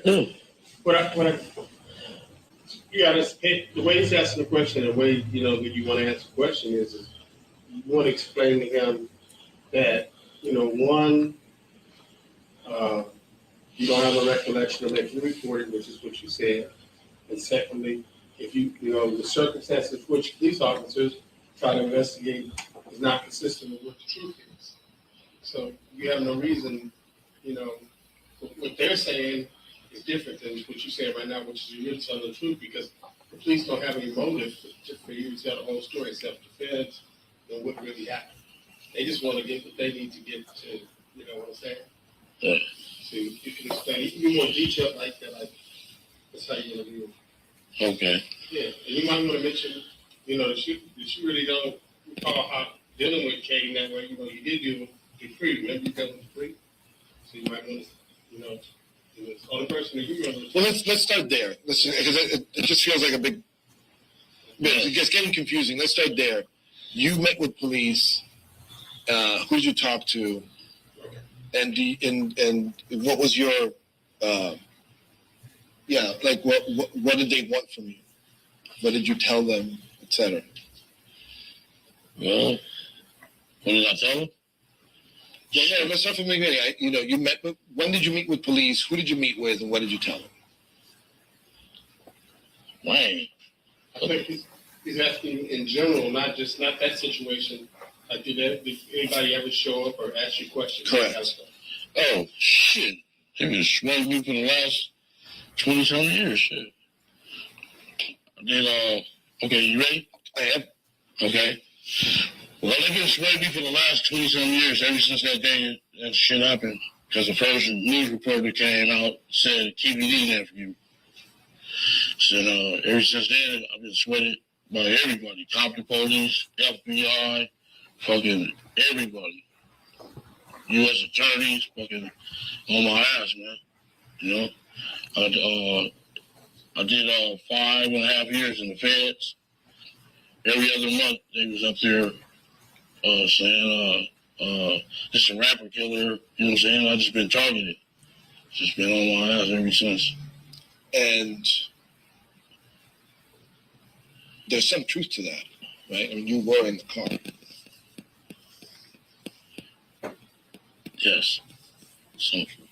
Yes. I was in the car. And then what statements did you give police? The statement I gave police? Shit. In general.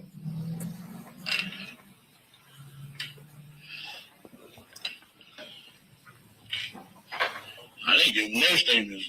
You know what I'm saying? Not that, I ain't ever been tape recorded or nothing. But when it first happened, did they come and interview you? Did they come and interview me? Yeah. Oh yeah, the FBI. Oh shit. What did you tell him? I guess what I'm asking is like, what did I tell him? Did you tell him what you're telling me today? No. Why not? Why not? Shit. Probably go to fucking jail. So help me understand, why are you now telling me what you're telling me? Because I wanted to get the truth out. You can get it from the horse's mouth. One more time, Wayne. Is that okay? What? I think it's one statement he made needs to correct. He said because you go to jail, but No. you want to explain because you were innocent. You had to do. I think you explain that. Oh, okay. Because I'm innocent, I didn't have nothing to do with that. You know what I'm saying? I was putting myself on. I was in a fucked up situation. You know, I'm innocent. I didn't do a motherfucking thing. I want to jeopardize my freedom, and I got got good things going on. I was living good, That's right. So you tell me that you're telling me now because you wanted the truth to come out. What, why is that important to you? Because there's been several reports, and everybody just trying to make money off this shit. You know what I'm saying? Everybody. Soliciting me, hanging me out to dry, making me feel like a piece of shit, Yeah. Okay. So now let's just leave that, put that on the side for a while, Okay. and go back to what happened after the shooting. What did you guys do? How did you cover your tracks? Well, I got away, and I went to the hotel room. Then the next morning, woke up and took off on the rent car that I had. Me and my nephew drove home. So once we got home, the guys were like, "Man, we need to get this car fixed." I said, "Man, I don't want nothing to do with that. Y'all go get that shit fixed." You know what I'm saying? So, what was the matter with the car? Do you remember? It had bullet holes in it. Yeah. One of the little homies took the car to the shop, had the car painted. And then Orlando, I remember I read something about him giving some statements and stuff like that. Did you guys talk about what happened afterwards? Did you talk to your nephew about not saying anything? That's just the code of the streets. They know not to say nothing. Everybody, it's the code of the streets not to say nothing. Yeah. When Suge had his parole hearing, Orlando testified on his behalf. Why did he do that? Damn. He paid his. Well, he paid it off. Paid his off. He the night before you want me to tell you the whole truth? Well, the night before his hearing was court date, my nephew called me and said meet him up at the lawyer's office. So I get to the lawyer's office. It's Reggie Senior, Sergeant Reynolds, and Suge Knight up to the lawyer's office. And there's two company police. One of them was captain and sergeant. I was like, what the fuck? So I knew some fishy shit was going on there. Yeah. And he offered you how much? He gave him $60,000 in exchange for? To say that he didn't do anything. For Orlando to say that? Yes. Just give me that in the full sentence. You're not going to hear my voice. Okay. Well, my nephew asked me to come up to the lawyer's office. And I get there, Suge Knight, Reggie Wright Sr., and Sergeant Reynolds from the Compton PD was there. the lawyer's office. And they was like trying to work out a deal where nephew wouldn't say that the guy kicked him. But it didn't work because the next day the judge said, I can see him kicking you in the head right fucking now. You know what I'm saying? Yeah. Did Orlando regret that? What's that? Did he regret it? Did he regret what? By going to court and saying this stuff that wasn't true. It's the call of the streets, man. Shit. What's interesting about this is that does Suge know that you guys, at this point, does Suge know that you guys were in that car? Not that I know of. Just give me a... Not that I know. You understand where I'm coming from, right? Yeah, because the newspaper article came out and said, keep it nephew. You know what I'm saying? And I just want to know why the fuck he say my fucking name. You know what I'm saying? When I figured his strategy was to kill the head of the snake. You know what I'm saying? Chop off the head of the snake, the rest of the body will fall. Right, but I'm talking about paying you off to go to court and say that Suge had nothing to do with the, he's the victim, right? You're paying him off. We're the victim. No. What I'm saying is Orlando's the victim. Yes. Yeah, he was the one who got beaten up. Beat the fuck up. He goes and says that Suge didn't beat him up, which is clearly not true. Yeah. Right? Yeah. But on top of it, you guys had shot at him. Does he? And he doesn't know that. I couldn't tell you because he's the only one from his crew really that know me. And the newspaper article came out saying Keefy D nephew. So I figured he said it from day one, Get rid of Keefy D. You know what I'm saying? Shit. So he had it out for you. I thought we was fucking friends. I really did thought we was friends, man. He really was biting off the hand that fed him, you know what I'm saying? He didn't know that we did the groundwork, that I did the groundwork for his record company. Like, this mother was going to beat him a nephew, a kid. You know what I'm saying? Something I wanted to ask you before, and I forgot to ask you, was the day before the fight, when you saw him. Yes. What did you guys talk about? You just said, what's up? What's up, big dog? I said, what's up? Yeah. We two major players in the game, but we got the same balls. You know what I'm saying? Shit. He just had the music industry and I had the streets. That's all. But you guys were cool. Yeah, we was cool. We was played football since we was little kids. No, but I mean in that moment, like when you saw him the day before the fight. Yeah, that's cool. Shit. Yeah. The other another question I remember that I wanted to ask you is who shot the Cadillac? Because you had to get it was Pop. I don't know why they didn't even test me for powder burns. I don't know why. So I talked in the middle of it. Tell me again, please. I don't know why the police didn't check him for powder burns because he got the shooting and everything. I just ducked. Car was all shot the fuck up. Yeah. Okay. Okay.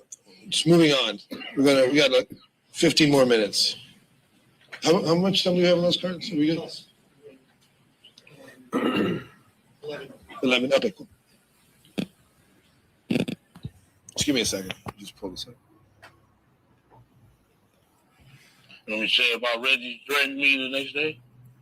I thought that was for you. You said you wanted to keep that to you? Yeah, of course.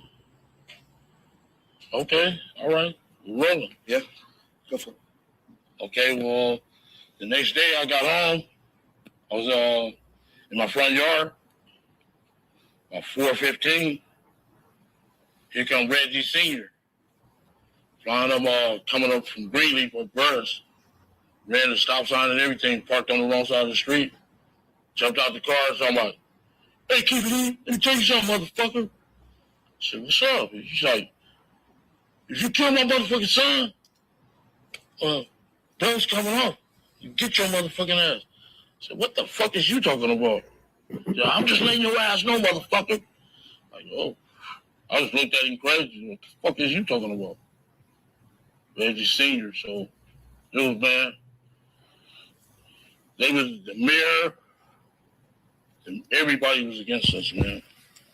Yeah, everybody, the whole town. And can you explain who? Because I don't know that a lot of people know who Reggie Sr. is a Compton police. He's a captain. They had another guy, Reynolds. They was all under the Death Row banner. Even the mayor, Omar Bradley, was all up under that shit. Can you tell me what? Because I think we touched on that before, but I didn't really get a good picture. It's like how affiliated was Suge with LAPD? LAPD and Compton Police. And Compton Police, yeah. Yeah, he was shit. Most of the guys is from his neighborhood. A lot of the guys from like David Mack, Reggie Sr., Reggie Jr., Patterson, Reynolds, all of them was from his neighborhood.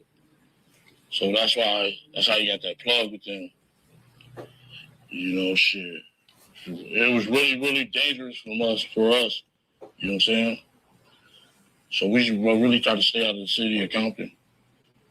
Because when you go against Suge, you're going against. Yes. Can you tell me that in a sentence? Oh, when you're going against Suge, you're really going up against the police, Compton Police, Rampart, all his neighborhood friends. So yeah, he kind of had a winning battle. You know, who else better to have on your team is the police. So we was kind of fighting a losing battle with them guys. Raid our little spots, take all our guns. Yes. So that's cool because I wanted to establish that connection because a lot of people don't know that he was protected. Yeah, he's protected by the mayor, city councilmen, Compton PD, big ranking files. Who he was paying off?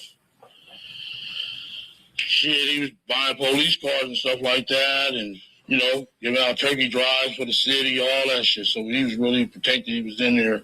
You know what I'm saying? So when he was he was giving out turkeys to people or like having you know shit like in the park, whatever, free food for people.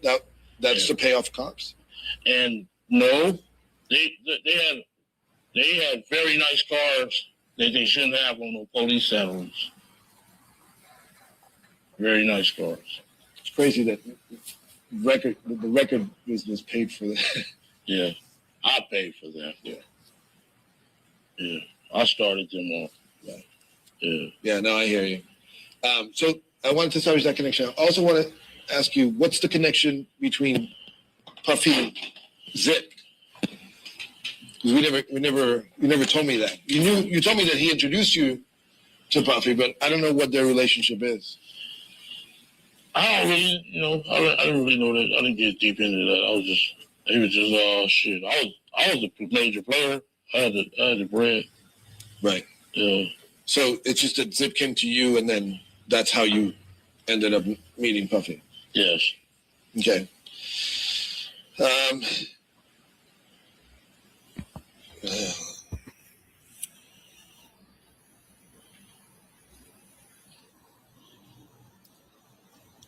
Sorry, I think 3 minutes. 9 more minutes. Okay. Yeah, I think we went over a bunch of shit. So. Let's go back to Chris. I want to take Chris Brown out of there though. What I said about the dudes being blood? Oh yeah. Take Chris Brown out of there because my niece. You have to tell me the whole thing again then, so I can use it. Okay, my niece. Sit back. Okay, sit back. Yeah. All right. Go ahead. About the Chris Brown? Yeah. Okay, well, these guys went around here claiming blood.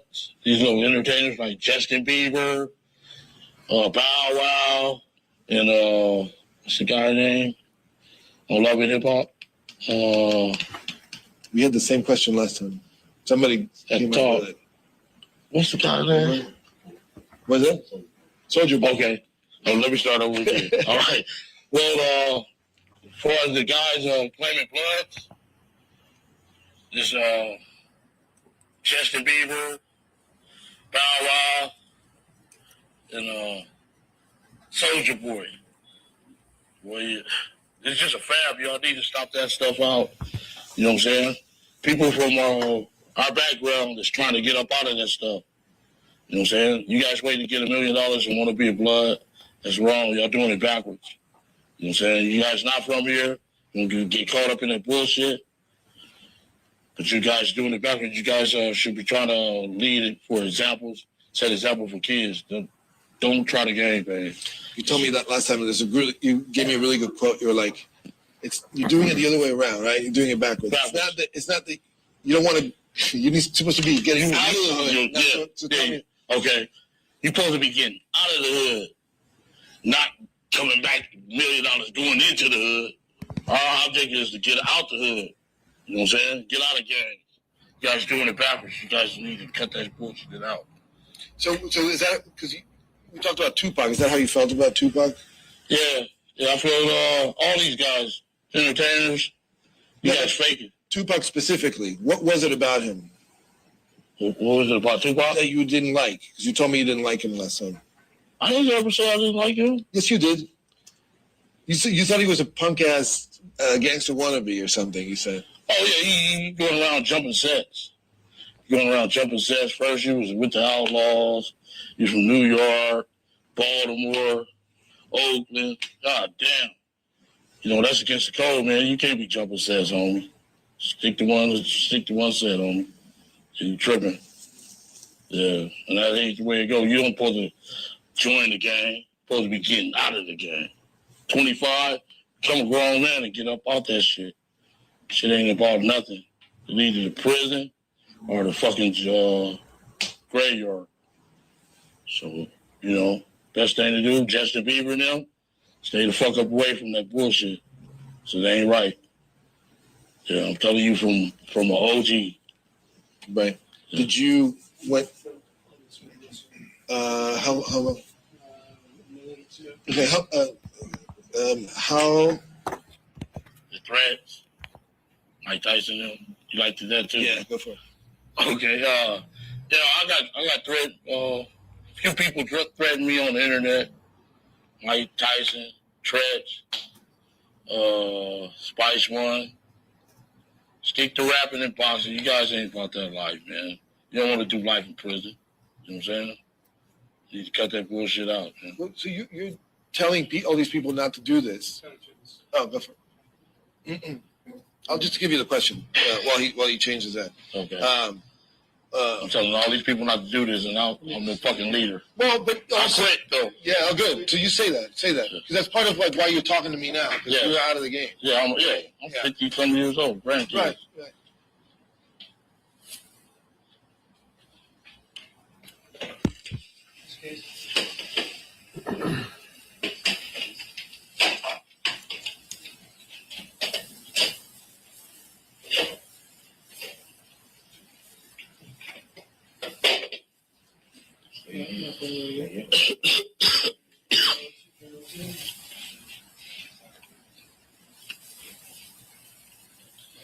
I have to say, I think the tie and the suit is better than the penguin shirt. My daughter them said I look like a swap meet bomb. So, Daddy, if you let that put, I swear to God, that's that shit from the swap. They know. Tell the truth, homie. That's just what. Yeah. It was like a bird. It's like a bear. It's a bird on your chest. Is what Yeah. Yeah, I mean, but I know it's long swap meet. Yeah. So this Versace, homie. Yeah. You know what I'm saying? Yeah, man. Gave the belt $1,400, shoes $2,200. You balling, man. That's right. Yeah, it wasn't for me, shoes when they had never had a record company, homeboy. All right, we're gonna do 4 or 5 more, and then we're done.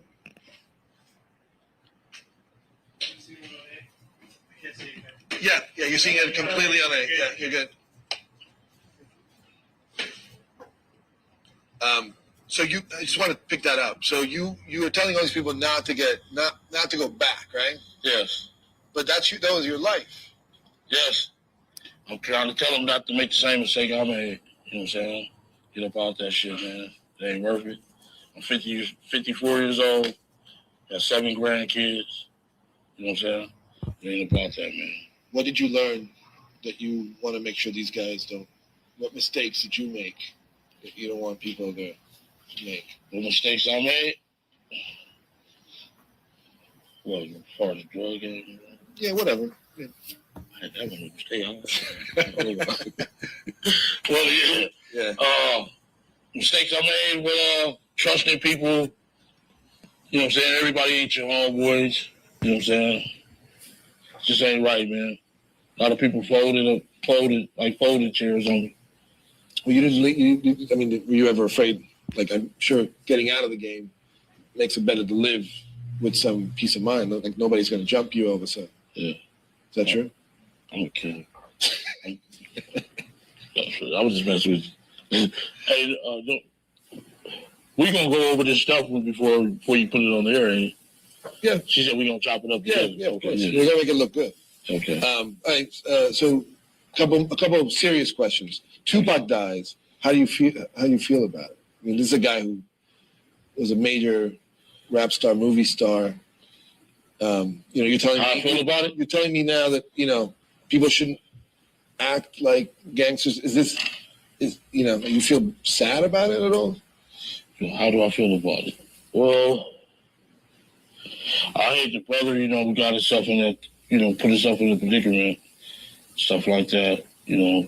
Just take it off. I hate the way you go. Life don't go like that. Just taking off on innocent people. My nephew was young, 20 years old. Just take off on him. He didn't do nothing to you. He didn't do nothing to you. So you think it was deserved? No, I don't think it was deserved. Brother should have kept his hands to himself, and I hated that to go right away because it really fucked up my life. Period. Yeah. Do you think about his family? Yes. What do you think about? I hated that to beat it. I hated that to go right away. You know what I'm saying? And Lord be with you guys. That's what I feel. Since you said it ruined your life, do you have concerns about revealing all this stuff to me now? Oh, shit. The Lord got me. I'm protected by the Lord, the hand of the Lord. Got a shield over me. He helped me through cancer and everything, Kept a shield on me from being killed by the Compton police, just Rampart, all that. Because when I was in, shit. Yeah. Trying to think. Since you told us about what happened that night in Vegas, do you feel bad? Do you feel like you want to apologize to Tupac's family? Yes, I hated that to happen, bro. You know what I'm saying? He was a good guy. I mean, I hated that to happen. He was a good rapper and stuff. He was a good role model for the people. I just hate he had that bad side in him. You know what I'm saying? So I always want to take off. Do you want to apologize to his family? No, I didn't do nothing. I didn't do nothing to his family. Yeah. Okay. One last time. You said the shots came from the back. Big Dre, Orlando. Who shot Tupac? The keeper for the code of the streets. It just came from the back seat, bro. So can you just tell me it was either one or the other? Can't tell you that. It was in the back seat. This is not something that we don't know already. You told me who was seated in the back, and you're saying the shots came from the back. So I'm asking you to tell me in your own words, it either was one or the other. I don't know who it was. It just came from the back seat. They're both dead. Yeah. What's your concern? What's my concern? Yeah. I mean, honestly, just right now, I just want the Lord is protecting me, so I really don't have no concern. I'm in the hands of the Lord. Yeah. All my people is religious. No, I mean, you're concerned in revealing who shot Tupac. What's my concern? Yeah. I don't have no concern. I just won't be saying I'm a fucking rat running around like that, dude. So this is about your code, right? This is about. Yes. Can you tell me that? Yeah. Oh, this is about the code. I'm saying it came from the backseat on, you know. I'm tired of everybody trying to extort money. You know what I'm saying? Everybody just out for the money, being greedy. You know what I'm saying? It's a bunch of bullshit. You know? Soliciting us. They've been soliciting us for years, man. Yeah. All right, I've done all I can. One more question. You know how I do my little research? I read that a Glock 40 was found in Corey's yard. Is that true, Corey Edwards? Well, they said Corey was the first one who made statements about the situation. And I never gave Corey no gun. And nobody from that car never gave Corey no gun. Can you tell me how the gun ended up in the car? I ain't have no gun. I don't know who had a gun. Okay. What happened to the gun after the murder? What you do with it? I have no recollection of what happened to that gun. So. Okay. So you know about Corey snitching me out like that? No, I mean, I just read that I didn't know about the snitching. I knew that the gun was found in his backyard. Yeah, his neighbor got killed. This shit ain't going on the thing. It is?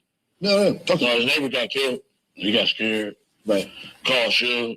You know what I'm saying? Oh, man. Yeah.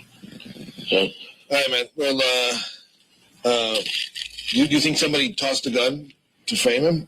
The one that was found in the backyard? That was bullshit. Yeah. Corey was just trying to get out of trouble. Right.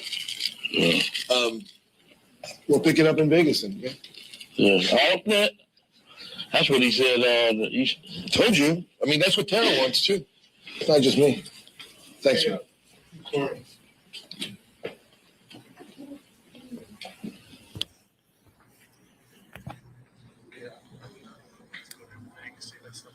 But I would think, maybe you might want to ask some steady questions now. Was it sunny? Was it clear? Were windows up and down? You might now. Oh yeah, let's get that real quick. Yeah. Just in terms. It's actually it's nighttime, so. Yeah, but you might want to mention it. They say it happened at night. Right. Yeah. Let's just do it real quick. Just sit down. Just a setting. 3 minutes. My sister gonna kill me, man, if I don't go cook that food. It's your lawyer who's asking. Just setting. This will be super quick. Why I'm saying it when we leave. Because it helps. It helps the description. Yeah, let's keep rolling. Sorry, guys. Randy, do you have anything? I have one thing I'll tell you. You can tell me. Okay. I'm just gonna stand right here. Okay. Just so that we can sort of paint a picture about that night. Just tell me, was it cold? Was it warm? It happened in. It was warm. It was kind of warm. September 7th. It was warm. It was warm and shit. They wanted. What else? Was it? Were you guys drunk? Because you. No, we weren't drunk or nothing. You knew up our eye. Fun to fuck up our eye. We was gonna go get high. Drink bottles and smoke some weed and stuff. You knew what you were doing. You weren't under the influence. Never mind. Were you driving fast? How fast were you driving? How slow were you driving? I was never driving. I was in the passenger. You were in the car, so. We took it. We know not to burn rubber. That put us on. From being incompetent, not to burn rubber and stuff like that. Shit. How long were you driving around till you saw them? How long did you drive around until you saw them? Oh, not long. We just left the liquor store until about 5-10 minutes. Just seen them. And what were you doing before that? You're just driving around? Just tell me that. No, we was going back to the we was leaving the liquor store, going to the hotel, to our hotel room. So you were not out there looking for them specifically? No. You just happened to see them. Just happened to see So them. it was a bad luck. Yeah, it was bad luck. If he wouldn't even been out the window, we would have never seen him. He was hanging out the window like he was in the parade. Tupac, the ladies was out of Tupac, something like this, hanging out the window. Okay. Any other details that are important? Oh, yeah. Did you see? Well, you just told me. It was dark. Nighttime. What time was it? About 9 o'clock? At nighttime, yeah. Yeah. Dang, Corey, yo, where you, man? Did you guys have the windows down? Was the radio playing? Yeah, the radio playing. We should go get out and have some fun. So. Okay, Randy, what you got? You can answer. Well, I just think there was. Yeah. I got you. There was word on the street that Orlando, after the shooting, was taking credit for it. No. Can you speak to that, react to that, those sentiments? Orlando would never go around bragging about no stuff like that. You know, why would he incriminate himself? You know what I'm saying? If he did some stuff like that. Orlando would never do no stuff like that. You know what I'm saying? Never in his life. So to the best of your knowledge, there was no chatter in the streets between the two gangs about that? No, not to my knowledge. I heard that he had a hit out on me for $100,000. So I'm worried about that. You know. Describe that. What did you hear about this hit? What's that? What did you hear about this hit? That was they had a meeting at Lucas Park and they said they had a hit out on me. I just started laughing. Who had a hit out on you? The fucking Death Row, Pyros. Maybe the police. That's the only person I was worried about was the police. Because they can handcuff you and pull you over and kill your ass. You know what I'm saying? Shit. Yeah. You good? Yeah. Can everyone sit still for 15 seconds while we got a move?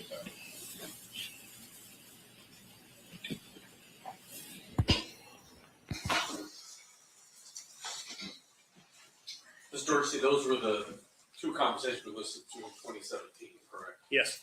And then in 2018, the finished product the jury saw yesterday, that was Mario Diaz's finished product. Yes, February of 2018 is when the show premiered.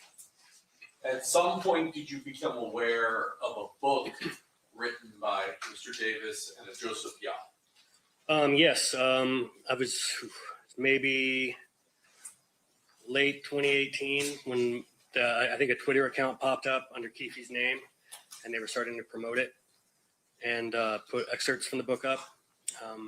That's when I knew for sure the book that he had mentioned during his interview with Death Row Chronicles that was actually happening.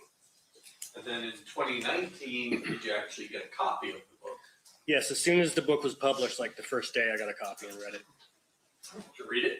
I did. I read it immediately in one sitting. Subsequent to that, have you seen Mr. Davis hold the book up and claim ownership of this book? Yes, when he did his first Vlad TV interview, Vlad TV is a channel on YouTube that's a really popular interview channel. That was in, I think, the summer of 2019. He, at one point, held up a copy of his book and told people that they should read it and that it was the real truth.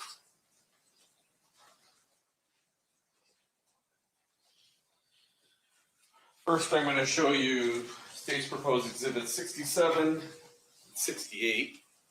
I should take a look at those. Yep. Do those appear to be the front and back cover of that book that Mr. Davis was displaying and taking ownership of? Yes, they do. Move to admit. Any objection? Objection. So admitted. Showing you what's been marked as 127. Just briefly flip through that. That's the Kindle version because there is a redaction in there. While he's doing that, I'm going to put 167 in.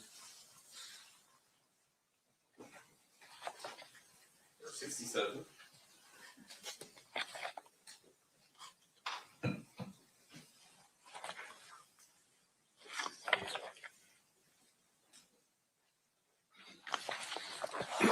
Yes. Appears to be the Kindle version of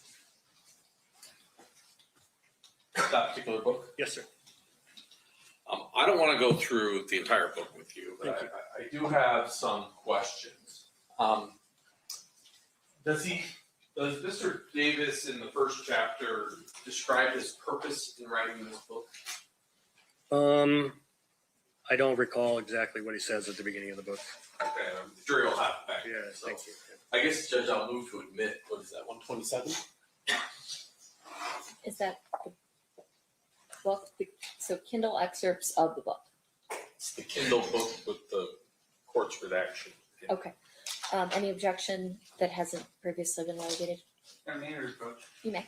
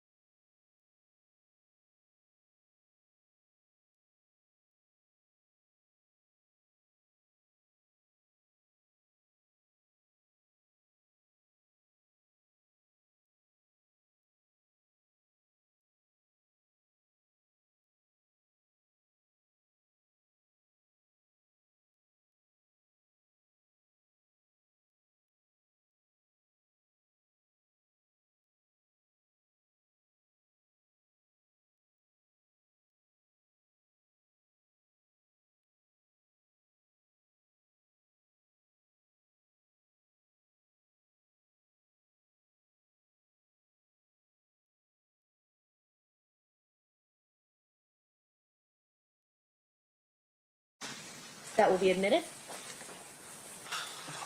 Within this book,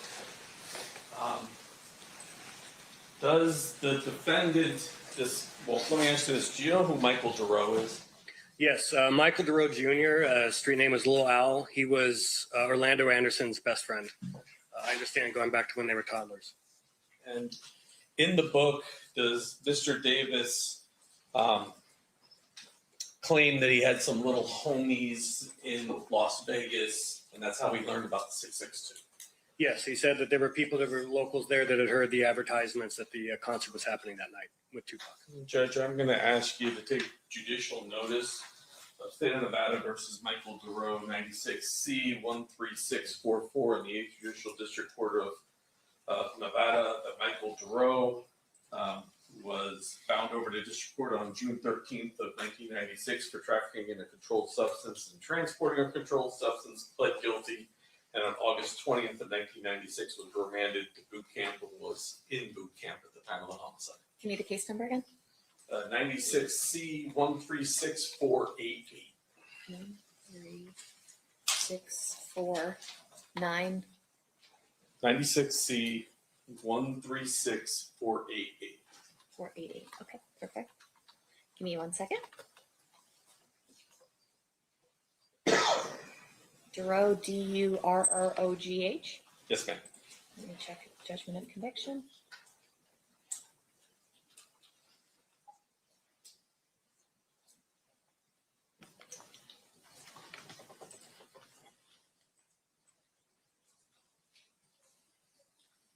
There is a judgment of conviction from a plea on 2397 showing that. Judicial notice is taken. Thank you. And specifically that he was remanded to the custody of NDOC on August 20th, 1996 and remained there through the time of the homicide. August 20th, there was a hearing, status check on 120-day evaluation. And then he was committed. The order of commitment was 8/22/96. Okay, I'll take that judicial notice then. Thank you. Thank you. I'm sorry, did you give Michael Duro's moniker? Yeah, it's called Little Owl. Little Owl on the street. Owl like the bird. Within the book, does Mr. Davis use a different moniker for Little Owl? Yes, he calls him the Reaper. We just heard Mr. Davis talk about Corey Edwards in that second interview. Right. Do you know who Corey Edwards is? Yes, he was at the time a close associate of Keefe D's. I think he referred to him as a lieutenant in his organization. And the moniker, he uses the real moniker in his book, correct? His name was C. Ray. At the end of, well, before I get to the end of this book, early on, does the defendant describe his early criminal career that ultimately resulted in some convictions that sent him to prison? Yes. And Judge, I have marked as State Proposed Exhibit number 73 and 74, a felony conviction for possession of a controlled substance in Municipal Court of Compton, Judicial Court, County of Los Angeles, State of California, in case number A636901, as well as same charge, case A637226. Any objection? Or you're asking to admit those? Yes. No, Any objection, Mr. Sand? no objection. So admitted? Mr. Davis also describes going to prison for 3 or 4 years in the late 80s. Yes, he refers to it as Gladiator School. Now, at the back of the book, he calls out some people that he's upset with. Yes. One of those people is Objection, Your Honor, is the leading. Okay, will you rephrase? do you know, well, who's Uchi's? Uchi? Yeah. Uchi, I think we believe is Win Prince, who was a very good friend of his that he believed had snitched on him at some point. Your Honor, I'm going to object to this as speculation. What's your response, State? Well, I'll lay a little more foundation. Okay, so it's sustained at this time. You may attempt to lay more foundation. What does Mr. Davis say about Uchi's in the book? He says that Uchi has been a good friend of his since they were Before he children. answers the question, you may approach. Yes.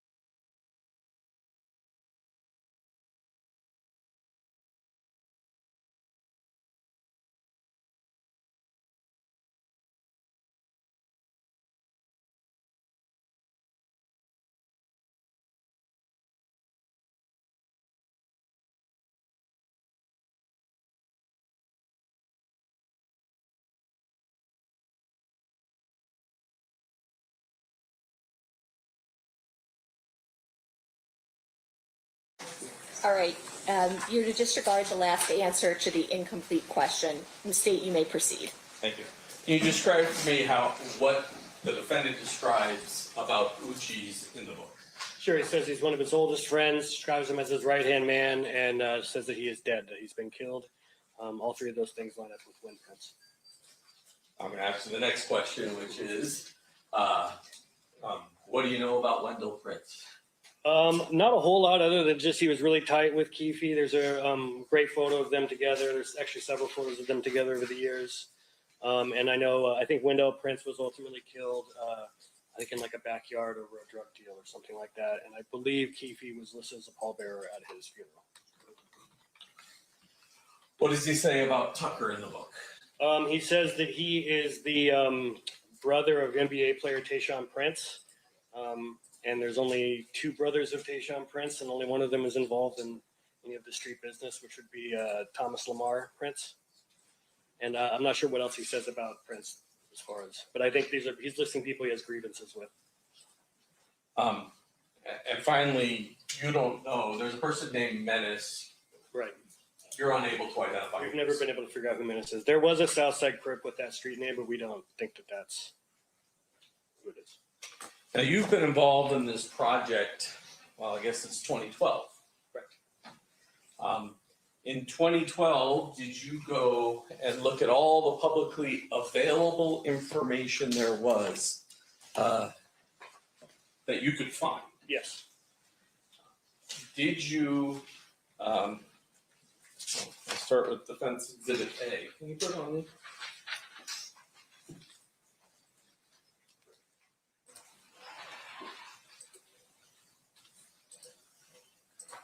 I would do this actually like this, but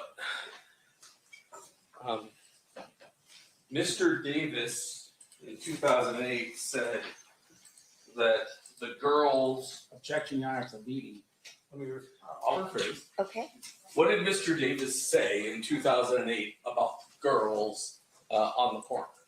He said that after the shooting happened, that they drove forward and hit the right turn on the Koval, just like he was in the white Cadillac, and that they almost collided with each other.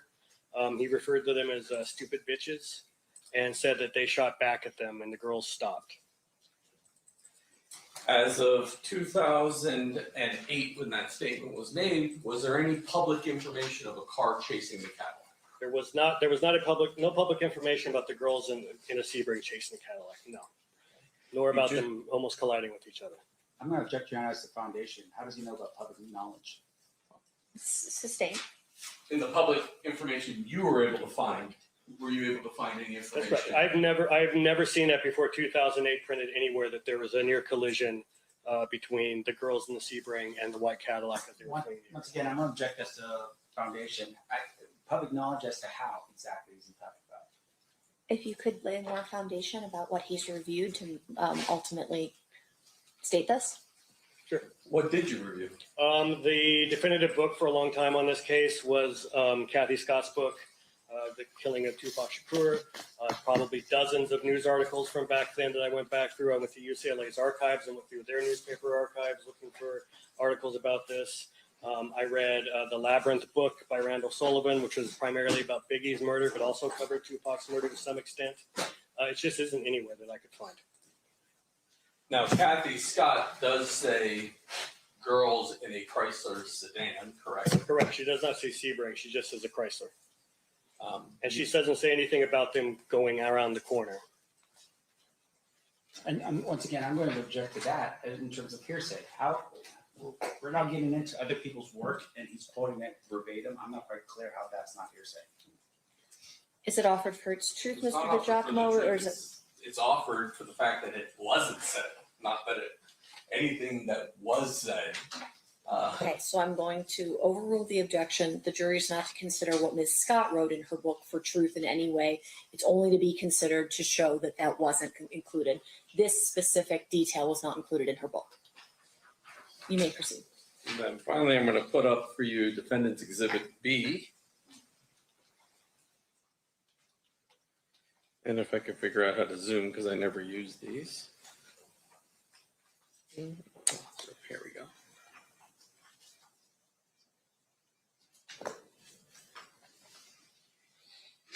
want you to read that to yourself.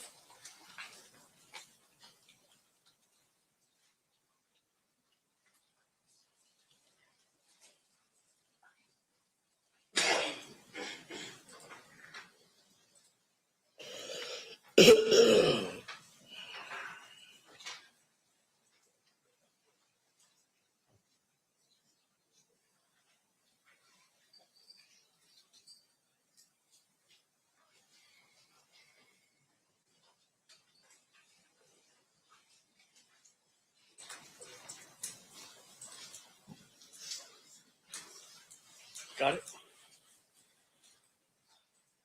Prior to, I can't remember what day, sometime last week, when this report became public, are you aware of any public information that Mr. Anderson was trying to get into the Coyote Cafe? I've never heard of that. Thank you, sir. I'll pass the witness.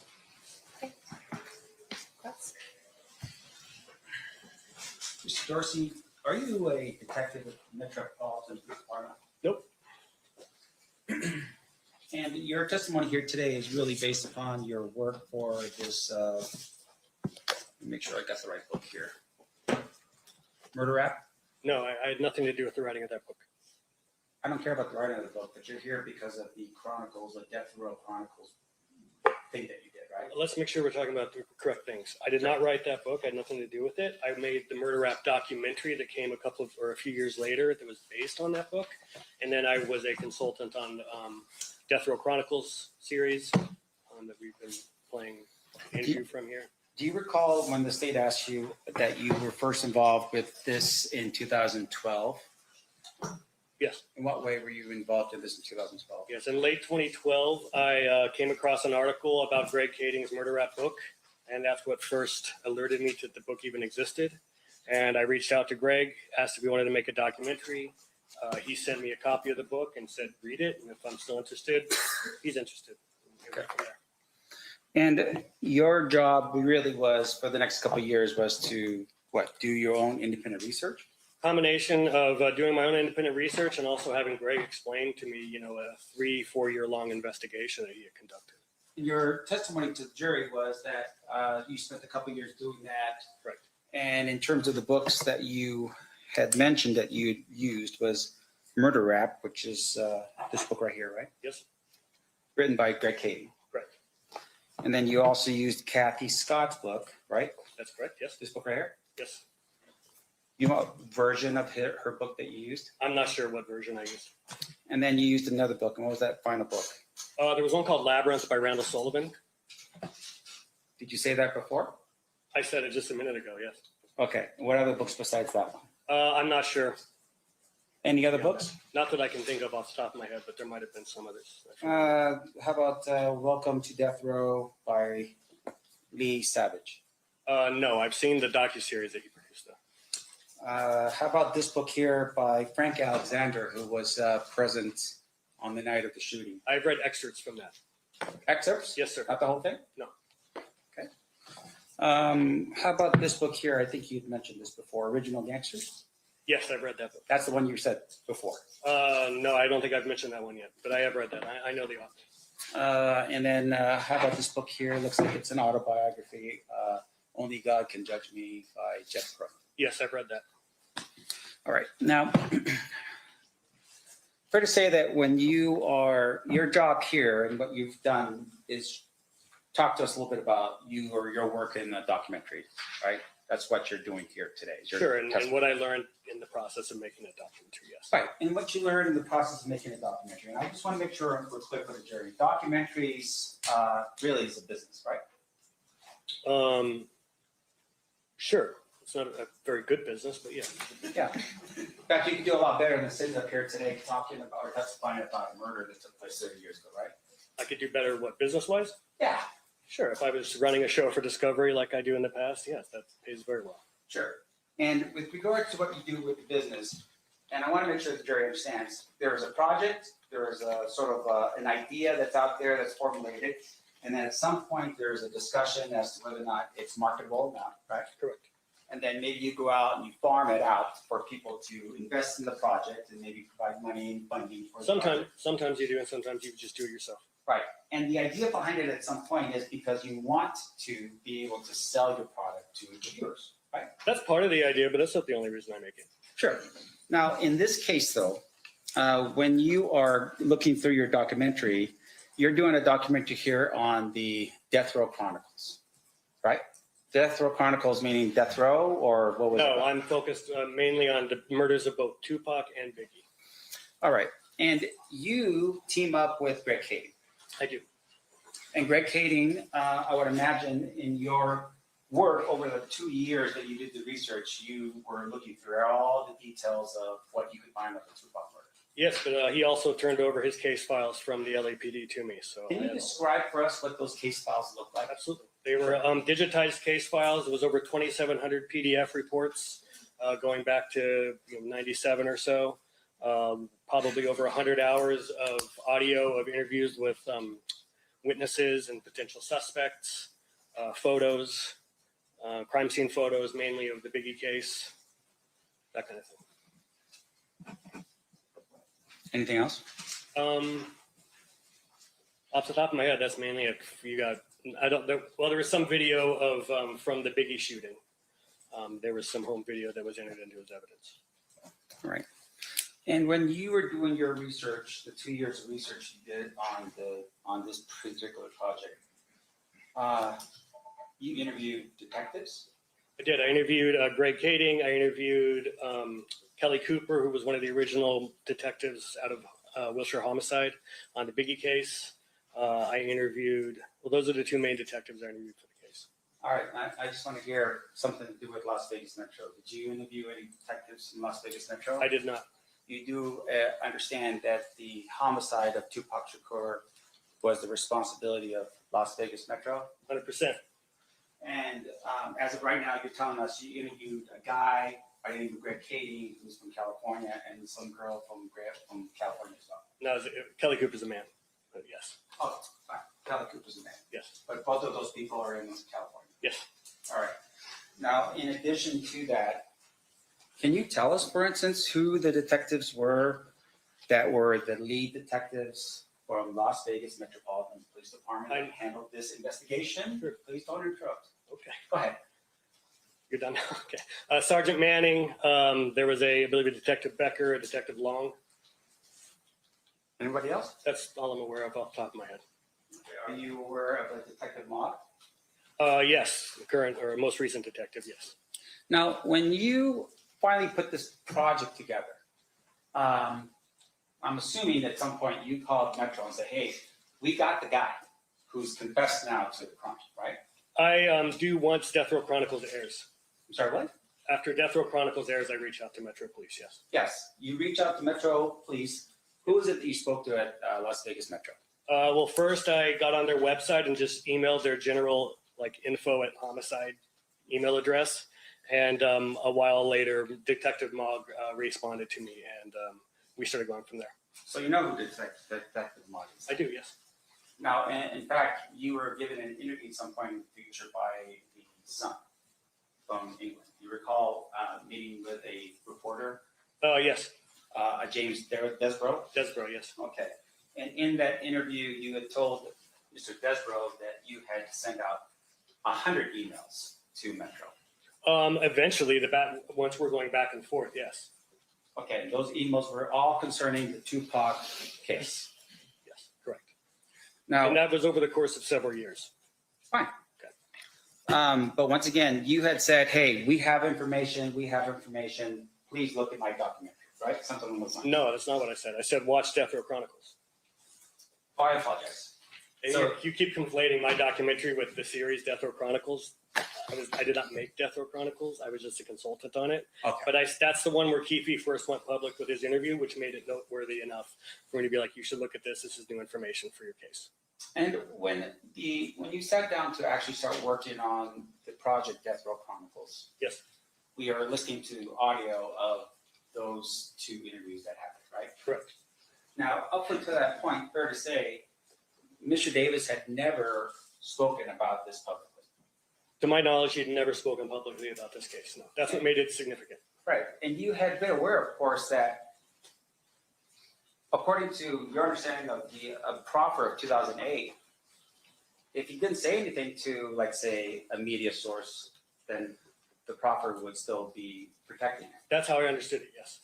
So in essence, when you were sitting down with Mr. Davis, you were pushing him to violate the proffer.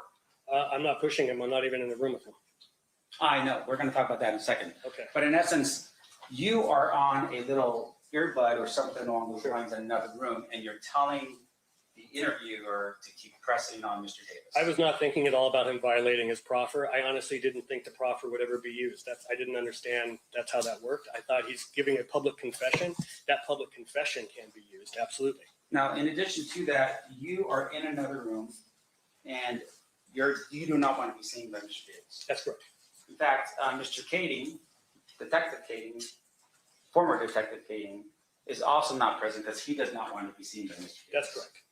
And so in essence, as you're sitting there listening to the conversation, you're telling the person information that's specific to the 2008 report. Yes, I'm going. I know when he knows more to a question that he hasn't answered yet, or if there's another way to phrase a question that might help. Now, in But I addition, can tell you sorry to cut you off, but most of the questions were written in advance. I only offered up maybe a half dozen total across 2 interviews of additional questions. yeah, so let's make sure we understand, because we're not in the room and there's no cameras. As we're listening to the recording, there's another voice that's on the recording, sometimes talking about getting a Diet Coke or something to do like, oh, this is great. Is that you? No, there were a couple other, it depended on when people came and went from that office, and it was different people in there on different days. It was just employees of the production company or other contractors that were on that show. And in addition to that, while you're sitting there, you're having these conversations about Mr. Davis. And you are, is it typing? Because I'm hearing like little knocks on something. Is that you texting? That's me texting, yes. And so you're texting the individual that's listening? I'm texting Maria Diaz, yes, sir. Now, as you're doing that, of course, Mr. Davis does not know that you're doing that. Correct. And you are working at that particular point for which company? I was a contractor for Entertainment One / Feature Films, the production company. So you are not an employee, you're an independent contractor? Correct. All right. Technically working for yourself? Sure. All right. And the contract that was between Mr. Davis and whoever on the show would have been who? You? No, it would have been with the production company. All right. So the production company meaning who? Again, Entertainment One or Feature Films. I'm not sure who he dealt with. Okay. So Mr. Davis has a contract with regards to the production.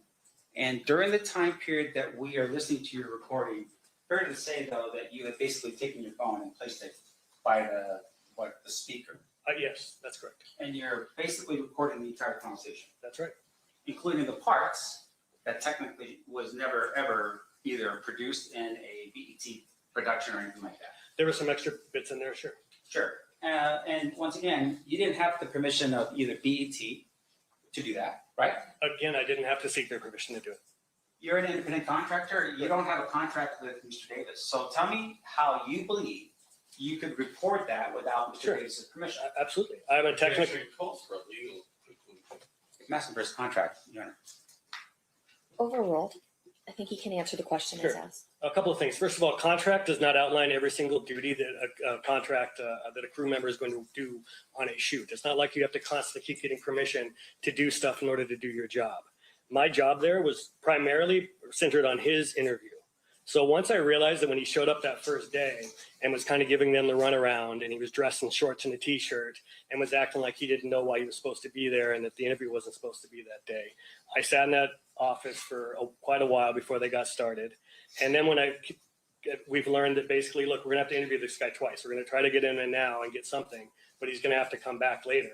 I thought, okay, well, then I'm gonna record it so that in between these interviews, I don't know how long it's gonna be before we get him back again, I have a record of what he said so that when we come back for round 2, I know proper questions that should be in there, what has already been answered thoroughly and what we need to ask him again. That is why I made that recording. Never in a million years did I think that that recording was going to be playing in court. And of course, you turned over that recording to BET because once again, it's part of their work, right? No, of course not. You kept that recording. Yes. And you do understand, though, that in the state of California, if you are recording someone without their permission, that is a crime. Objection calls for a legal conclusion again. I'm asking for his understanding of the laws, Senator. Calls for a legal Sustained. conclusion. Sure, okay. It's sustained. Hang on, you can, if you want to rephrase without asking him about a specific California law. Ah, that's all right. He's ready to do it. Let me ask you this question, though, sir. When you are recording this conversation, yes, did you at that particular point turn it over to Las Vegas Metropolitan Police Department? I did not. You kept that recording, yes, and then you created your project with that, right? No, I've never used that recording for anything. What project are you talking about? Let me ask you this, though, sir. In terms of who's responsible here to solve the Tupac murder, that's not your responsibility, right? It can be anybody's responsibility. Okay.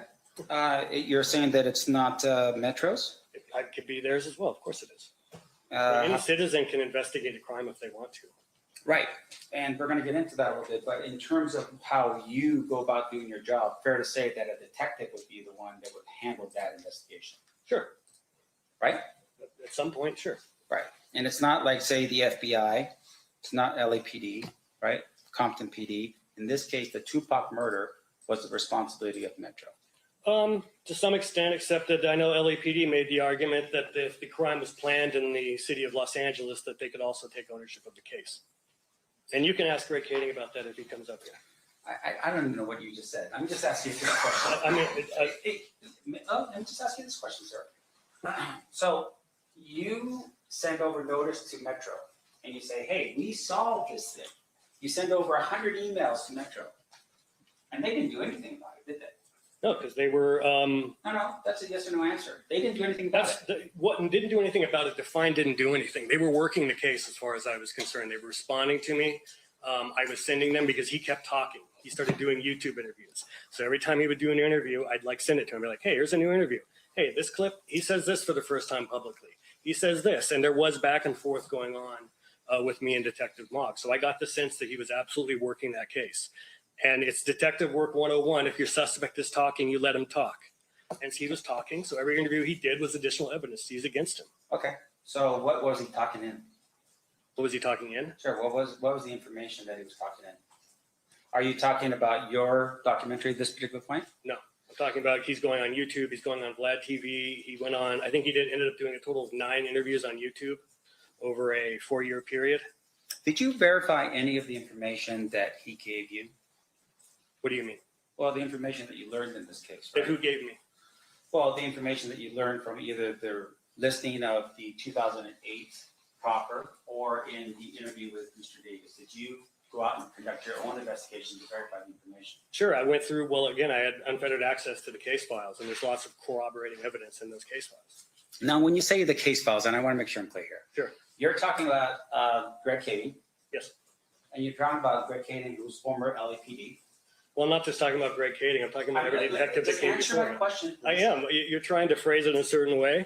Not just Greg Kading. It's not just his files. In fact, the majority of them are from detectives that came before him, including Las Vegas police files. All right.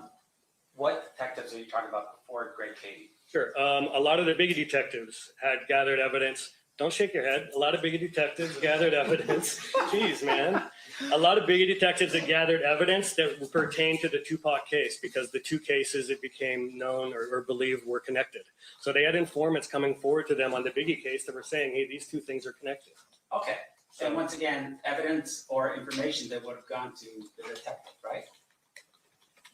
Eventually to Greg Kading and his team of detectives, yes. Once again, you got to understand, Greg Kading was not responsible for the investigation of the Tupac murder. Correct. He was part of the task force specifically for the Biggie Smalls murder. That's correct. And you are aware at some point he's removed from that task force, right? Yes. And one of the things he does is he steals the Tupac file. I object to the word steals. I'm sorry, he Well, you borrowed. I'm not, I don't mean in like a legal sense I object to it. This is a person I object to. I guess I would. I'm not raising an objection.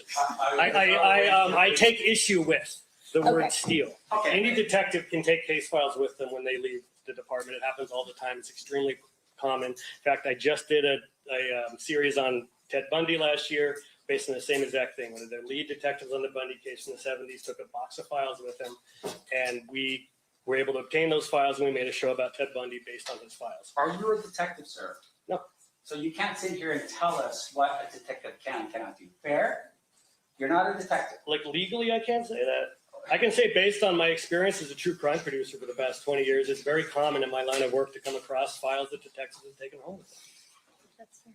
So I want to make sure I'm clear. You're telling us that Detective Kading took a file that he wasn't even part of the investigation on?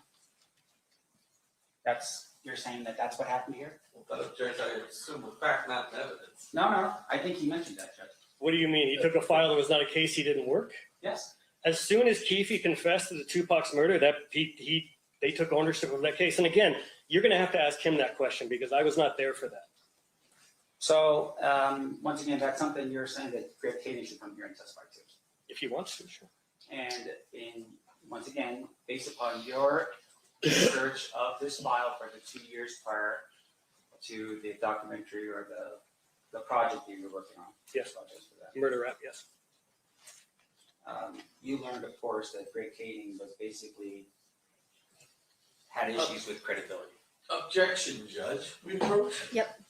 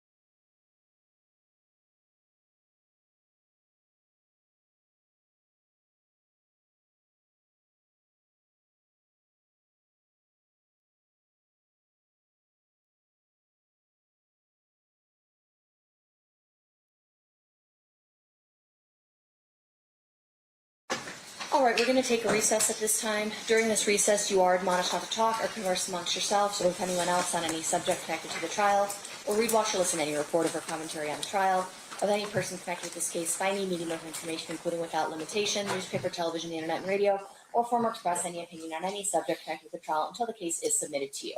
We'll have you guys back here at 3:30. Please rise for the jury.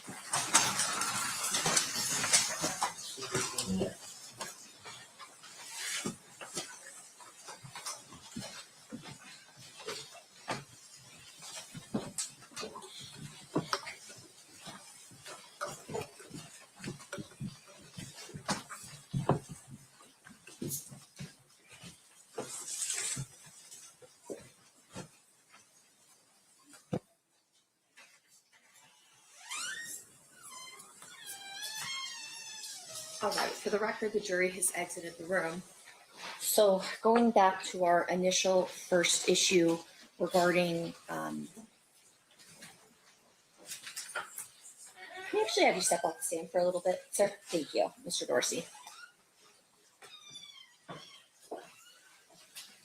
Regarding what can be questioned regarding Greg Kading. That was the initial objection.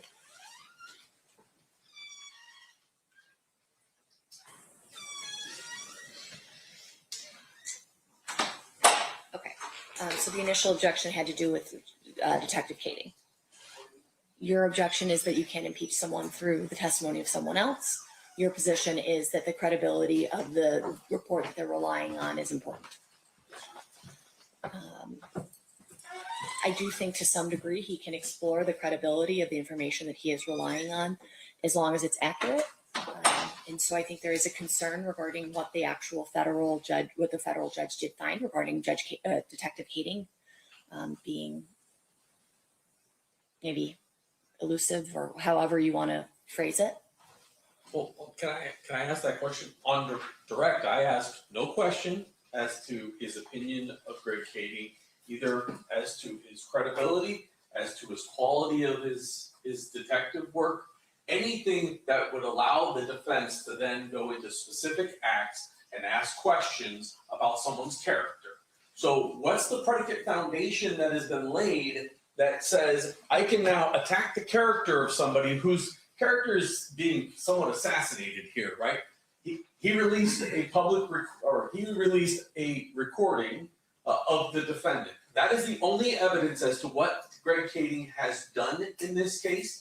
And it's a recording. So what are we worried about when it relates to whether or not his credibility as a witness? He hasn't testified. No other fact has come in from this case as it relates to Greg Kading other than he published a book and he made a documentary, and that's how the 2008 recording came out to the public after he was a private citizen.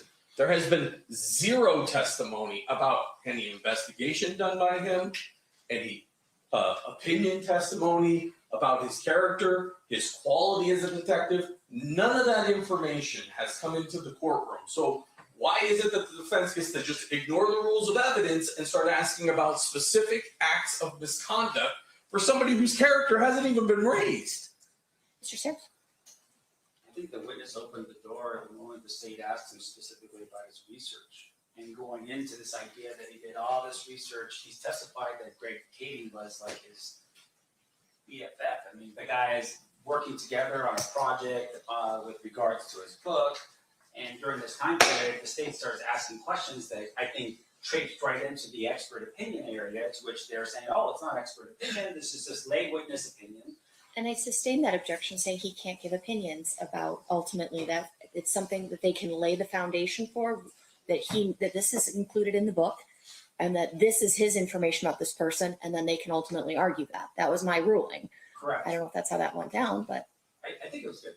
I'm just saying that what we're doing right now, though, is we're saying, okay, he's testifying as to that 2-year period, that time period in which he now gives opinions on his research. Well, one of the things that he researched, according to his testimony, that he had was the case file. I should be able to get into the veracity of that case file, where it came from, was it even complete, who gave it to him, because I think that's details that we would get out of a Okay. detective if Detective Mogg were to testify. in So this you're case. asking for completeness of the file. I think that is something that would be appropriate. What else are you asking for? I'm asking specifically for the veracity, meaning, look, if a detective got up on the stand and said, I received the file, right? What typically would happen is, if it's coming from another jurisdiction like LAPD, you get a COR that says, hey, this is the entire file. Or, like Mr. Giacomo said a few hearings ago, Detective Mogg went down and turned every page of his discovery to match the discovery that was in the file in LAPD. We don't have that here. But this individual is testifying and saying, part of my opinion or experience in this case is the research conducted with the file that Greg Kading gave me. And I want to get into that. So the completeness of the file is ultimately relying on Detective Kading's representation that this is the full file. That's your concern. Correct, and how the file is obtained. I think that's critical in this case, because if the file is obtained through the normal procedure, then we don't have a problem. It's a COR. That goes back to completeness, though, Mr. Sampt. I think you're somewhat circling the same issue, because you're saying if it's obtained through the normal course, you get, if we did it discovery-wise here, you'd get some sort of paperwork that this is the entire report, this is everything. And so at the same time, we're going back to your same issue of completeness. And I think completeness is appropriate to inquire into. How do you know this is the complete file? But would you agree with that? I wouldn't have objected if he said, how do you know it's a complete file? And he can answer, I don't know, or whatever, but that wasn't the question that was being asked of him. The question being asked of him was accusing a detective, a former detective, character, or impugning his character for someone who's not testifying. Understood. So obviously we can't impeach him, but I think to get to the issue of completeness of the file, you can talk about how this wasn't through the regular channels. Through the regular channels, there may be some safeguards on the completeness of the file and making sure every document is turned over. You don't have those safeguards here because we're relying on what Detective Kading gave to you. Detective Kading's promoting a book. Your entire theory.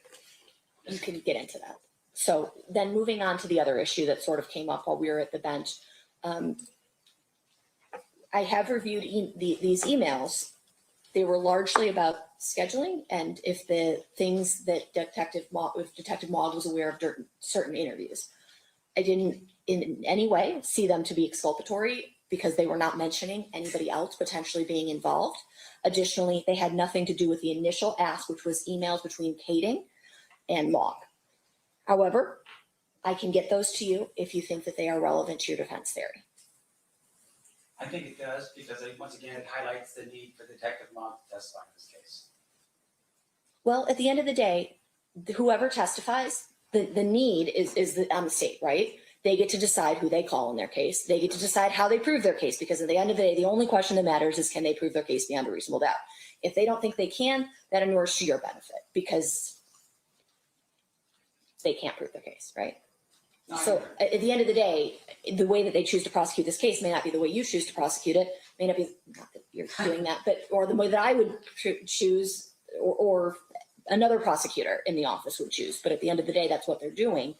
It may not include Detective Mogg, it may not include Detective Kading, it may not include a lot of people. Yes, Your Honor. So I can get you those emails. State anything further?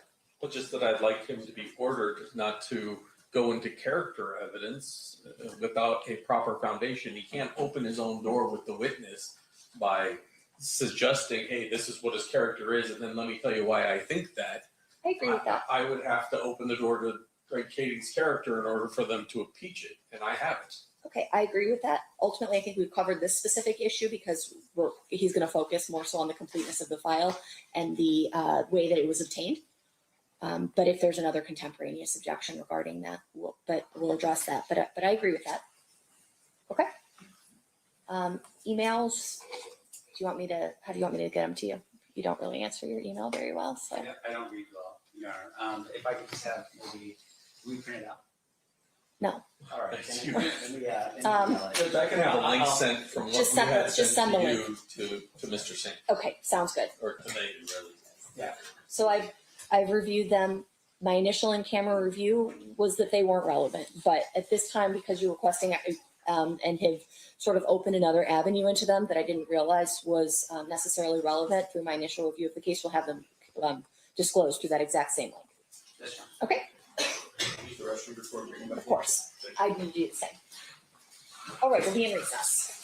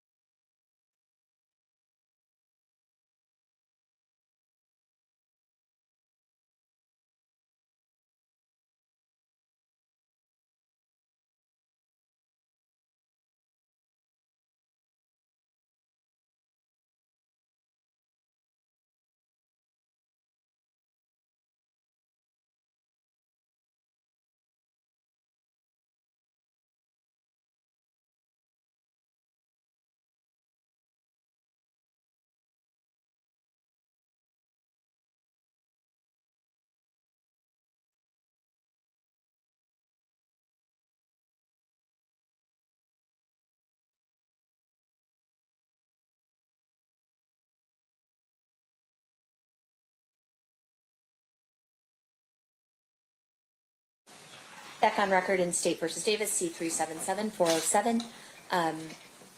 Mr. Samt has some more material for tomorrow, but may still go into his cross-examination in the morning. We've checked. This witness is available to come back tomorrow if necessary, so we'll just go from there. So anything else we need to address outside the presence before we bring the jury and Mr. Dorsey back in? Okay, let's bring him in.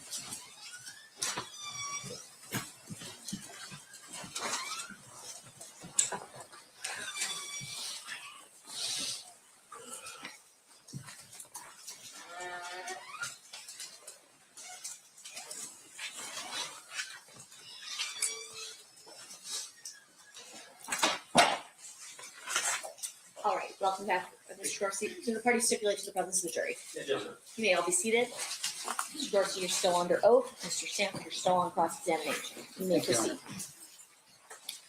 Referring you back to your previous testimony with regard to Kathy Scott, just for the jury's edification, Kathy Scott is not a detective. Correct. She is a reporter. She's a journalist, yes. She's a journalist, all right. And she wrote a book with regards to her information she had gathered as that journalist, right? Correct. Not her own investigation, but what she had heard on the street. And from detectives that she talked to, yes. Right. And so when she first published her book, fair to say what I'm holding up for you, and I want to make sure I'm accurate for the jury, this is the 3rd edition, right? Okay. Are you aware that Kathy Scott's first edition that was published was actually in 1997, a year after? Something like that. It was very fast after the crime. I remember that. And then there was an update and another update, and what I have right here is the 3rd edition. Okay.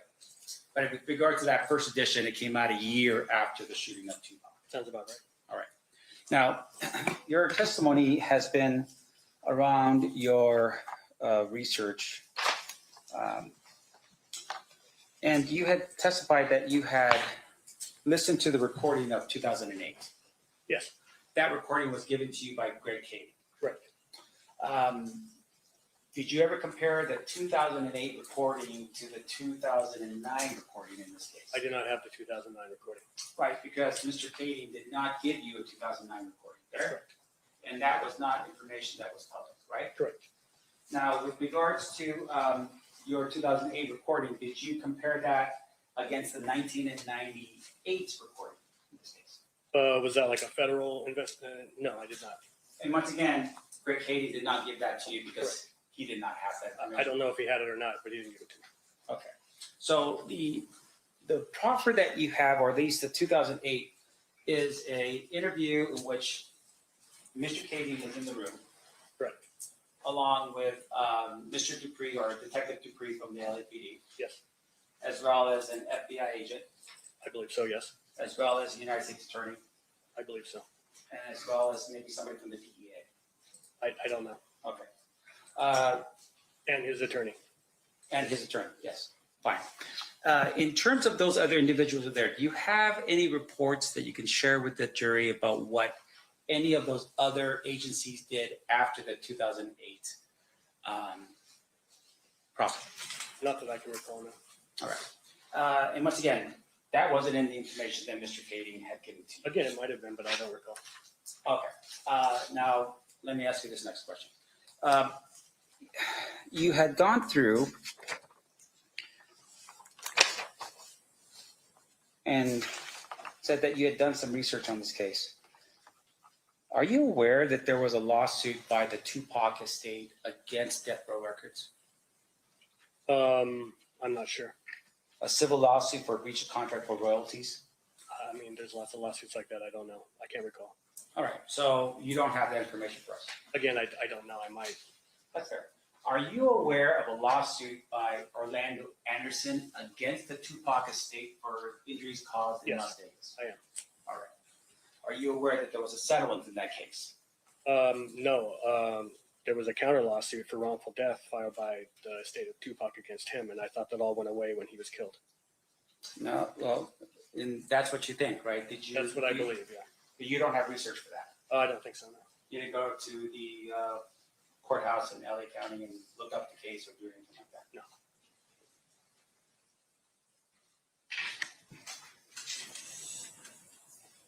Now, fair to say, though, of course, that with the civil lawsuit, there would have been what's called discovery propounded during the course of that case, right? Meaning information. Again, I wouldn't know. All right. You never looked into depositions taken of Mr. Orlando Anderson or anybody else for that matter.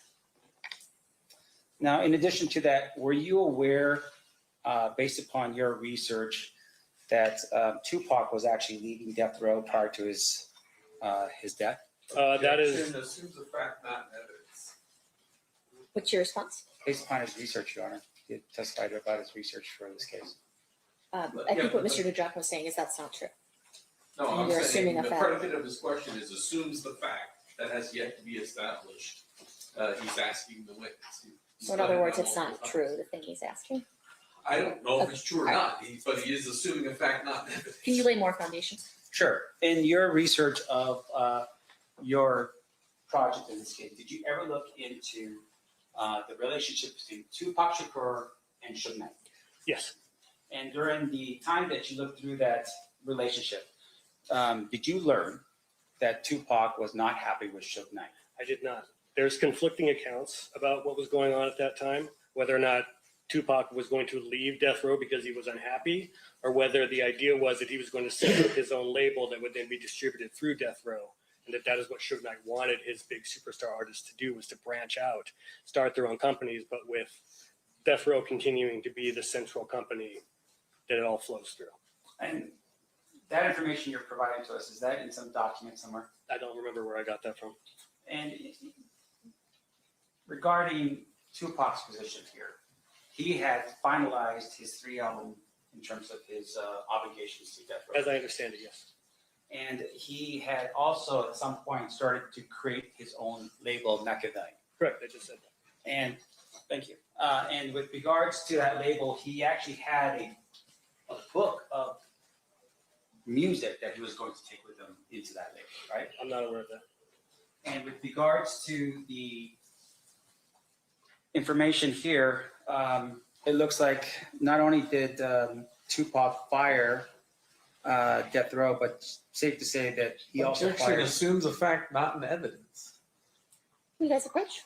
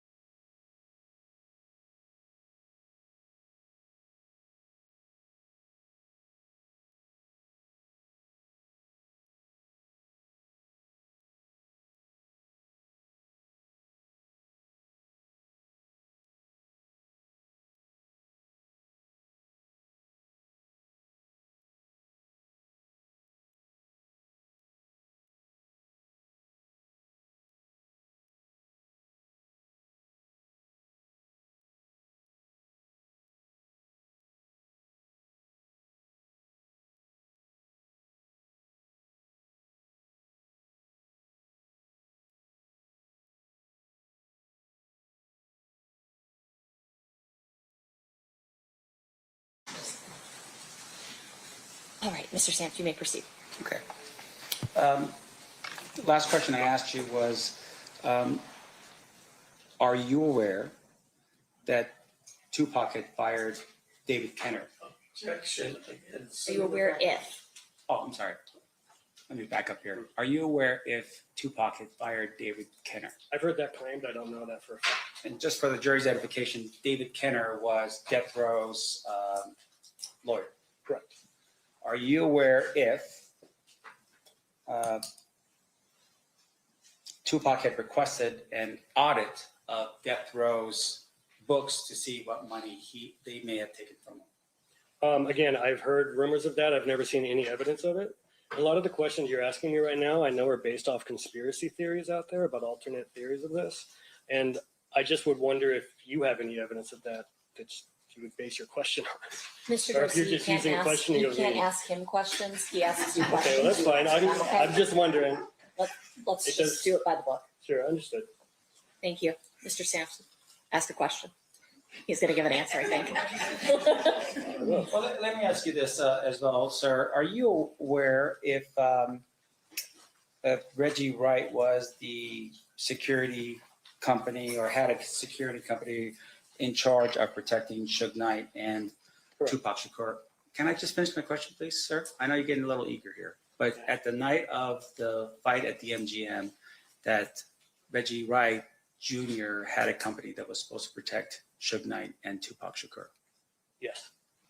Are you aware if on that particular night, Reggie Wright had 20 to 25 either retired or off-duty police officers in a club called 666 on the night of the shooting of Tupac Shakur? It's Club 662, and I'm not aware of the number. You don't know? No.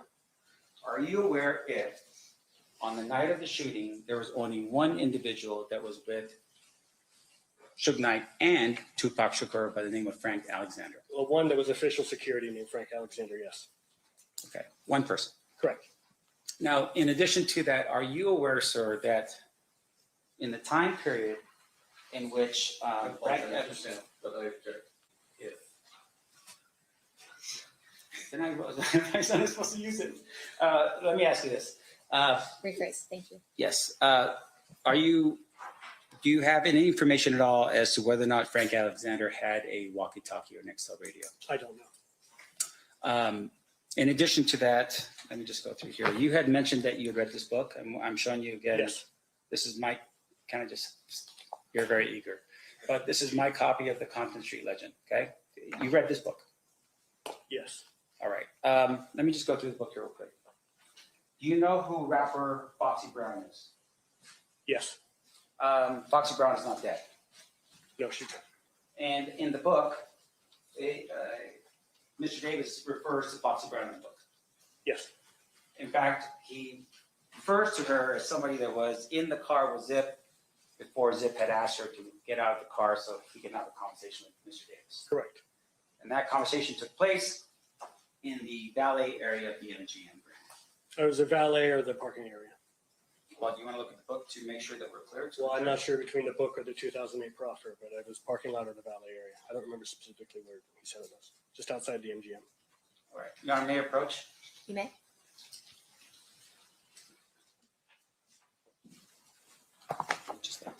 Are you refreshing recollection? or I are am you refreshing his teaching? recollection, Your Honor. I don't want him to read it, but just read He it. didn't say he didn't remember. Oh, he did say he didn't recall which of the two accounts. Okay. Yeah, he says, while we were waiting at the... Hold on, no, there's no question pending yet, sir. You're so eager. You're so eager. You can keep calling me that, but just trying to answer your questions. I'm going to keep your own.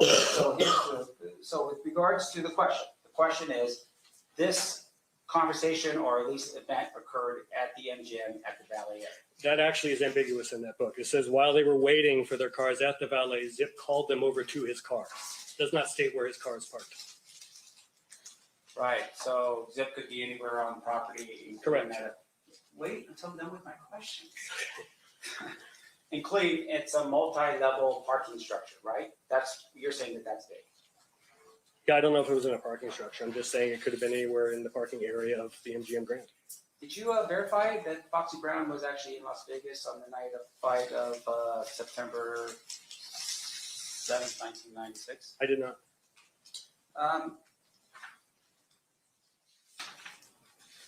There's an account in here about Orlando Anderson. Do you recall reading in the book about Orlando Anderson and when he arrived in Las Vegas? I don't recall what the book said specifically. All right, so if you would turn with me, I think to that book right there, so page 96, we're looking at page 96 of the book that you read, refresh your recollection. The page numbers might be different here because this is the Kindle version, but let me see. Can you just wait until I'm done with my question, sir? Can you stop saying that to me, man? Jeez, dude. Just having a normal conversation with you. You don't have to keep cutting me off and make me sound like I'm eager. The page numbers are going to be significantly different between the Kindle and the book, so he's going to have to just approach them with the book to show him it's fine, because the Kindle completely repeats. Nobody else has a copy of this book? Keith, you there didn't bring is. one? No, just kidding. Sorry. Sorry, I think we have another copy. I'll bring another copy. Mayor Pro Tem? Yes. Whose phone?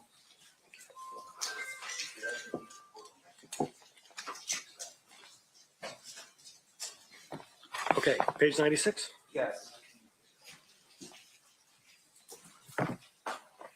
Are you aware, or to refresh recollection, are you aware that in the book, when Baby Lane, meaning Orlando Anderson, arrives in Las Vegas, he purchases a tuxedo? Let me see. Hold on.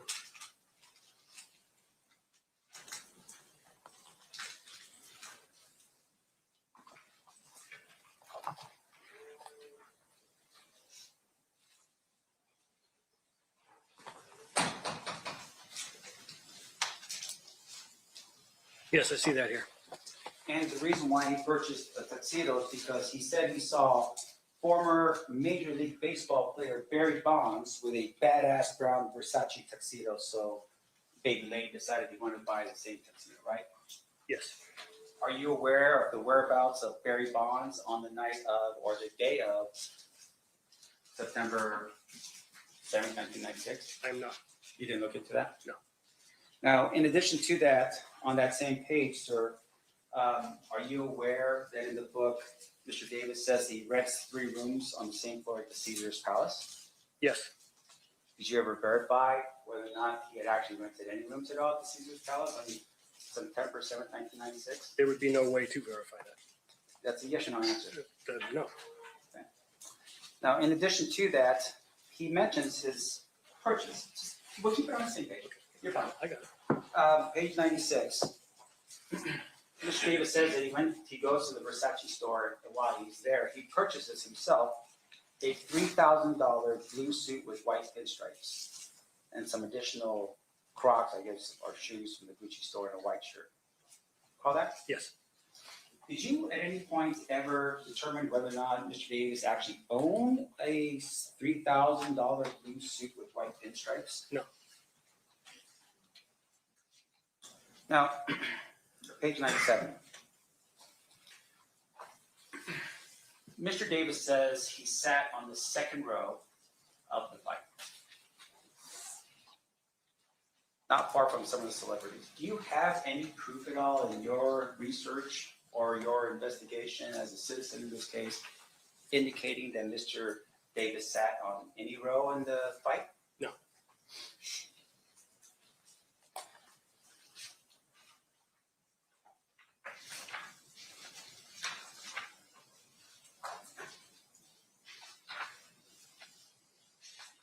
Turn with me, if you could, page 92.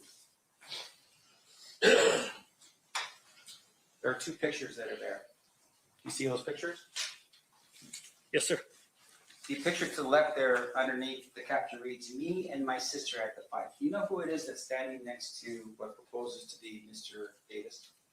I don't. Do you know when that picture was taken? I don't. And do you know where that picture was taken? I don't. Right. Now over to the right, you have another picture underneath that says, "Me and my nephew, Baby Lane." You see that picture? Do you know when that picture was taken? No. And with regard to that picture, fair to say the 2 individuals that are standing there look like they're wearing some type of overcoat. Is that right? Yes. And hats. Yes. And informal wear with suits and ties. Yes. In your review of what Mr. Kading had sent to you, did you ever review any of the surveillance video from MGM? Yes. Did you at any point see any individuals that were dressed exactly like these 2 individuals in your review of the MGM surveillance? Not that I can recall. All right. And fair to say that once again, based upon your research, that September in Las Vegas would be a relatively hot month. Correct. Now, in addition to that, you had. But can I say that this is not, he does not claim that this is a picture of him at the fight on September 7th, does he? So you're the one that's you've got the review there. It says me and my nephew, Baby Lane. Correct. And just to make sure we're clear, the jury can look at that photograph later. So Okay, sure. you're fine. Okay. And once again, you just didn't do any research on that at all, did you? I did. This is not how Baby Lane is dressed in the video at the MGM Grand, so that's clearly not from that night. All right.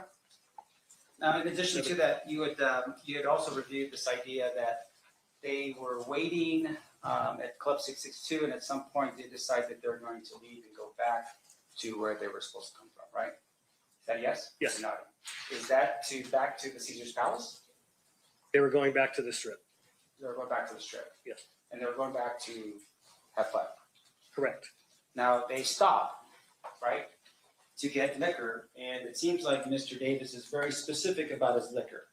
He wants to buy some Dom Perignon, Rosé, and Cristal. You know those particular alcoholic beverages? I'm familiar, yes. All right. Now, let me ask you this. Where does he go to buy the liquor? Are you talking about, do you want me to quote what's in the book? So it's on page 103. Review of the page 103 helps refresh your recollection as to where he bought the liquor. That's the worry about it is what he said in the book, yes. Liquor barn. Okay. Can you tell us where in Las Vegas in 1996 there was a liquor barn? Actually, I did do the research on this, and there was a liquor barn at Flamingo and trying to remember it's the exact place, but it was off of Flamingo, and I can't remember the exact street, but I actually did do the research on that. Are you from Las Vegas? I'm not. Have you ever lived in Las Vegas at any given moment? No, sir. And when you said you did the research, what research did you do to verify? Wait, let me finish, sir. It's all right. You're eager. I get it. What did you? Can you please stop badgering me, man? Like, Okay. it's ridiculous. It's up to him to object. I understand Okay. that you are the one, you feel Yeah. upset that it's up to I Mr. object DiGiacomo. To the commentary, first of all. Second of all, it sounded like to me he had finished his question, and then as soon as Mr. Dorsey goes to answer, he then cuts him off and says, well, let me finish. Mr. Staff should ask a question, allow him to answer, and we can knock off with the. We're gonna last strike the commentary. comment, we're gonna strike the commentary. You may proceed with asking questions. Thank you. I'm trying to be very respectful to you, sir, and I would really appreciate Okay, it if you would be there's no question There's no pending question for you. pending. Hey, I got it. Okay. No question pending. You ask questions, you answer. Thank you, guys. What research did you do to verify that there was a liquor bar in Las Vegas? I can't remember now, but I think. Once again, I'm not done with my question, sir. I'm sorry, you just asked it. You're repeating the question. I apologize. Go ahead. All right. What information did you pull or research did you conduct to indicate that in 1996 in September, there was a liquor bar in Las Vegas? As I recall, I think I looked up old news articles and looked for advertisements, and I maybe even found one that was like currently at that location to show that it was still there, that it had been there up until very recently. And it lined up with where he said it was. Did you ever conduct a investigation of the Secretary of State website to indicate whether or not there was ever a liquor bar in Nevada? No. Did you ever look up licensing in Clark County with regards to whether or not there was ever a liquor bar in Nevada in 1996? No. Just the newspaper articles? Yes. Now, in addition to that, there was some discussion here in the book, once again on page 103, about certain individuals that were in the van that Mr. Davis says that he was in at some point and then transfers over to the vehicle. You remember that? Wait, say again? There's information about individuals that were in a van that followed what is the vehicle that Mr. Davis was in. Do you recall who was in that vehicle, in the van? I'm reading from the book here.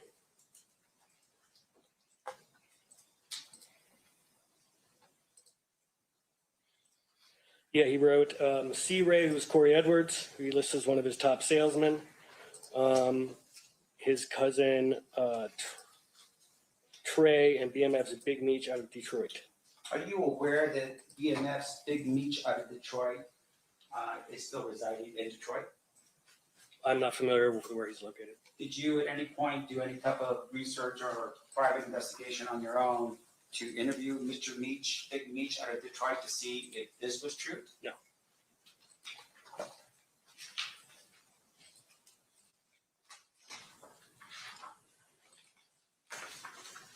Now, fair to say that in this book, Mr. Davis talks a little bit about his exploits in Compton, right?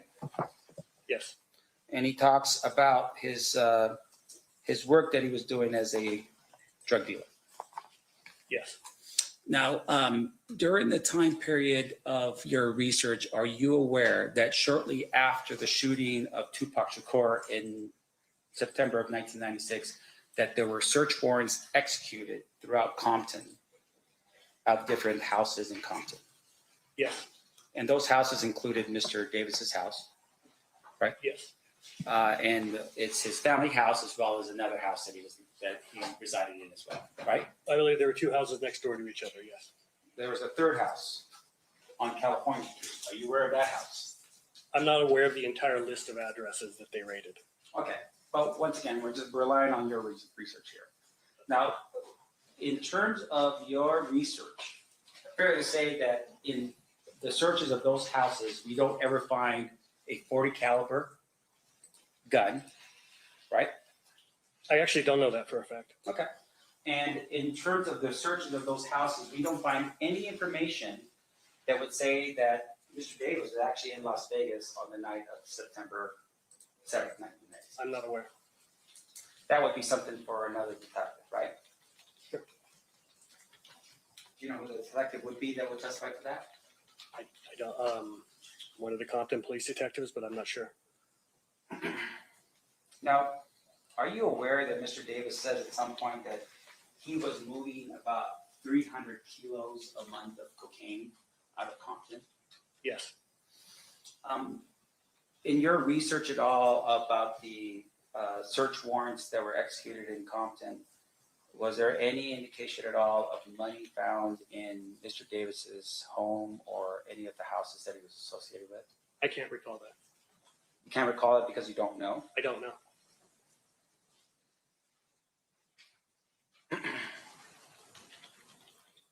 Now, in addition to that, I want to make sure I'm clear here.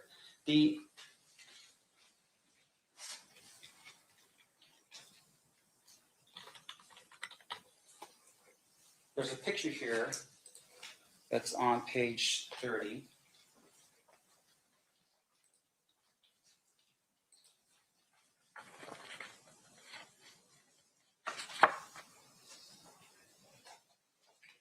It looks like a Pop Warner picture, maybe or something like that. Football picture? Yes. Okay. Is this true? Is this true that it's a Pop Warner football picture? Well, is it a picture of Suge Knight and Mr. Davis? I believe so. I used to be able to find Suge on here, but I'm not sure if I could now. Okay, well, what about my client? Again, I don't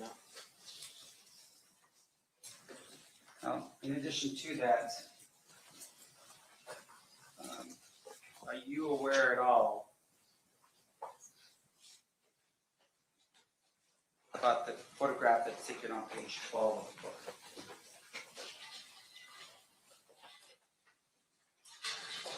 Only in that it's in the book. Okay. Now, page 11, once again, tells the reader of the book that he was running a multi-million-dollar nationwide drug empire. That's at the bottom of 11. Is that right?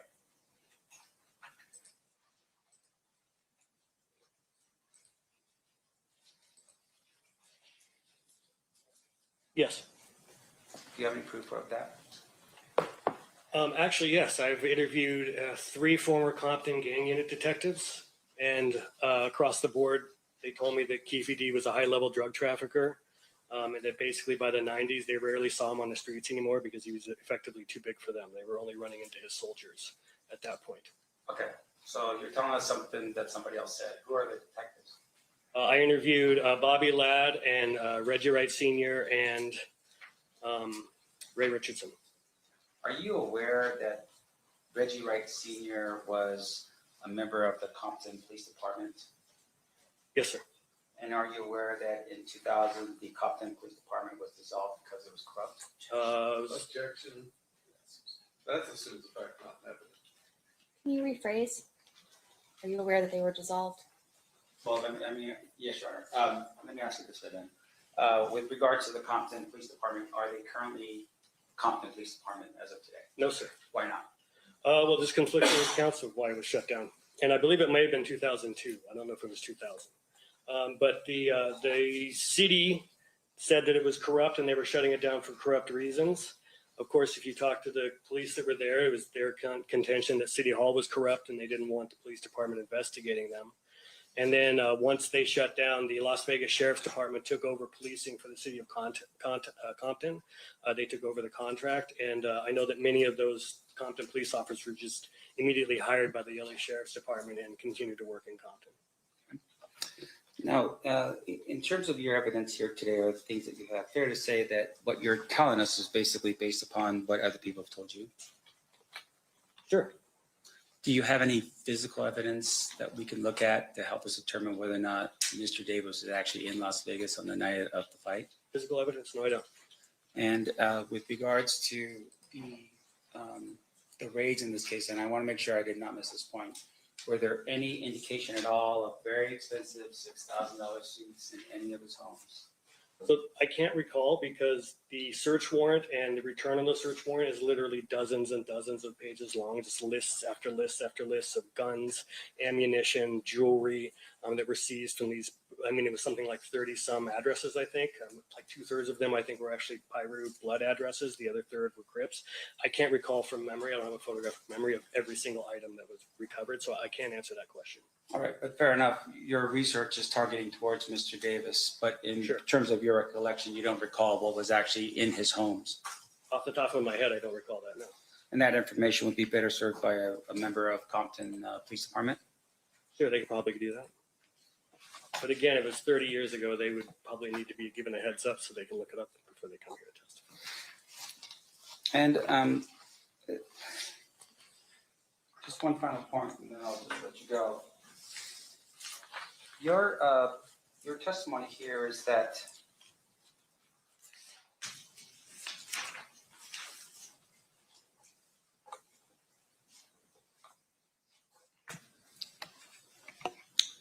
let me pick up here and make sure I'm clear. In your review of the Death Row Chronicles book, is there anything at all in your reading of the book? And once again, you tell me, you read every page of that book, right? Death Row Chronicles book? Yeah. The one by Greg Cady? Murder Rap. Murder Rap book. I'm sorry, Murder Rap. Yeah, there you go. Did you read this book? Yes, sir. Cover to cover? Yes, sir. Is there anything in the book that says that, you know what, I don't know for sure if anything in this book is true or not, take it for, like a buyer beware or reader beware in this book? I don't recall. It's been many years since I read it. Now, what about the Captain Scott book and any of its editions? Did you ever recall anything in here that says buyer beware, reader beware of what's in this book? Same answer. It's been years since I read it. I don't know. Okay. How about the Compton Street Legend book? Do you have anything at all in here that would indicate to the reader that, hey, we can't verify the information in this book? I don't recall. Okay. If you turn with me inside this book to the table of contents, see that? And on the left-hand side, there is a portion that's in there, correct? Yes. And in that portion, does it say that even though the authors and publishers have made every effort to ensure the accuracy and completeness of the information contained in this book, we assume no responsibilities for errors, inaccuracies, omissions, or any inconsistency herein? Yes, sir. And you didn't read that in any of those other books, right? Again, I don't recall. It's just typical legalese disclaimer. Do you know how much Mr. Davis was paid for his interviews with the project that you're on? Death Row Chronicles? Yes. No, sir. And fair to say that would have been a contract between himself and the company that you were working for as an independent contractor? It could have been a contract between him and BET. Typically, talent contracts are with the channel, not necessarily the production company. So I don't know. Your Honor, I have no further questions. Redirect Mr. Tajaka. Just briefly, Mr. Sanft started out talking about you providing your recordings yes. to us. Did somebody have to authorize that for you to release those to us? Yes. And who had to authorize it? So a attorney at Paramount Pictures, which owns BET Network, authorized it. And then the head of Creature Films, which is the production company, also authorized it, both to me in writing and an email. Now, Mr. Samt asked you a bunch of questions about the liquor barn at Maryland and Flamingo, or you said Flamingo, you couldn't remember the street. Were you aware if Lee's Liquor used to call itself Lee's Liquor Barn before they got a trademark infringement? I'm not sure. How would he be aware? I'm just wondering.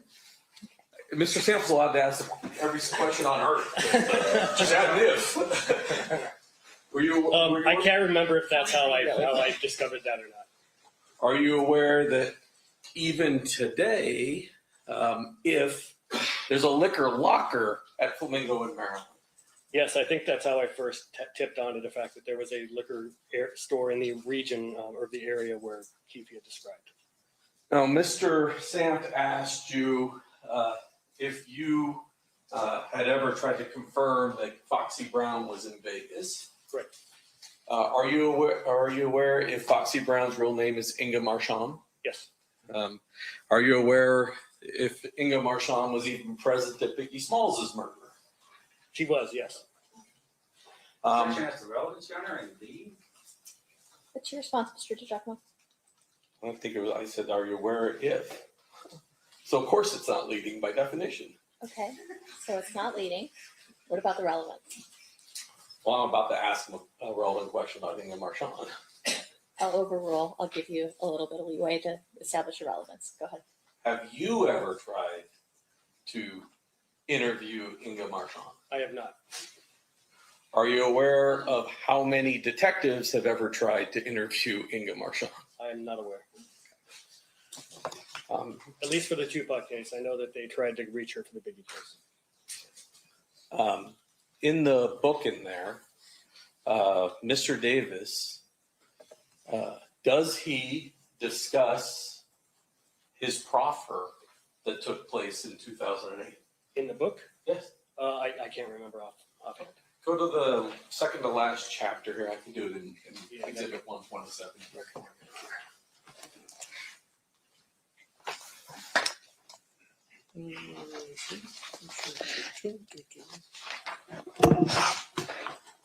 Sorry, we gotta get to the page.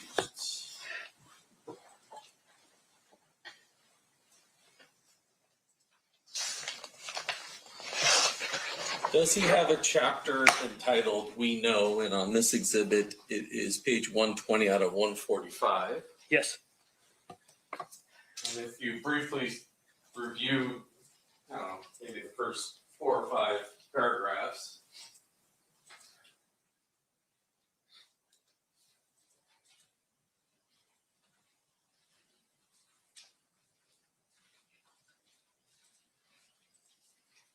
Yes, sir. Have you got another part yet where he talks about the decision to go down and speak with the police about this event? Not quite yet. 1 second.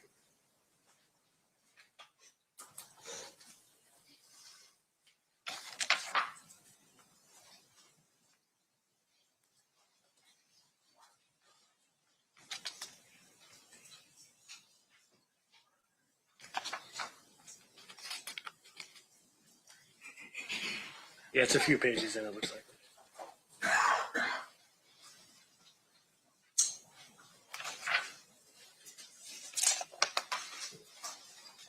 Yeah, you can keep reading, but that paragraph is talking about that subject matter. Is that fair? Yes. Or that chapter, I should say. Correct, yes. The task force and how they got him.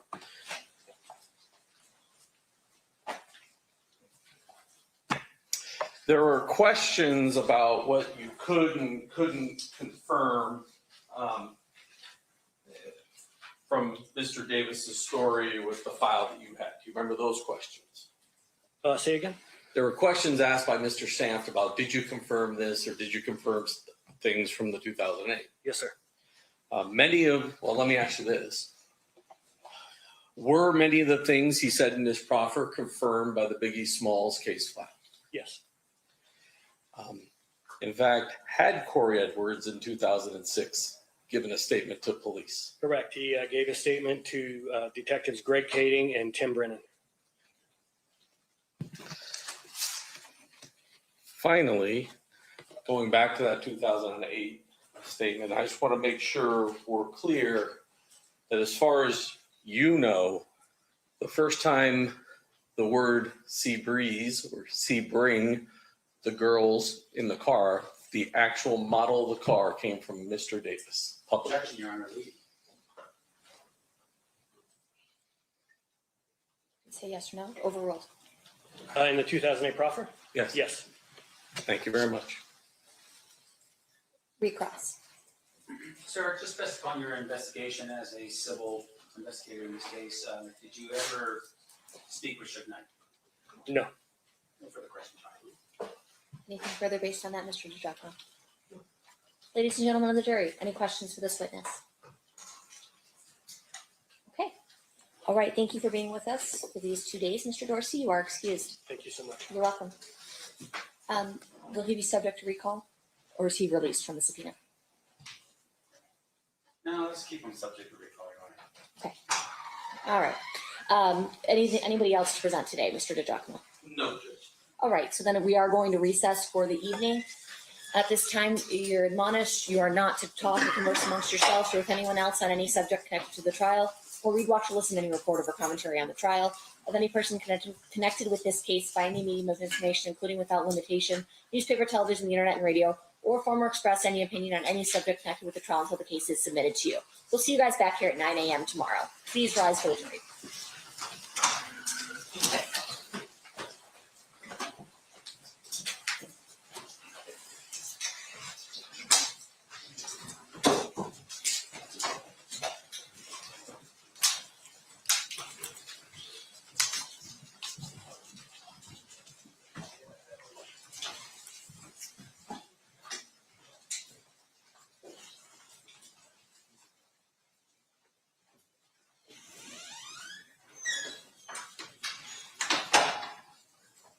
For the record, the jury has exited the room. Anything we need to address outside the presence? Not from the state. I did request that the link that was sent to you be sent to Mr. Sam, so we should have it today. Okay. Mr. Stamp, anything else? Okay, we'll be in recess. See everyone back 9 a.m. tomorrow.